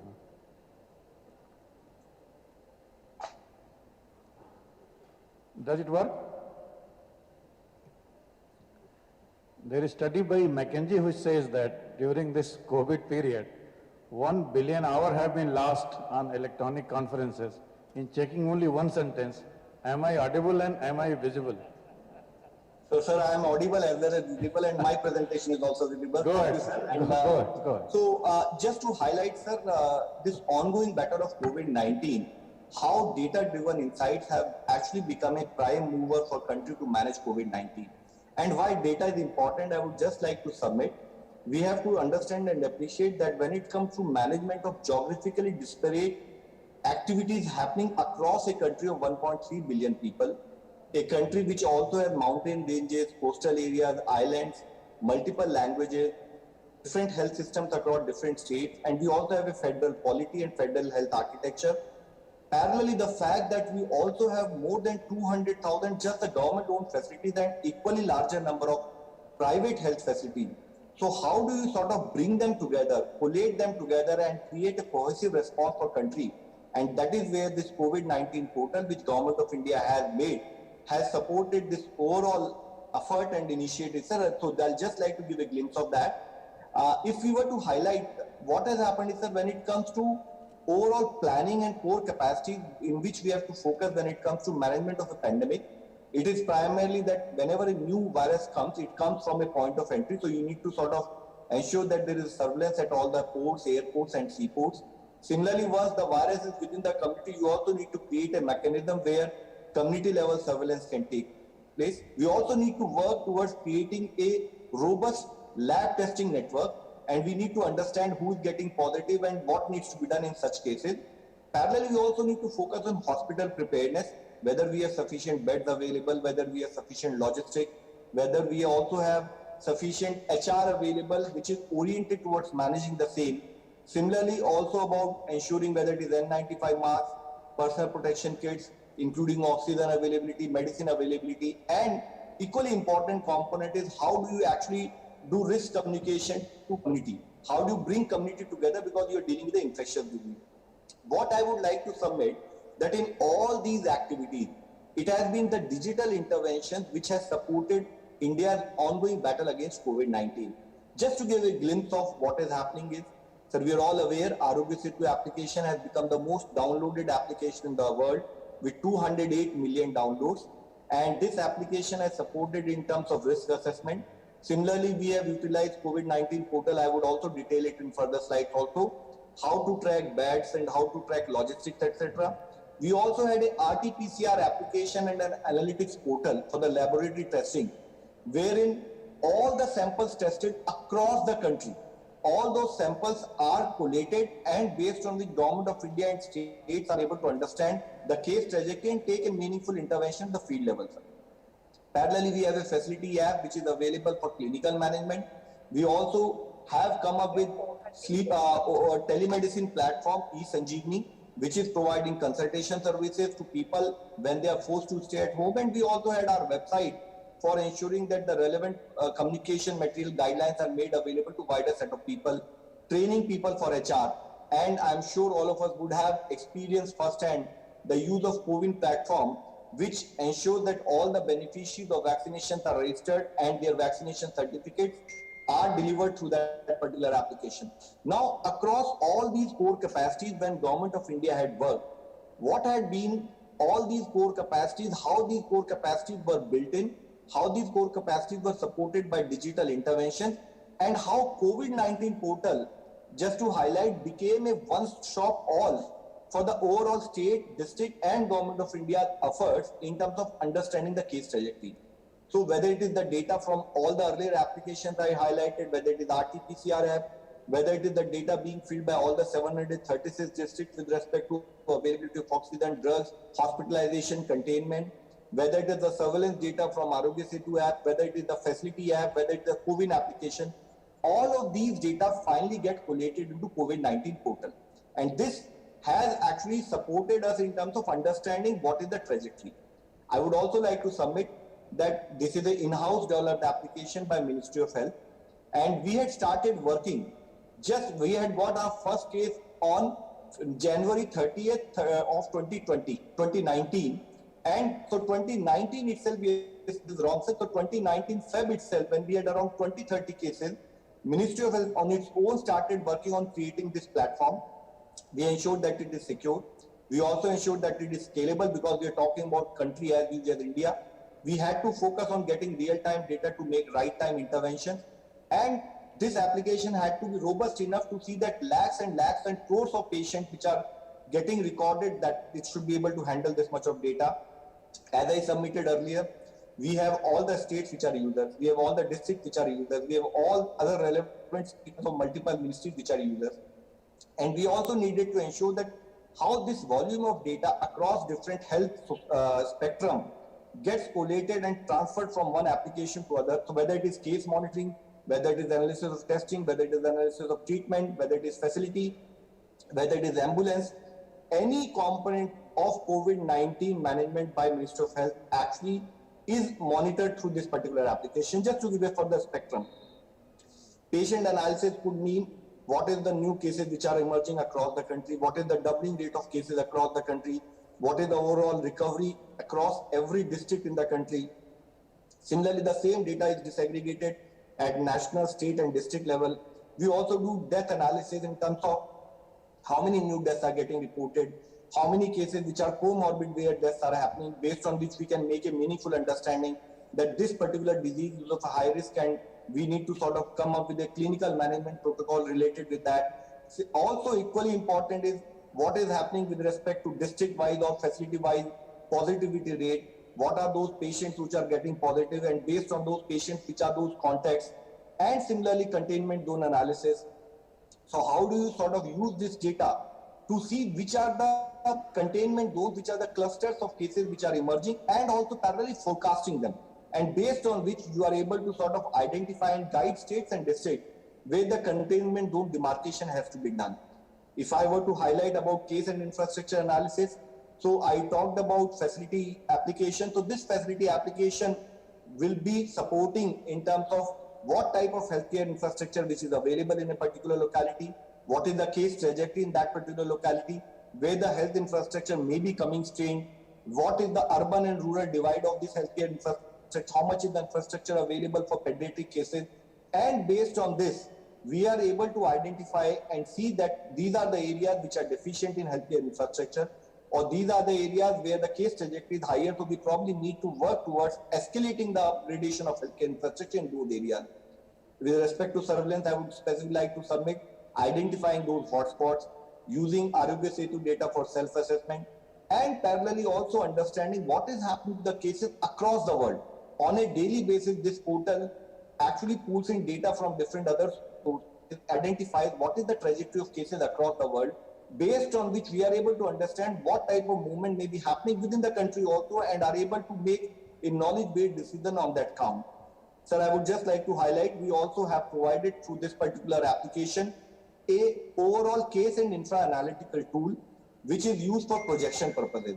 So if we know what is the case trajectory in the last 10 days, then we can even make a projection of what is going to be probably the expected case trajectory for the next 1 month, and based on which the whole tool calculation gets done, how many N95 masks, how many PPEs, how many beds of different kind, whether it is isolation bed, whether it is isolation bed without oxygen or with oxygen, whether ICU beds, how many ventilators we need, and based on this, the whole infrastructure planning can be done. And this tool has been made available to every state and every district through this particular COVID-19 application, and this has actually supported India in terms of its planning also. Similar to that is the facility app. There is a small app through which what every hospital in the country can actually do its infrastructure monitoring.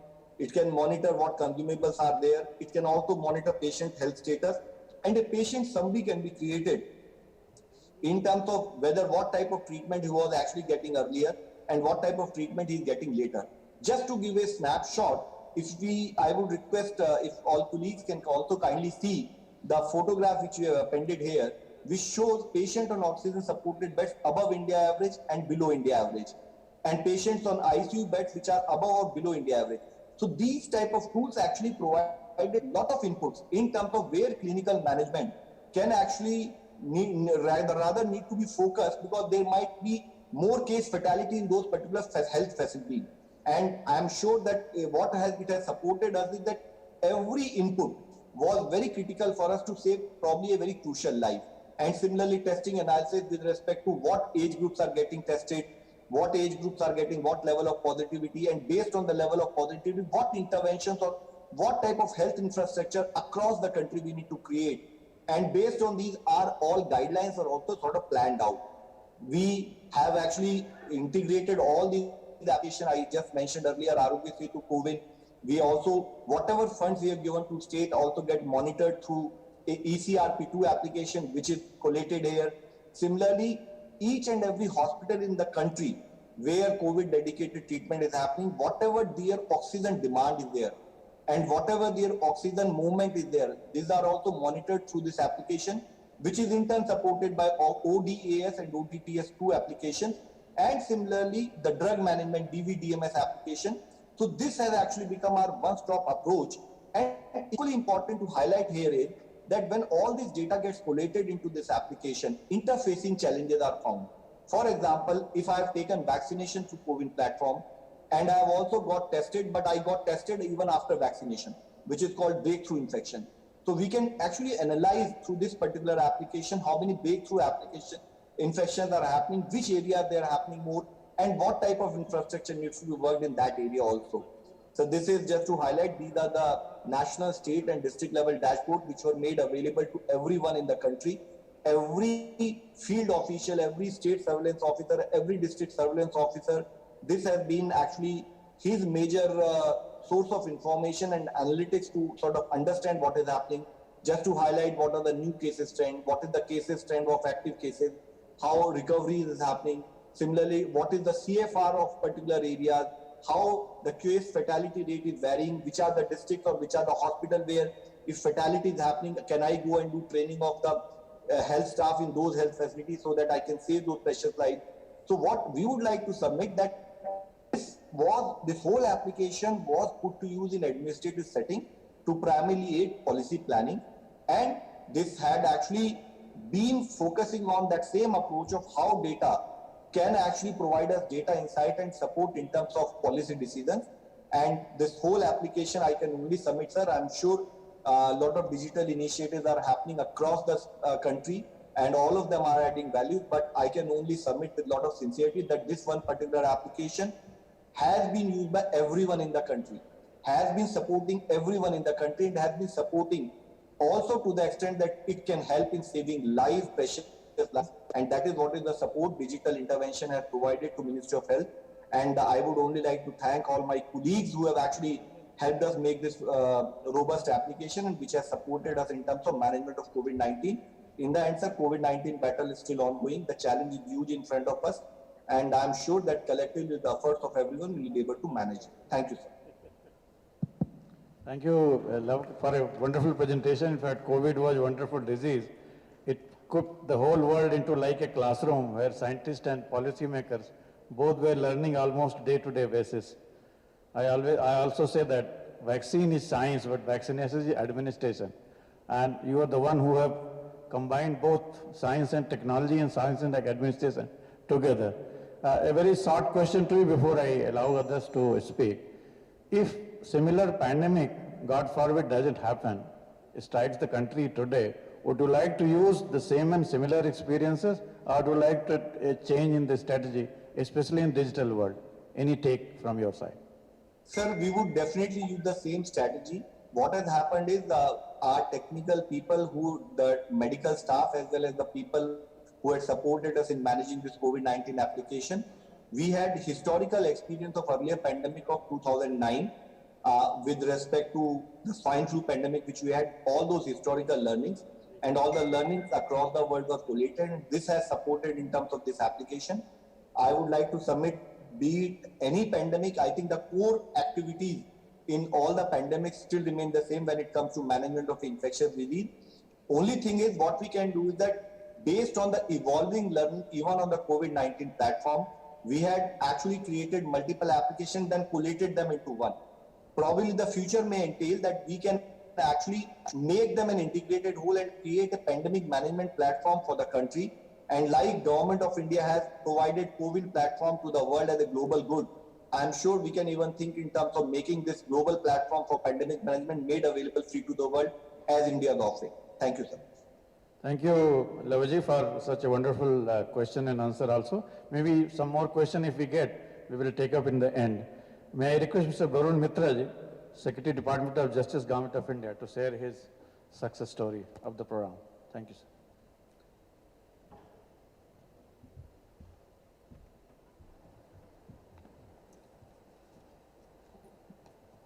And next would be Manoj Abraham.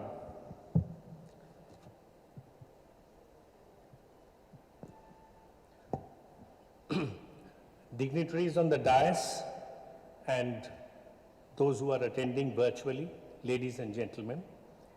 At the very outset, on behalf of the Department of Justice and the E-Committee of the Supreme Court, I would like to compliment DARPG, MeitY and the government of Telangana for having so successfully organized the 24th National Conference of E-Governance, and also express my thanks for conferring the gold medal on the e-courts project.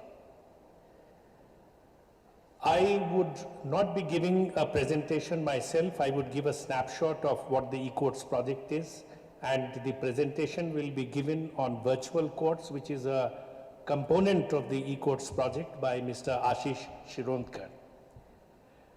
The e-courts project is actually a collaborative partnership between the Department of Justice and the E-Committee of the Supreme Court, along with other stakeholder agencies like the High Courts, NIC and others. And the aim is to further the cause of access and inclusion, affordable justice, better connectivity and interoperability between the courts, and bridging of digital divide. And I would like to mention here that it has been the dynamic role of Dr. Justice D.Y. Chandrachud, Honorable Judge of the Supreme Court of India, who has imparted great momentum to the e-courts project. This project started very modestly in 2007, and it was only the nuts and bolts of digitization, like installation of hardware. It was riding on the Digital India framework, which had been envisioned by Honorable Prime Minister Shri Narendra Modi ji, that from 2015, the e-courts phase 2 was started, and that started focusing on citizen-centric services. And it is the sagacious counsel of Justice N.V. Ramana, the Honorable Chief Justice of India, and the constant monitoring by Sri Kiren Rijiju, Honorable Minister of Law and Justice, that has energized the implementation of this project.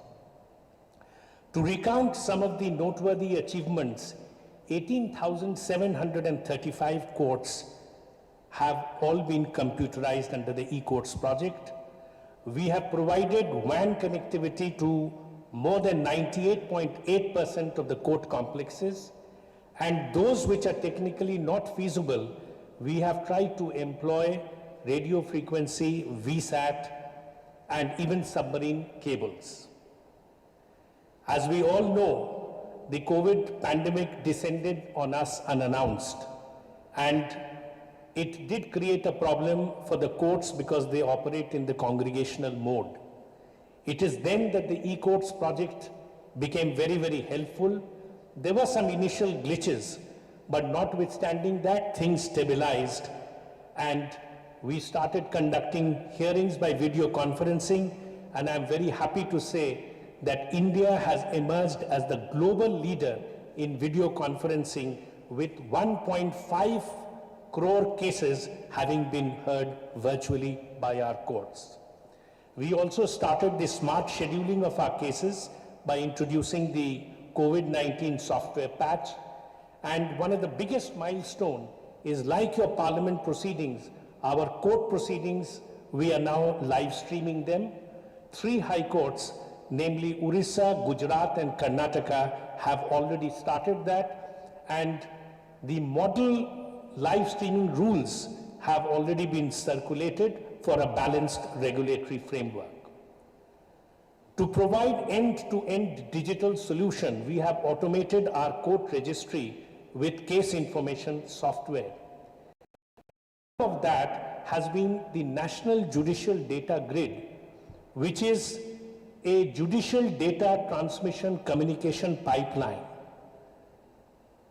It is something which is very, very satisfying that the National Judicial Data Grid is the world's largest real-time database of case status. We have 20 crore court case status available on our National Judicial Grid and 16 crore orders and judgments. And we have not left the NJDG to be as it is constantly evolving. We have added reasons for delay features so that we can find out why there are delays and pendencies. To remove opacity of land records, we are linking the land records with the NJDG data. And we have also started a free of cost judgment search portal, besides given open API to institutional litigants to track their cases so that pendency can be reduced. Another important feature is paperless adjudicatory mechanism, that is virtual courts. In fact, our virtual courts have collected fines more than rupees 100 crores, and this is one feature that Mr. Ashish Chironkar would be presenting before you all. Another important achievement during this period was that though e-filing was started in 2018, it is in 2020 that we started with the upgraded 3.0 version of e-filing, and it has simplified the registration of advocates on the e-filing software. It enables advocates to add partners and clients. You can do online vakalatnama, you can do online oath taking, digital signing of case papers, multiple application filing, etc. In order to reduce the digital divide, because people were saying that everyone doesn't have access to software and hardware, so we have rolled out 447 e-Seva Kendras in the various court complexes. Besides that, for delivery of summons, we have started a web-based and mobile-based portal, and that is called the NSTEP. Another very, very significant feature is that we have kept in mind that transparency and accessibility are two intertwined needs of citizens. Therefore, the e-court service portal we have created in fact 7 platforms to reach the litigants. We are sending about 2 lakh SMSs daily. We are sending about 2,50,000 emails daily. We have put in place a multilingual and tactile e-court services portal which has 35 lakh hits daily. So you can imagine the volume.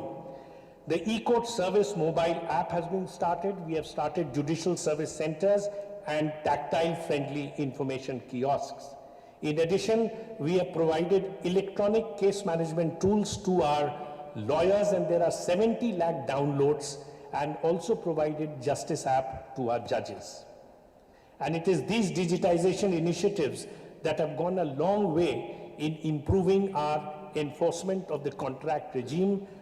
Through the E-Committee of the Supreme Court, we have introduced new features like random and automated allocation of cases. We have integrated case management hearing and pre-trial conference with our CIS software. And all this is going to help in making our enforcement of contract regime more robust.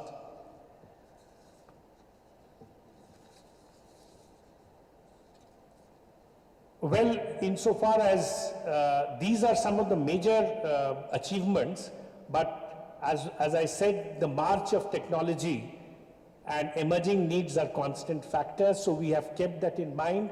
We have now gone in for preparing the DPR for the e-codes phase 3, and our emphasis is going to be more on digitization of records and e-filing. And I can confidently assert that this would bring us closer to the preambular aspirations of providing affordable access to justice for all and help us realize the dreams of an Atmanirbhar Bharat.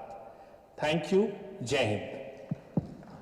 Thank you, sir. Since you will be leaving, I would like to put one question to you. You know the justice, you deal with the civil right of parties and fundamental rights of accused. And do you think that with digital intervention, the country is ready to declare judicial service as a public service and under the Right to Public Service Act? Or are you, as a Secretary of Justice, would like to throw some light on this? In fact, of course, one thing that we have to keep in mind is that we have, as per the constitutional provisions, independence of judiciary. So whenever we are doing, even in the matter of digitization initiatives, the role of the judiciary is very important. They have to be on board with us. But even the judiciary has realized that, and that is evident and amply borne out by the fact that Honorable Justice Chandrachud has time and again said that we have to graduate from justice delivery system to be seen as a sovereign function to a system where there is justice delivery to the citizens. And for that, our court architecture has to constantly and creatively adjust ourselves to the fast-paced digital world. And I'm sure that we'll be working in that direction. Thank you. Thank you. Next. Mr. Ashish.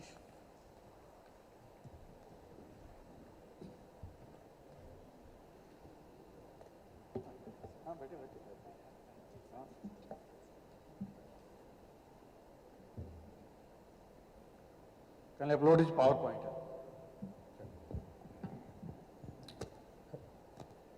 Good afternoon all. So thanks for giving an opportunity to present this virtual court applications developed under guidance of E-Committee, Supreme Court of India. And next. Traditionally, if you see in the courts, all the stakeholders, including advocates, litigants, and the honorable judge, all have to come together synchronously at same time, at same place to adjudicate the matter. If a concept wherein these activities can be done in asynchronous mode, while everyone will be sitting at its own place, at its own convenient time, this will be a very game changer thing in the judicial environment. So this virtual court concept is basically aimed at eliminating the presence of litigant and advocates altogether in the court. It's a 24/7 court wherein litigant can visit the virtual court portal and pay the fine, plead guilty and pay the fine. So basically these virtual courts are currently meant to try the traffic challenge.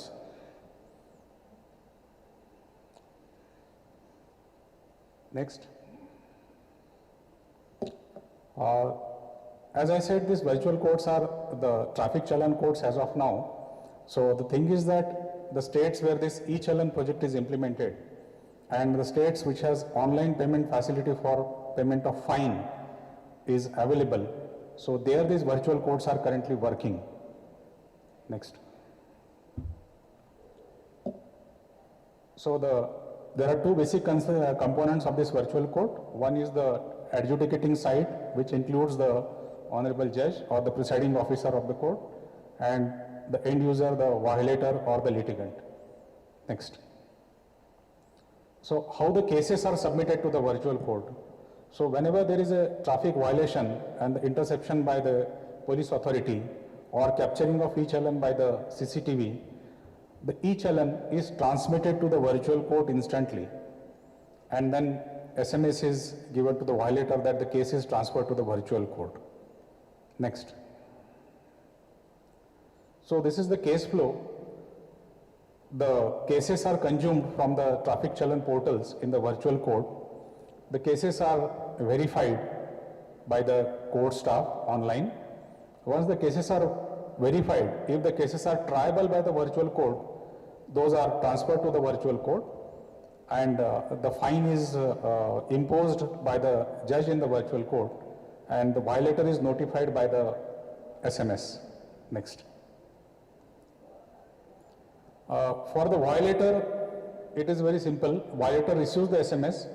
Violator can access the virtual court portal, find the case or search the case, pleads guilty online and pay the fine.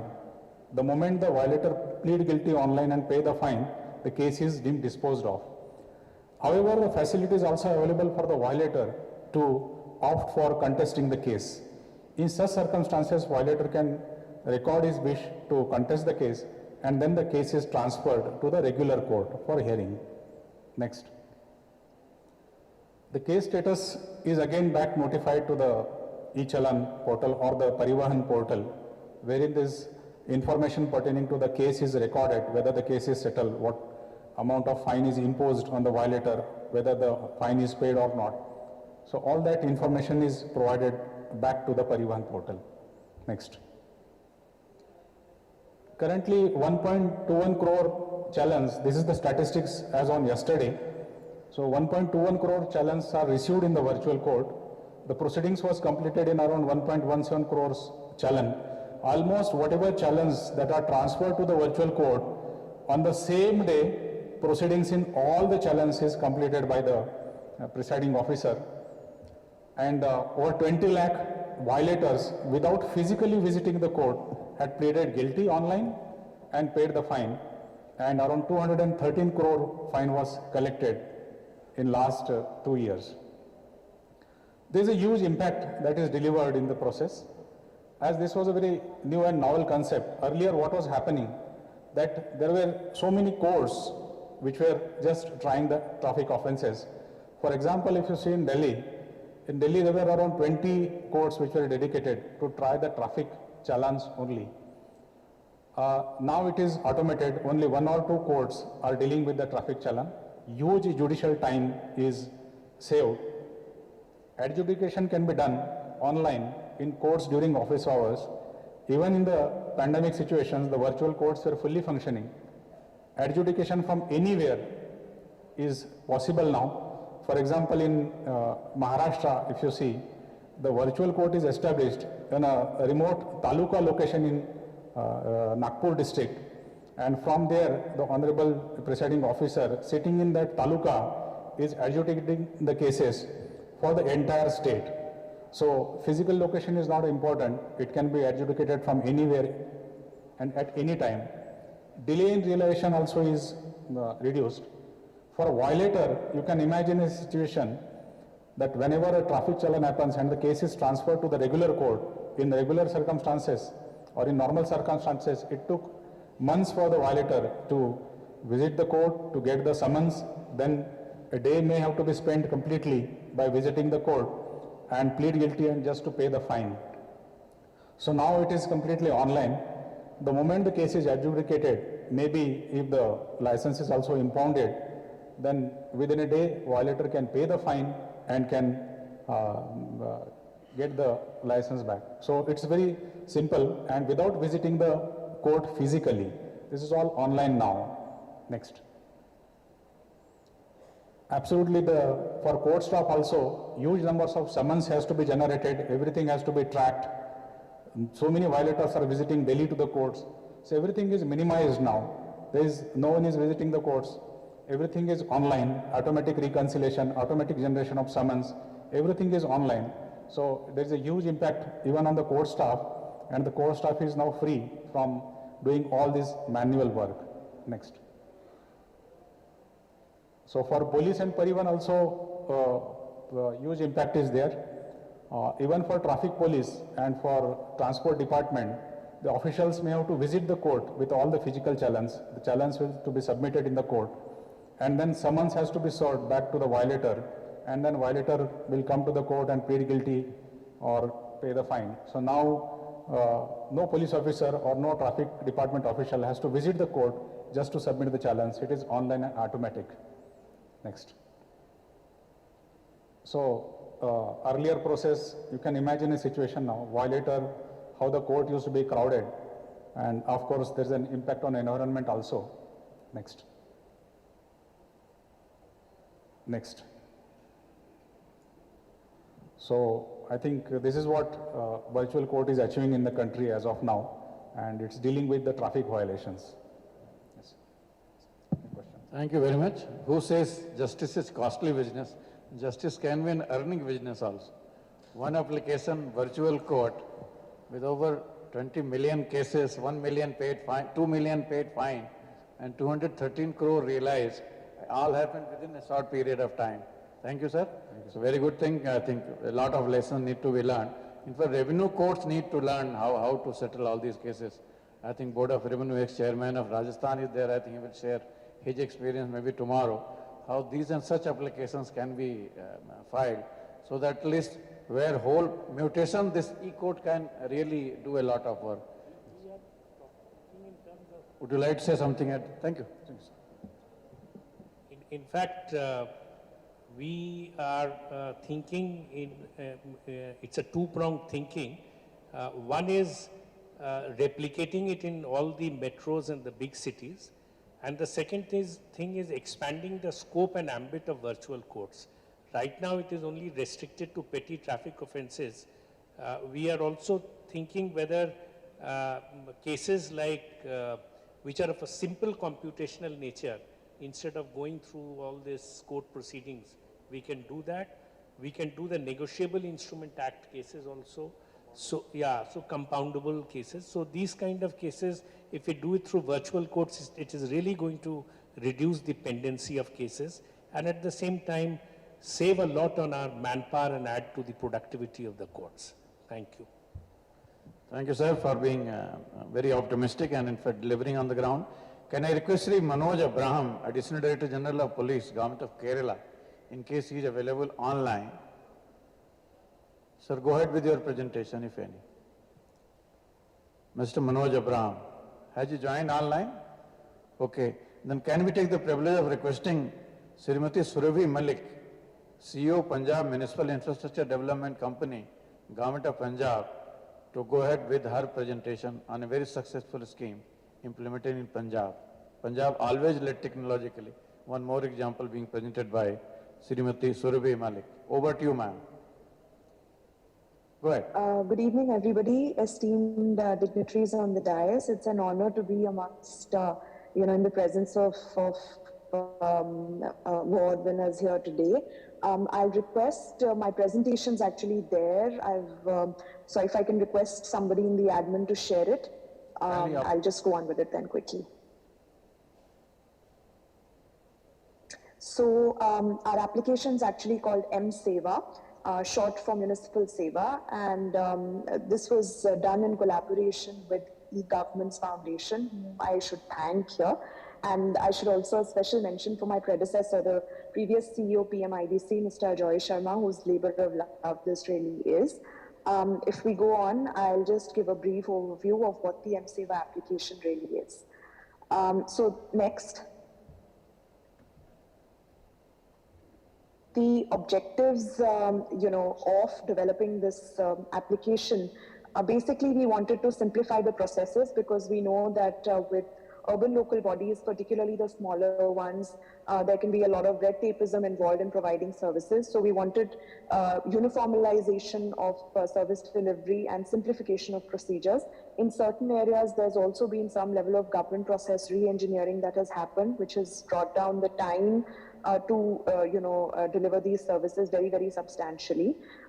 Then we wanted that we should find a way of improving realization of our own source revenue. Some of the smaller municipal councils are quite dependent on grants that they get from the various commissions or state government, etc. So we wanted them to have a platform where everything could get properly documented so that we can plan properly. and raise own source revenue that we can get. Another benefit of developing this application has been that it's been a long journey for PMIDC and especially the IT team in PMIDC, because this has been developed in-house really with the small team of 20 people that started out, and it's a very low-cost model.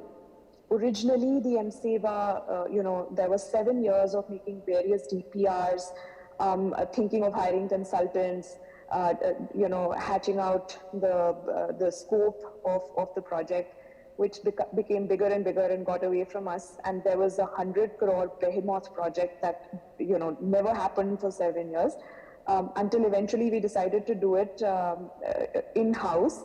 And I'm very happy to state that we've been able to do it in the tidy sum of 7 crores against the 100 that were originally envisaged for this project.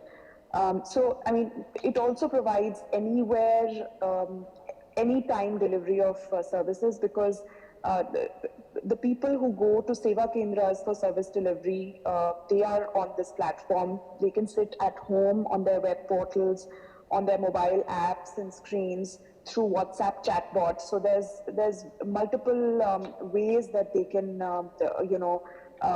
get services delivered at their doorstep. It's a paperless model where they can apply online. There is a payment gateway. They can upload their documents, and once the back-end process is completed, which has also been shortened, they can download their certificates or approvals, all sitting at home. Next, please. So this is basically the structure of the MSEVA application and the various applications which are available on this Digit platform. So you can see there's property tax, there's applying and user charges for water and sewerage connections, both of them. There's miscellaneous collections which are done by urban local bodies, which helps generate the majority of the revenue that we get. These are like Tehbazari fees to challans generated. There are over 150 very small miscellaneous collections which used to happen against small tickets that were generated, through paper. Now they are all onboarded onto the system, so we in the state can also see them on the MIS and the dashboard and sort of plan, and everything's suddenly put in a very transparent manner before the state, so that really helps us. There's also public grievance, and which is linked with the state public grievances portal, which is a larger enterprise as well. So this is sort of linked with that as well. There's birth and death certificates, there's trade licenses, there's accounting and finance, which is sort of a back-end application for us to understand revenue better. There's fire NOCs, there's pet registrations, there's street vendor registrations, and then there is the online building plan approval and management system, which started off separately as a platform called the eNaksha, which I'm happy to say we have successfully again sort of linked and onboarded onto this larger platform. So there's the elements of this is that, there are portals for the ULBs to use. There's dashboards and an MIS that we can look at the state level. There's mobile applications with a very simple interface for ease of service delivery to citizens. And there is integration of GIS maps as well, especially into property tax. Next. I'll come and talk about the outcome of this journey so far. Although this was planned 2010 onwards, but it's only 2017 onwards that this took the shape that it did. And so far in the last 2 years, this is our journey. We've onboarded more than 16 lakh citizens on this platform. 60 microservices are being given. We've generated revenues and total collections which are there on the platform, more than 1100 crore. All 164 ULBs are onboarded on this platform. We have a 98% complaints resolution rate. The cost was low cost, like I said, as per the original envisaged scope, which is around 7 crore now. And more than 4,000 employees have been trained into use of this application through our various capacity building exercises that we took. Next, please.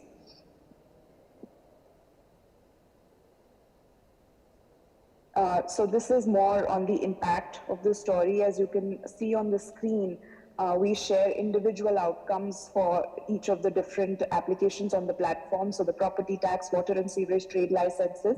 As you can see that around 8 lakh properties have been assessed on this. We have around more than 350 crores collections of the property tax.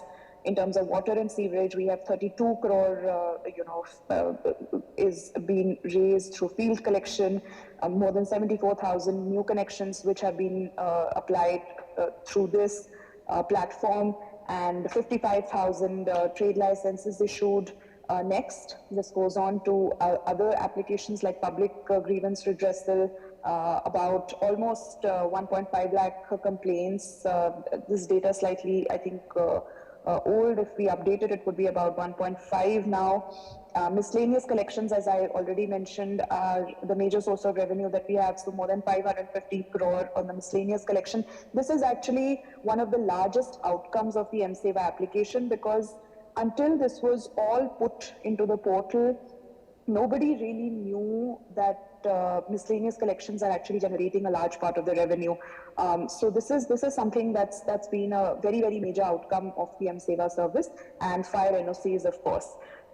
Now, if we go on to the next slide. So basically, I mean, a lot of people would say that this is a standard municipal app with the various services it is provided. What is it that makes this so special or so successful, really? The first fact is that it's an open source platform which is very, very low cost. It's scalable. The Digit platform, as when I go on to my later slides, you'll see has been adopted by a number of states, really. So it's a low cost, scalable platform for us. 164 ULBs and the various services being provided by them is fairly large in number. It has really quick implementation, because the first 3 services were actually made operational and live in 100 days.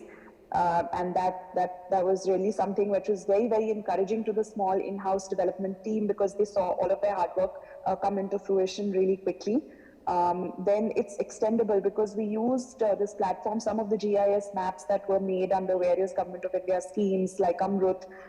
We used GIS data of properties in order to, we sort of linked that with the COVA app that the state of Punjab made separately, and we were able to create clusters, GIS clusters of where infections were happening, and share that with respective civil surgeons so that we could act very, very swiftly and take quick action. It has a multi-channel access, because, like I said, anywhere, anytime delivery of services. And of course, as I said, this is an open source platform which can be used by anyone, really. Next, we've had capacity building. This is another special feature of this program, is that it was done completely in-house, and we have sort of converged with a number of Government of India schemes like Amrut, like Tulip internships, capacity building exercises under the Swachh Bharat mission. So we used all of those activities already happening in order to give these trainings to all the ULB staff, and we were able to use some of the GIS work being done under Amrut specially, with this application. So we have MIS experts at various region and cluster levels in the state of Punjab. We used the train the trainer model. Of course, we trained specific people who further trained all the staff. And there were a lot of sessions. We developed material. There were in-class exercises. There were hands-on Q&A sessions.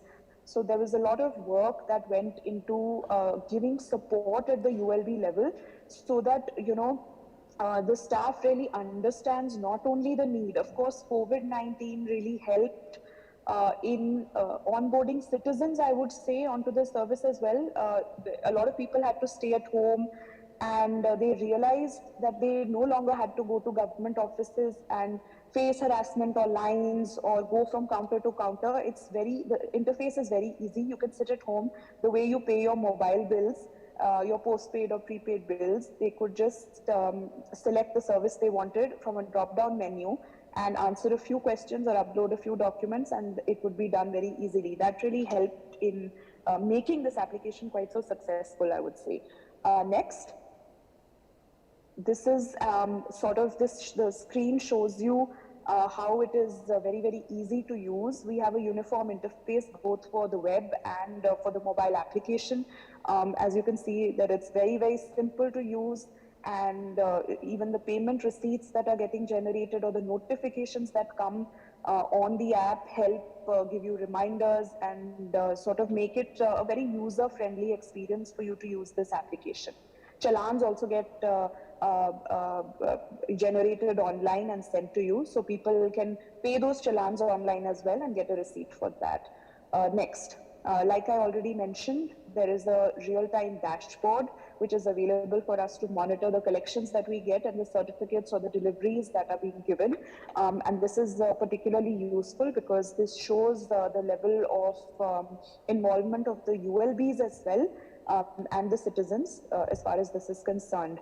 Next, I also mentioned that in some of the services that were provided, there were improved workflows. So the government was very hands-on with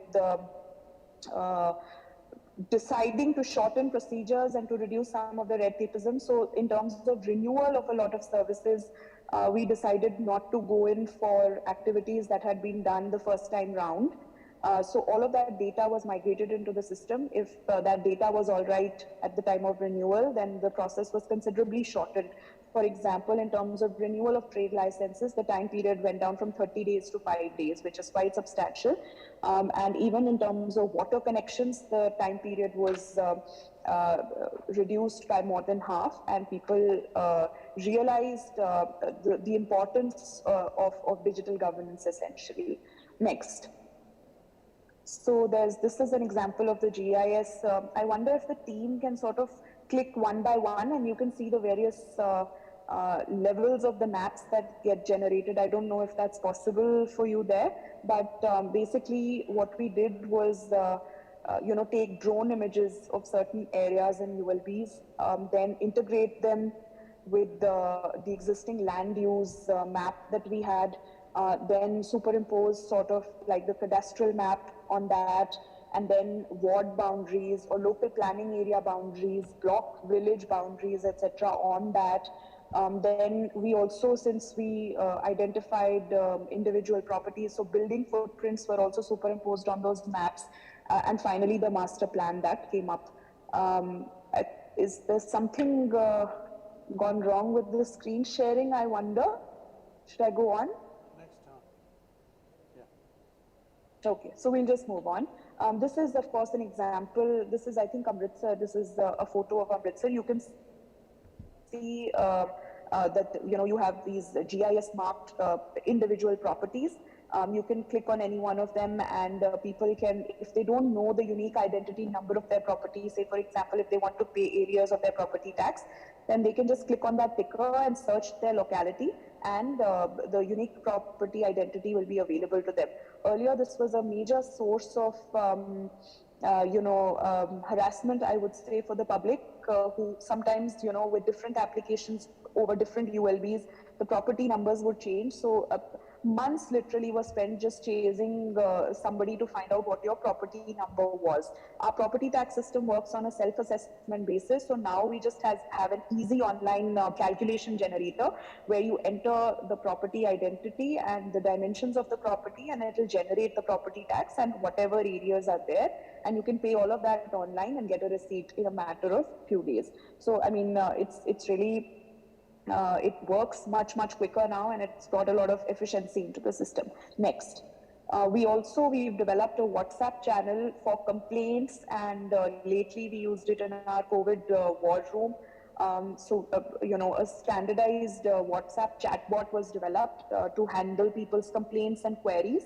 Our RRT teams used this during the COVID, waves essentially as well, and people who had certain questions. So we use that there as well.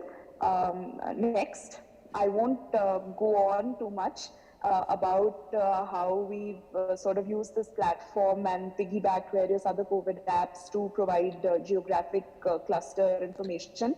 I think Lava Agarwal sir is here, so I wouldn't dare to really delve into the world of COVID applications, but this was a small effort. made in that direction by this platform as well. Next. And of course, this is towards the end, this is a picture of the states that have decided to sort of use the Digit platform that was developed as a result of our MOU with the e-Governance Foundation. And we are happy to say that there are a large number of ULBs that have used this platform, and NUDM has also adopted this platform, as the National Urban Governance platform as well. So in the end, I would like to say a special thank you to the our in-house IT team that has developed this. They are there in person today. So Simarjeet, Rahul and Deepika are there, and my predecessor, Shri Ajoy Sharma, for really spearheading this entire program. Thank you very much. Thank you very much for a very comprehensive presentation, Surveji. We have heard so far zero effect, zero defect. Today we added one more zero. Zero dependence on private vendors, and still we can deliver. So congratulations for that. And one thing that this M-Seva, or the application for urban governance, is being already used by 164 plus urban local bodies. So this itself is not only replicable within the state, but other municipality can also use such a good service. That's a huge compliment to the developers and the team, especially the good presentation made by you.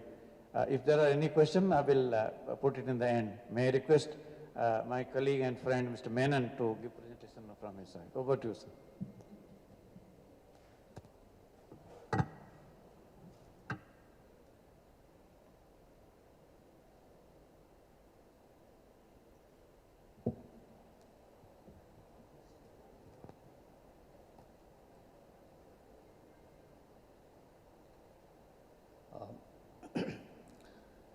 Good evening, esteemed dignitaries on the stage and esteemed senior colleagues, ladies and gentlemen.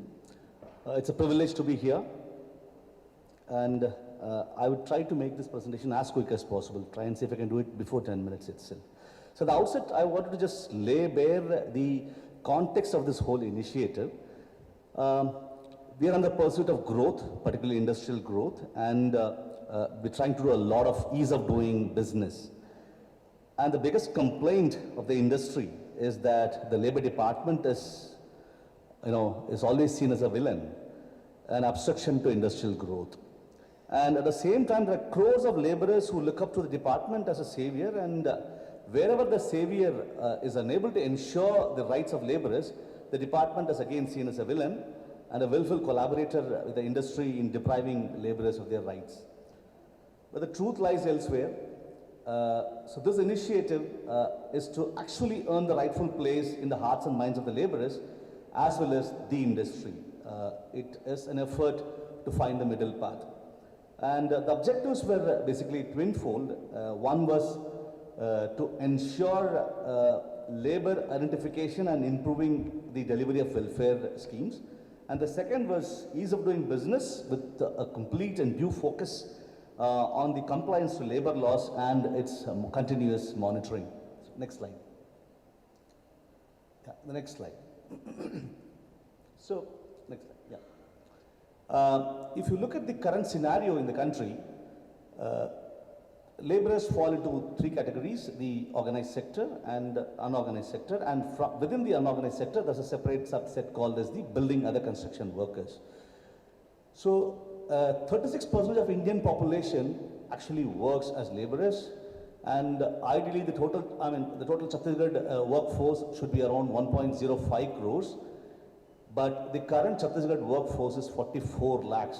So there's a deficit of 61 lakhs that needs to be identified. If we just try and make a comparison, next slide. Next slide, please. Yeah, I just want to show you this comparison. If you look at the national average, it's around 47.1 crores, and in the organized sector it has to be around 4.38 crores, and unorganized 37.62 crores, and 5.1 crore on the construction workers front. In Chhattisgarh, if I apply the same logic and see how much would be the ideal numbers, it should have been around 1.05 crores overall. The difference is around 61 to 62 lakhs, because the actual scenario is only 44 lakhs. And the organized sector was around 9.7, but we actually have only 8 lakhs. So the claim that this is organized sector, based upon the fact that industries submit names of every laborer, it is laid bare, and we actually have only 8 lakhs. The difference is 1.7 lakhs. In the unorganized sector, there's a huge gap. I mean, against 83.7 ideal, we have only 14.5 lakhs as registered. There's a gap of around 17 lakhs. And on the construction workers front, again, there's a difference. If you see, the ideal scenario should be around 11.3 lakhs, but because this board is rich and can actually afford to produce schemes, people tend to register themselves in the Building Other Construction Workers Board, and this number is inflated. It is 20.5. So, we need to readjust these numbers. Next, you can just go back to the whole slide, the previous slide, the previous one. Yeah, the previous one. Yeah. So that is the lack of identification scenario. And second is, there's a lot of data that is lost in transition. So if you look at organized sector, any industry any establishment about having 10 laborers should have been registered with something called the Labor Welfare Board. They also take registrations in ESIC, and in EPFO, it is about 20 workers. So because the numbers in ESIC, it is around 8.5 lakhs applicants, approved is only 5.6 lakhs. And in the Labor Welfare Board, which the state government runs, I have 3 lakh numbers and only names of 1.66 laborers. So how much numbers lost in transition in the registration, even in the organized sector? Forget the unorganized sector. In unorganized sector, the number is visible. And if you look at the duplication, every family they do 2-3 registrations. The same family has registration as unorganized workers, as well as building other construction workers, as well as organized sector workers. A lot of duplication among families, among individual laborers, and because of that, the number is inflated. And because of that, my budget, I need to think of a huge family size and a smaller budget. That is troublesome. And there's insufficient data collection regarding family details, wage rates, education, migration. So this leads to difficulty in data analysis and also scheme design. And the next is the issues with data collection and collation itself. Currently, there is only solely online data collection, and we also need a digital intermediary to do all the data collection. There is no converged databases across all the 3 boards. None of the boards talks to each other, and the databases don't talk to each other. And the existing database is of very poor quality, and it is non-standardized because of the problems in the manual data entry. Next slide. And next slide. So what we actually needed was to basically deduplicate the laborers and their family members in the old database, compress the old databases into a family level database, because family is a unit for most of the schemes. Even if you look at a benefit like death benefit, the benefit goes to the family members, the nominee end of the day. But somehow, we have not treated family as a unit of registration, but only individual as registration, and that has caused a lot of trouble. So we need to compress the old database into a family level database and redesign the registration process to survey eligible labor families using PDS database, which is one of the most time tested of all. And we had to design a new registration questionnaire capturing all the missing critical information fields and develop a device neutral, OS neutral, internet and intranet neutral solution for both the digital intermediary like the CSC agent and for self-registration. And we wanted to have a uniform data entry methodology to minimize errors. There is maximum drop-downs available, and only very few fields which are invariably very important, which only the citizen can enter, to be provided as open fields. And we wanted to create a very specific migration module and register and start tracking migration continuously. And to ensure systemic continuity and also try and see, based upon the registration database, how much of the benefits can be made automated and the benefit is automatically disbursed to the beneficiaries. So we wanted to have a unified, single family database which is operated by all the 3 boards. Like there is a family, and the family has 2 members. One member is belonging to the building other construction worker, and the other one is from the unorganized sector. So because then the family will act as building other construction worker family, but the particular individual, the second individual, will be actually seen in the unorganized worker individual registry. So one single family database being seamlessly operated by 3 different boards, and wherever there is family benefits, the best benefits would go from the best board, and then the rest, individual can actually access the individual board's benefits. That's how it is, the need was. Next slide. So we developed all of these solutions. So we deduplicated, and we found out that from out of 36 lakhs old database, we just matched it with PDS database and found out that it has come down to 20 lakhs, another 7 lakh to be ground truthed, but I believe this will end up at around 20 to 21 to 23 lakhs overall. So the reduction in number is more than 13 lakhs in terms of deduplication. And we redesigned the registration form itself with critical fields, and now the self-registration as well as registration through intermediaries is available in phones, in tablets, in the web, everywhere.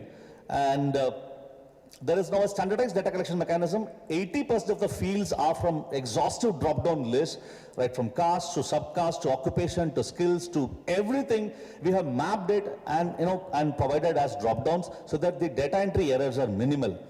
And now there is, we're trying to attempt it to an automated beneficiary entitlement tracking system based upon, birth in the family, based upon marriage, marital status update, and based upon, migration, everything. Now there is a single database which is seamlessly operatable by all the boards with ability to tag individual laborers to different boards also. So, and another important thing about migration tracking is that Chhattisgarh witnessed around 7 lakh migrants coming home during the pandemic. And we simply did not know, we were all of the opinion that because of very good implementation of MG and RGS, our out-migration has stopped completely. But this gave us a huge shock when we found 7 lakh migrants coming back to the state from different parts of the country. So then we looked at the existing initiatives. We had something called as the Palayan Panji, or the migration register, which was being maintained by the Gram Panchayats, by the Panchayat secretaries. So we decided to automate that and also make the urban department, even both urban and rural areas, both starting the tracking of migration in as well as out migration continuously at the ward and the Panchayat level. And we also have provision for cross-verification by using NGO volunteers in the destination states, where if there is a data that is being entered as somebody migrating to UP, another volunteer from UP can actually cross-verify the data from UP. And here again, we have made the PDS data readily available to the guys who are tracking them, so that there is no entry of fresh names or anything, because the whole state's data is already captured in the PDS database. Next slide. And the outcomes are, we've been able to actually redesign 4 schemes: death, disability, maternity benefits, severe illnesses, scholarships, all because we could now work on a smaller set of 21 to 23 lakhs and not on a huge set of 36 lakhs. And our purse strings we could loosen and actually do better schemes. And we used an analytics platform and did 5-year trend analysis, time series analysis, and looked at the beneficiaries of all the 3 boards in a converged fashion, and then came out with a few schemes. And the benefits got increased from a meager 10,000 rupees maternity benefit to around 30,000 rupees as maternity benefit, which is proposed, and also a scholarship scheme that is proposed to around 35,000 rupees per student as minimum, as baseline scholarship. And we also worked on concepts of intersectionality, where we looked at AWS, female, OBC or minority, SC/ST, PBTG and manual scavengers, trans and disabled, differently abled. So every child can get a top-up over and above the basic scholarship if he or she has any of these additional vulnerabilities, taking the overall scholarship to a larger amount.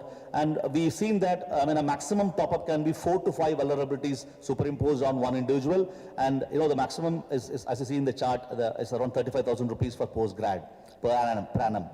And when it comes to PhD research, etc., a maximum of 53,000 can be provided as scholarships, all thanks to the data analysis and the converged database.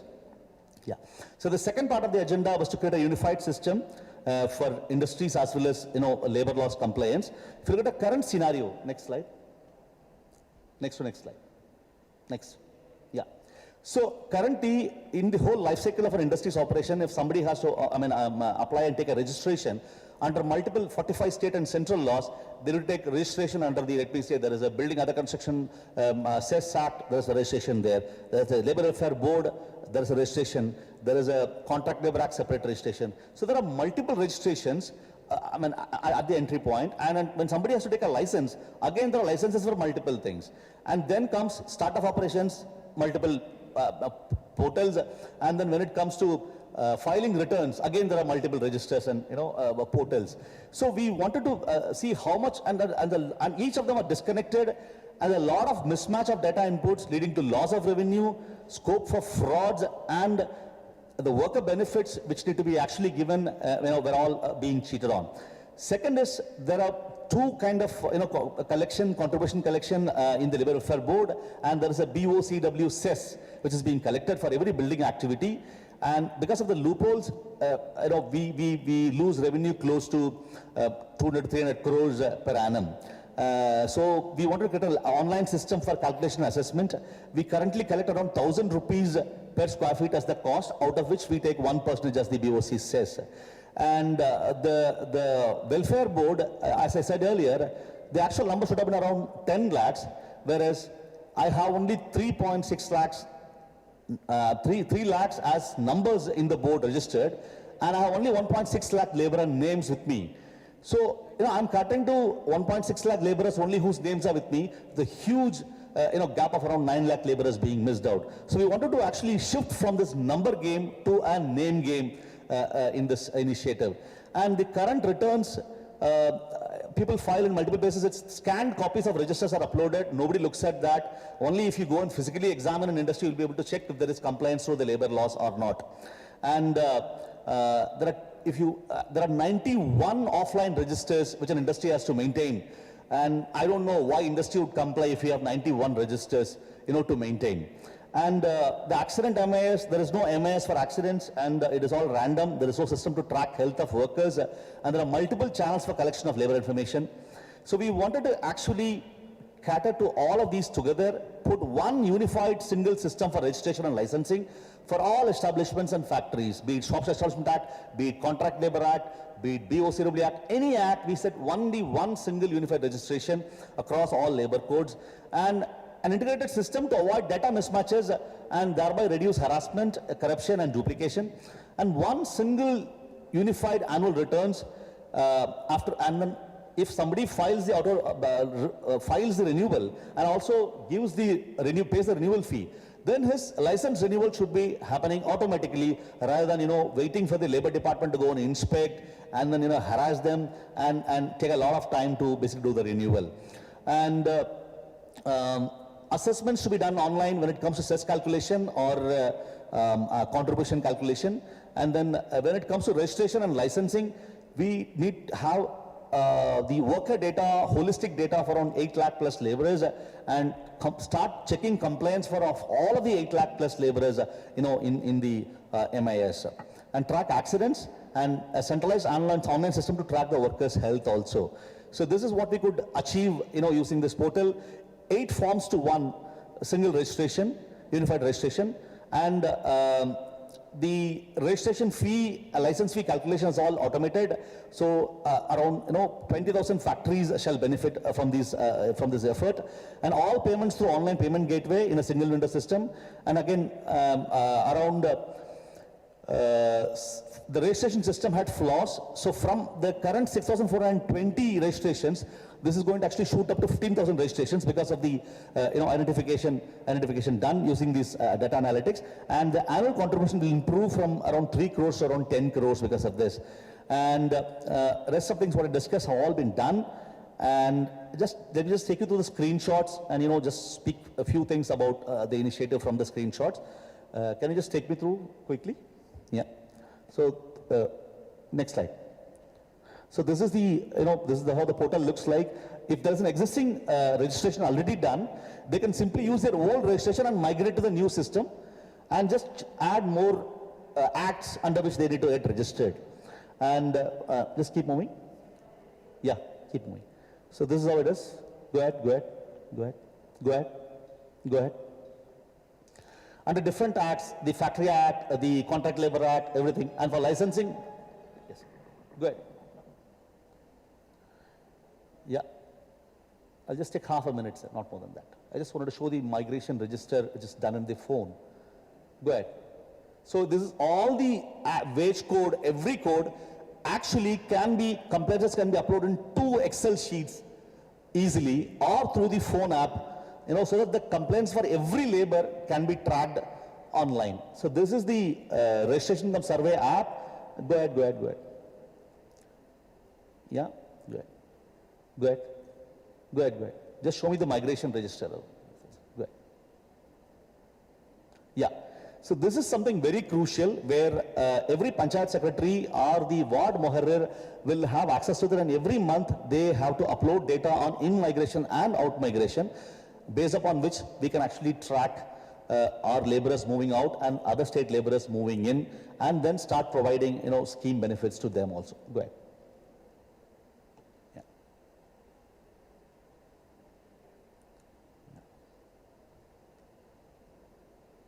That's it. Yeah, I would like to take this opportunity to thank the whole NIC team. With very meager resources, we could achieve this in a very short time. And during the pandemic, during the pandemic was the worst time where we actually took very less leave. The whole department took very less leave because we were out on the streets handling the COVID crisis for migrant laborers. And in spite of all the troubles, the whole small team in Chhattisgarh, they did this huge job. So I thank the whole team here, as well as DRPG for this wonderful recognition. Thank you.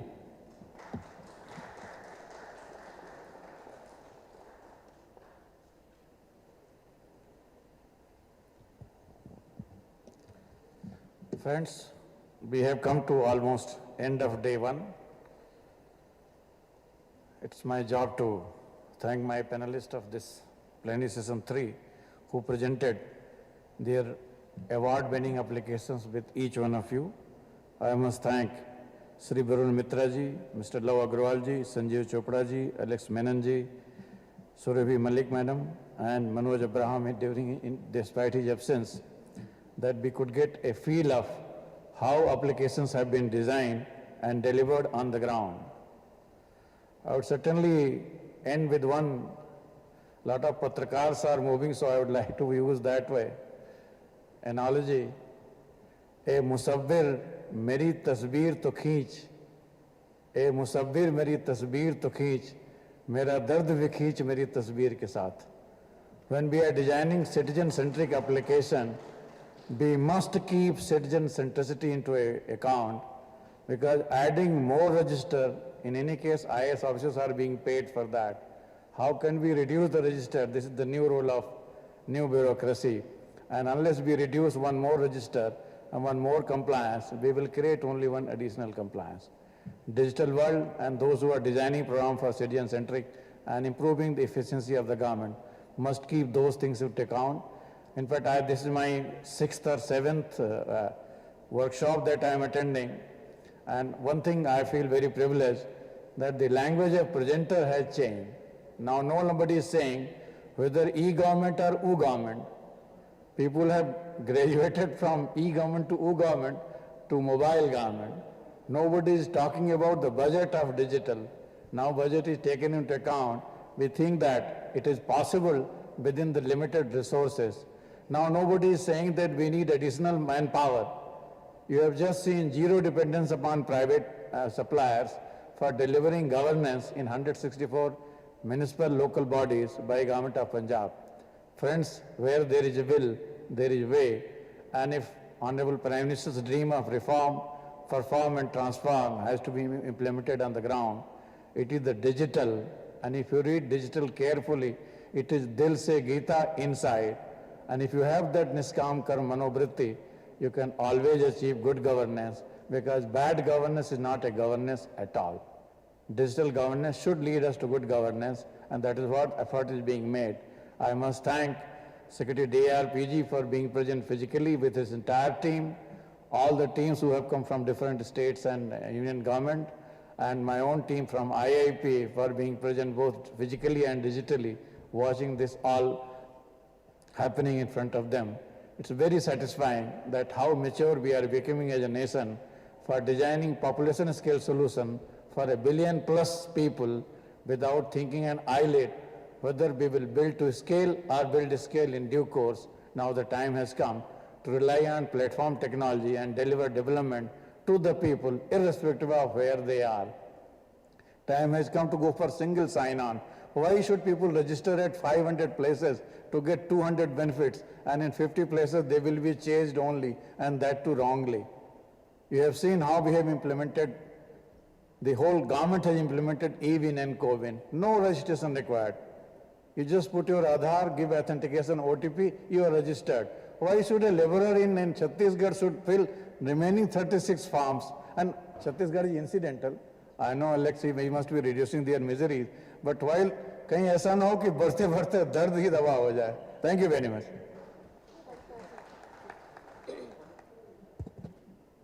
Thank you so much, sir. And I would also like to thank all the speakers who joined us virtually.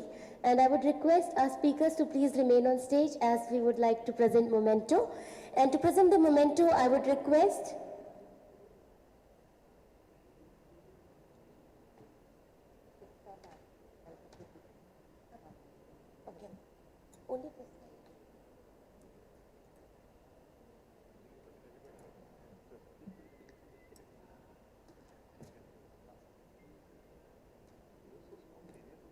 I would request Priska ma'am to please come on the stage to give away the mementos to our speaker. And first, I would request Shri Surendranath Tripathi, Director General, Indian Institute of Public Administration, Chair, to please come and receive the memento. And can we all clap for him, everyone?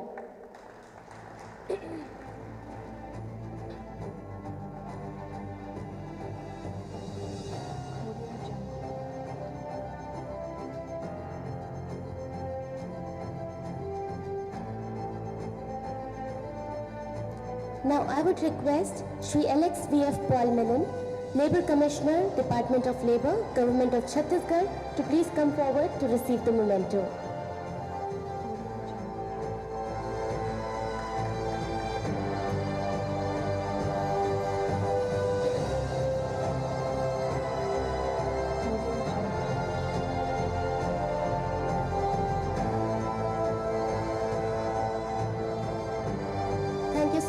Thank you so much, ma'am. And with this, we come to an end of the 24th National Conference on E-Governance, Day 1. And tomorrow, again, we are all meeting for Day 2. We have the preliminary round, 4, 5, and 6, and we'll be starting sharp at 10 o'clock. So I would be requesting everyone to please be here by 9:30. And also, in the evening, we are all meeting for the gala dinner, which is hosted by State of Telangana. And we also have live music. We also have the fashion show wherein we will get to see the tradition of Telangana with some good food, which is very special for Hyderabad. And I hope to see you all in the evening, 7:30 to 9 p.m. in the Novotel lawn area. Thank you so much. See you all tomorrow and in the evening as well.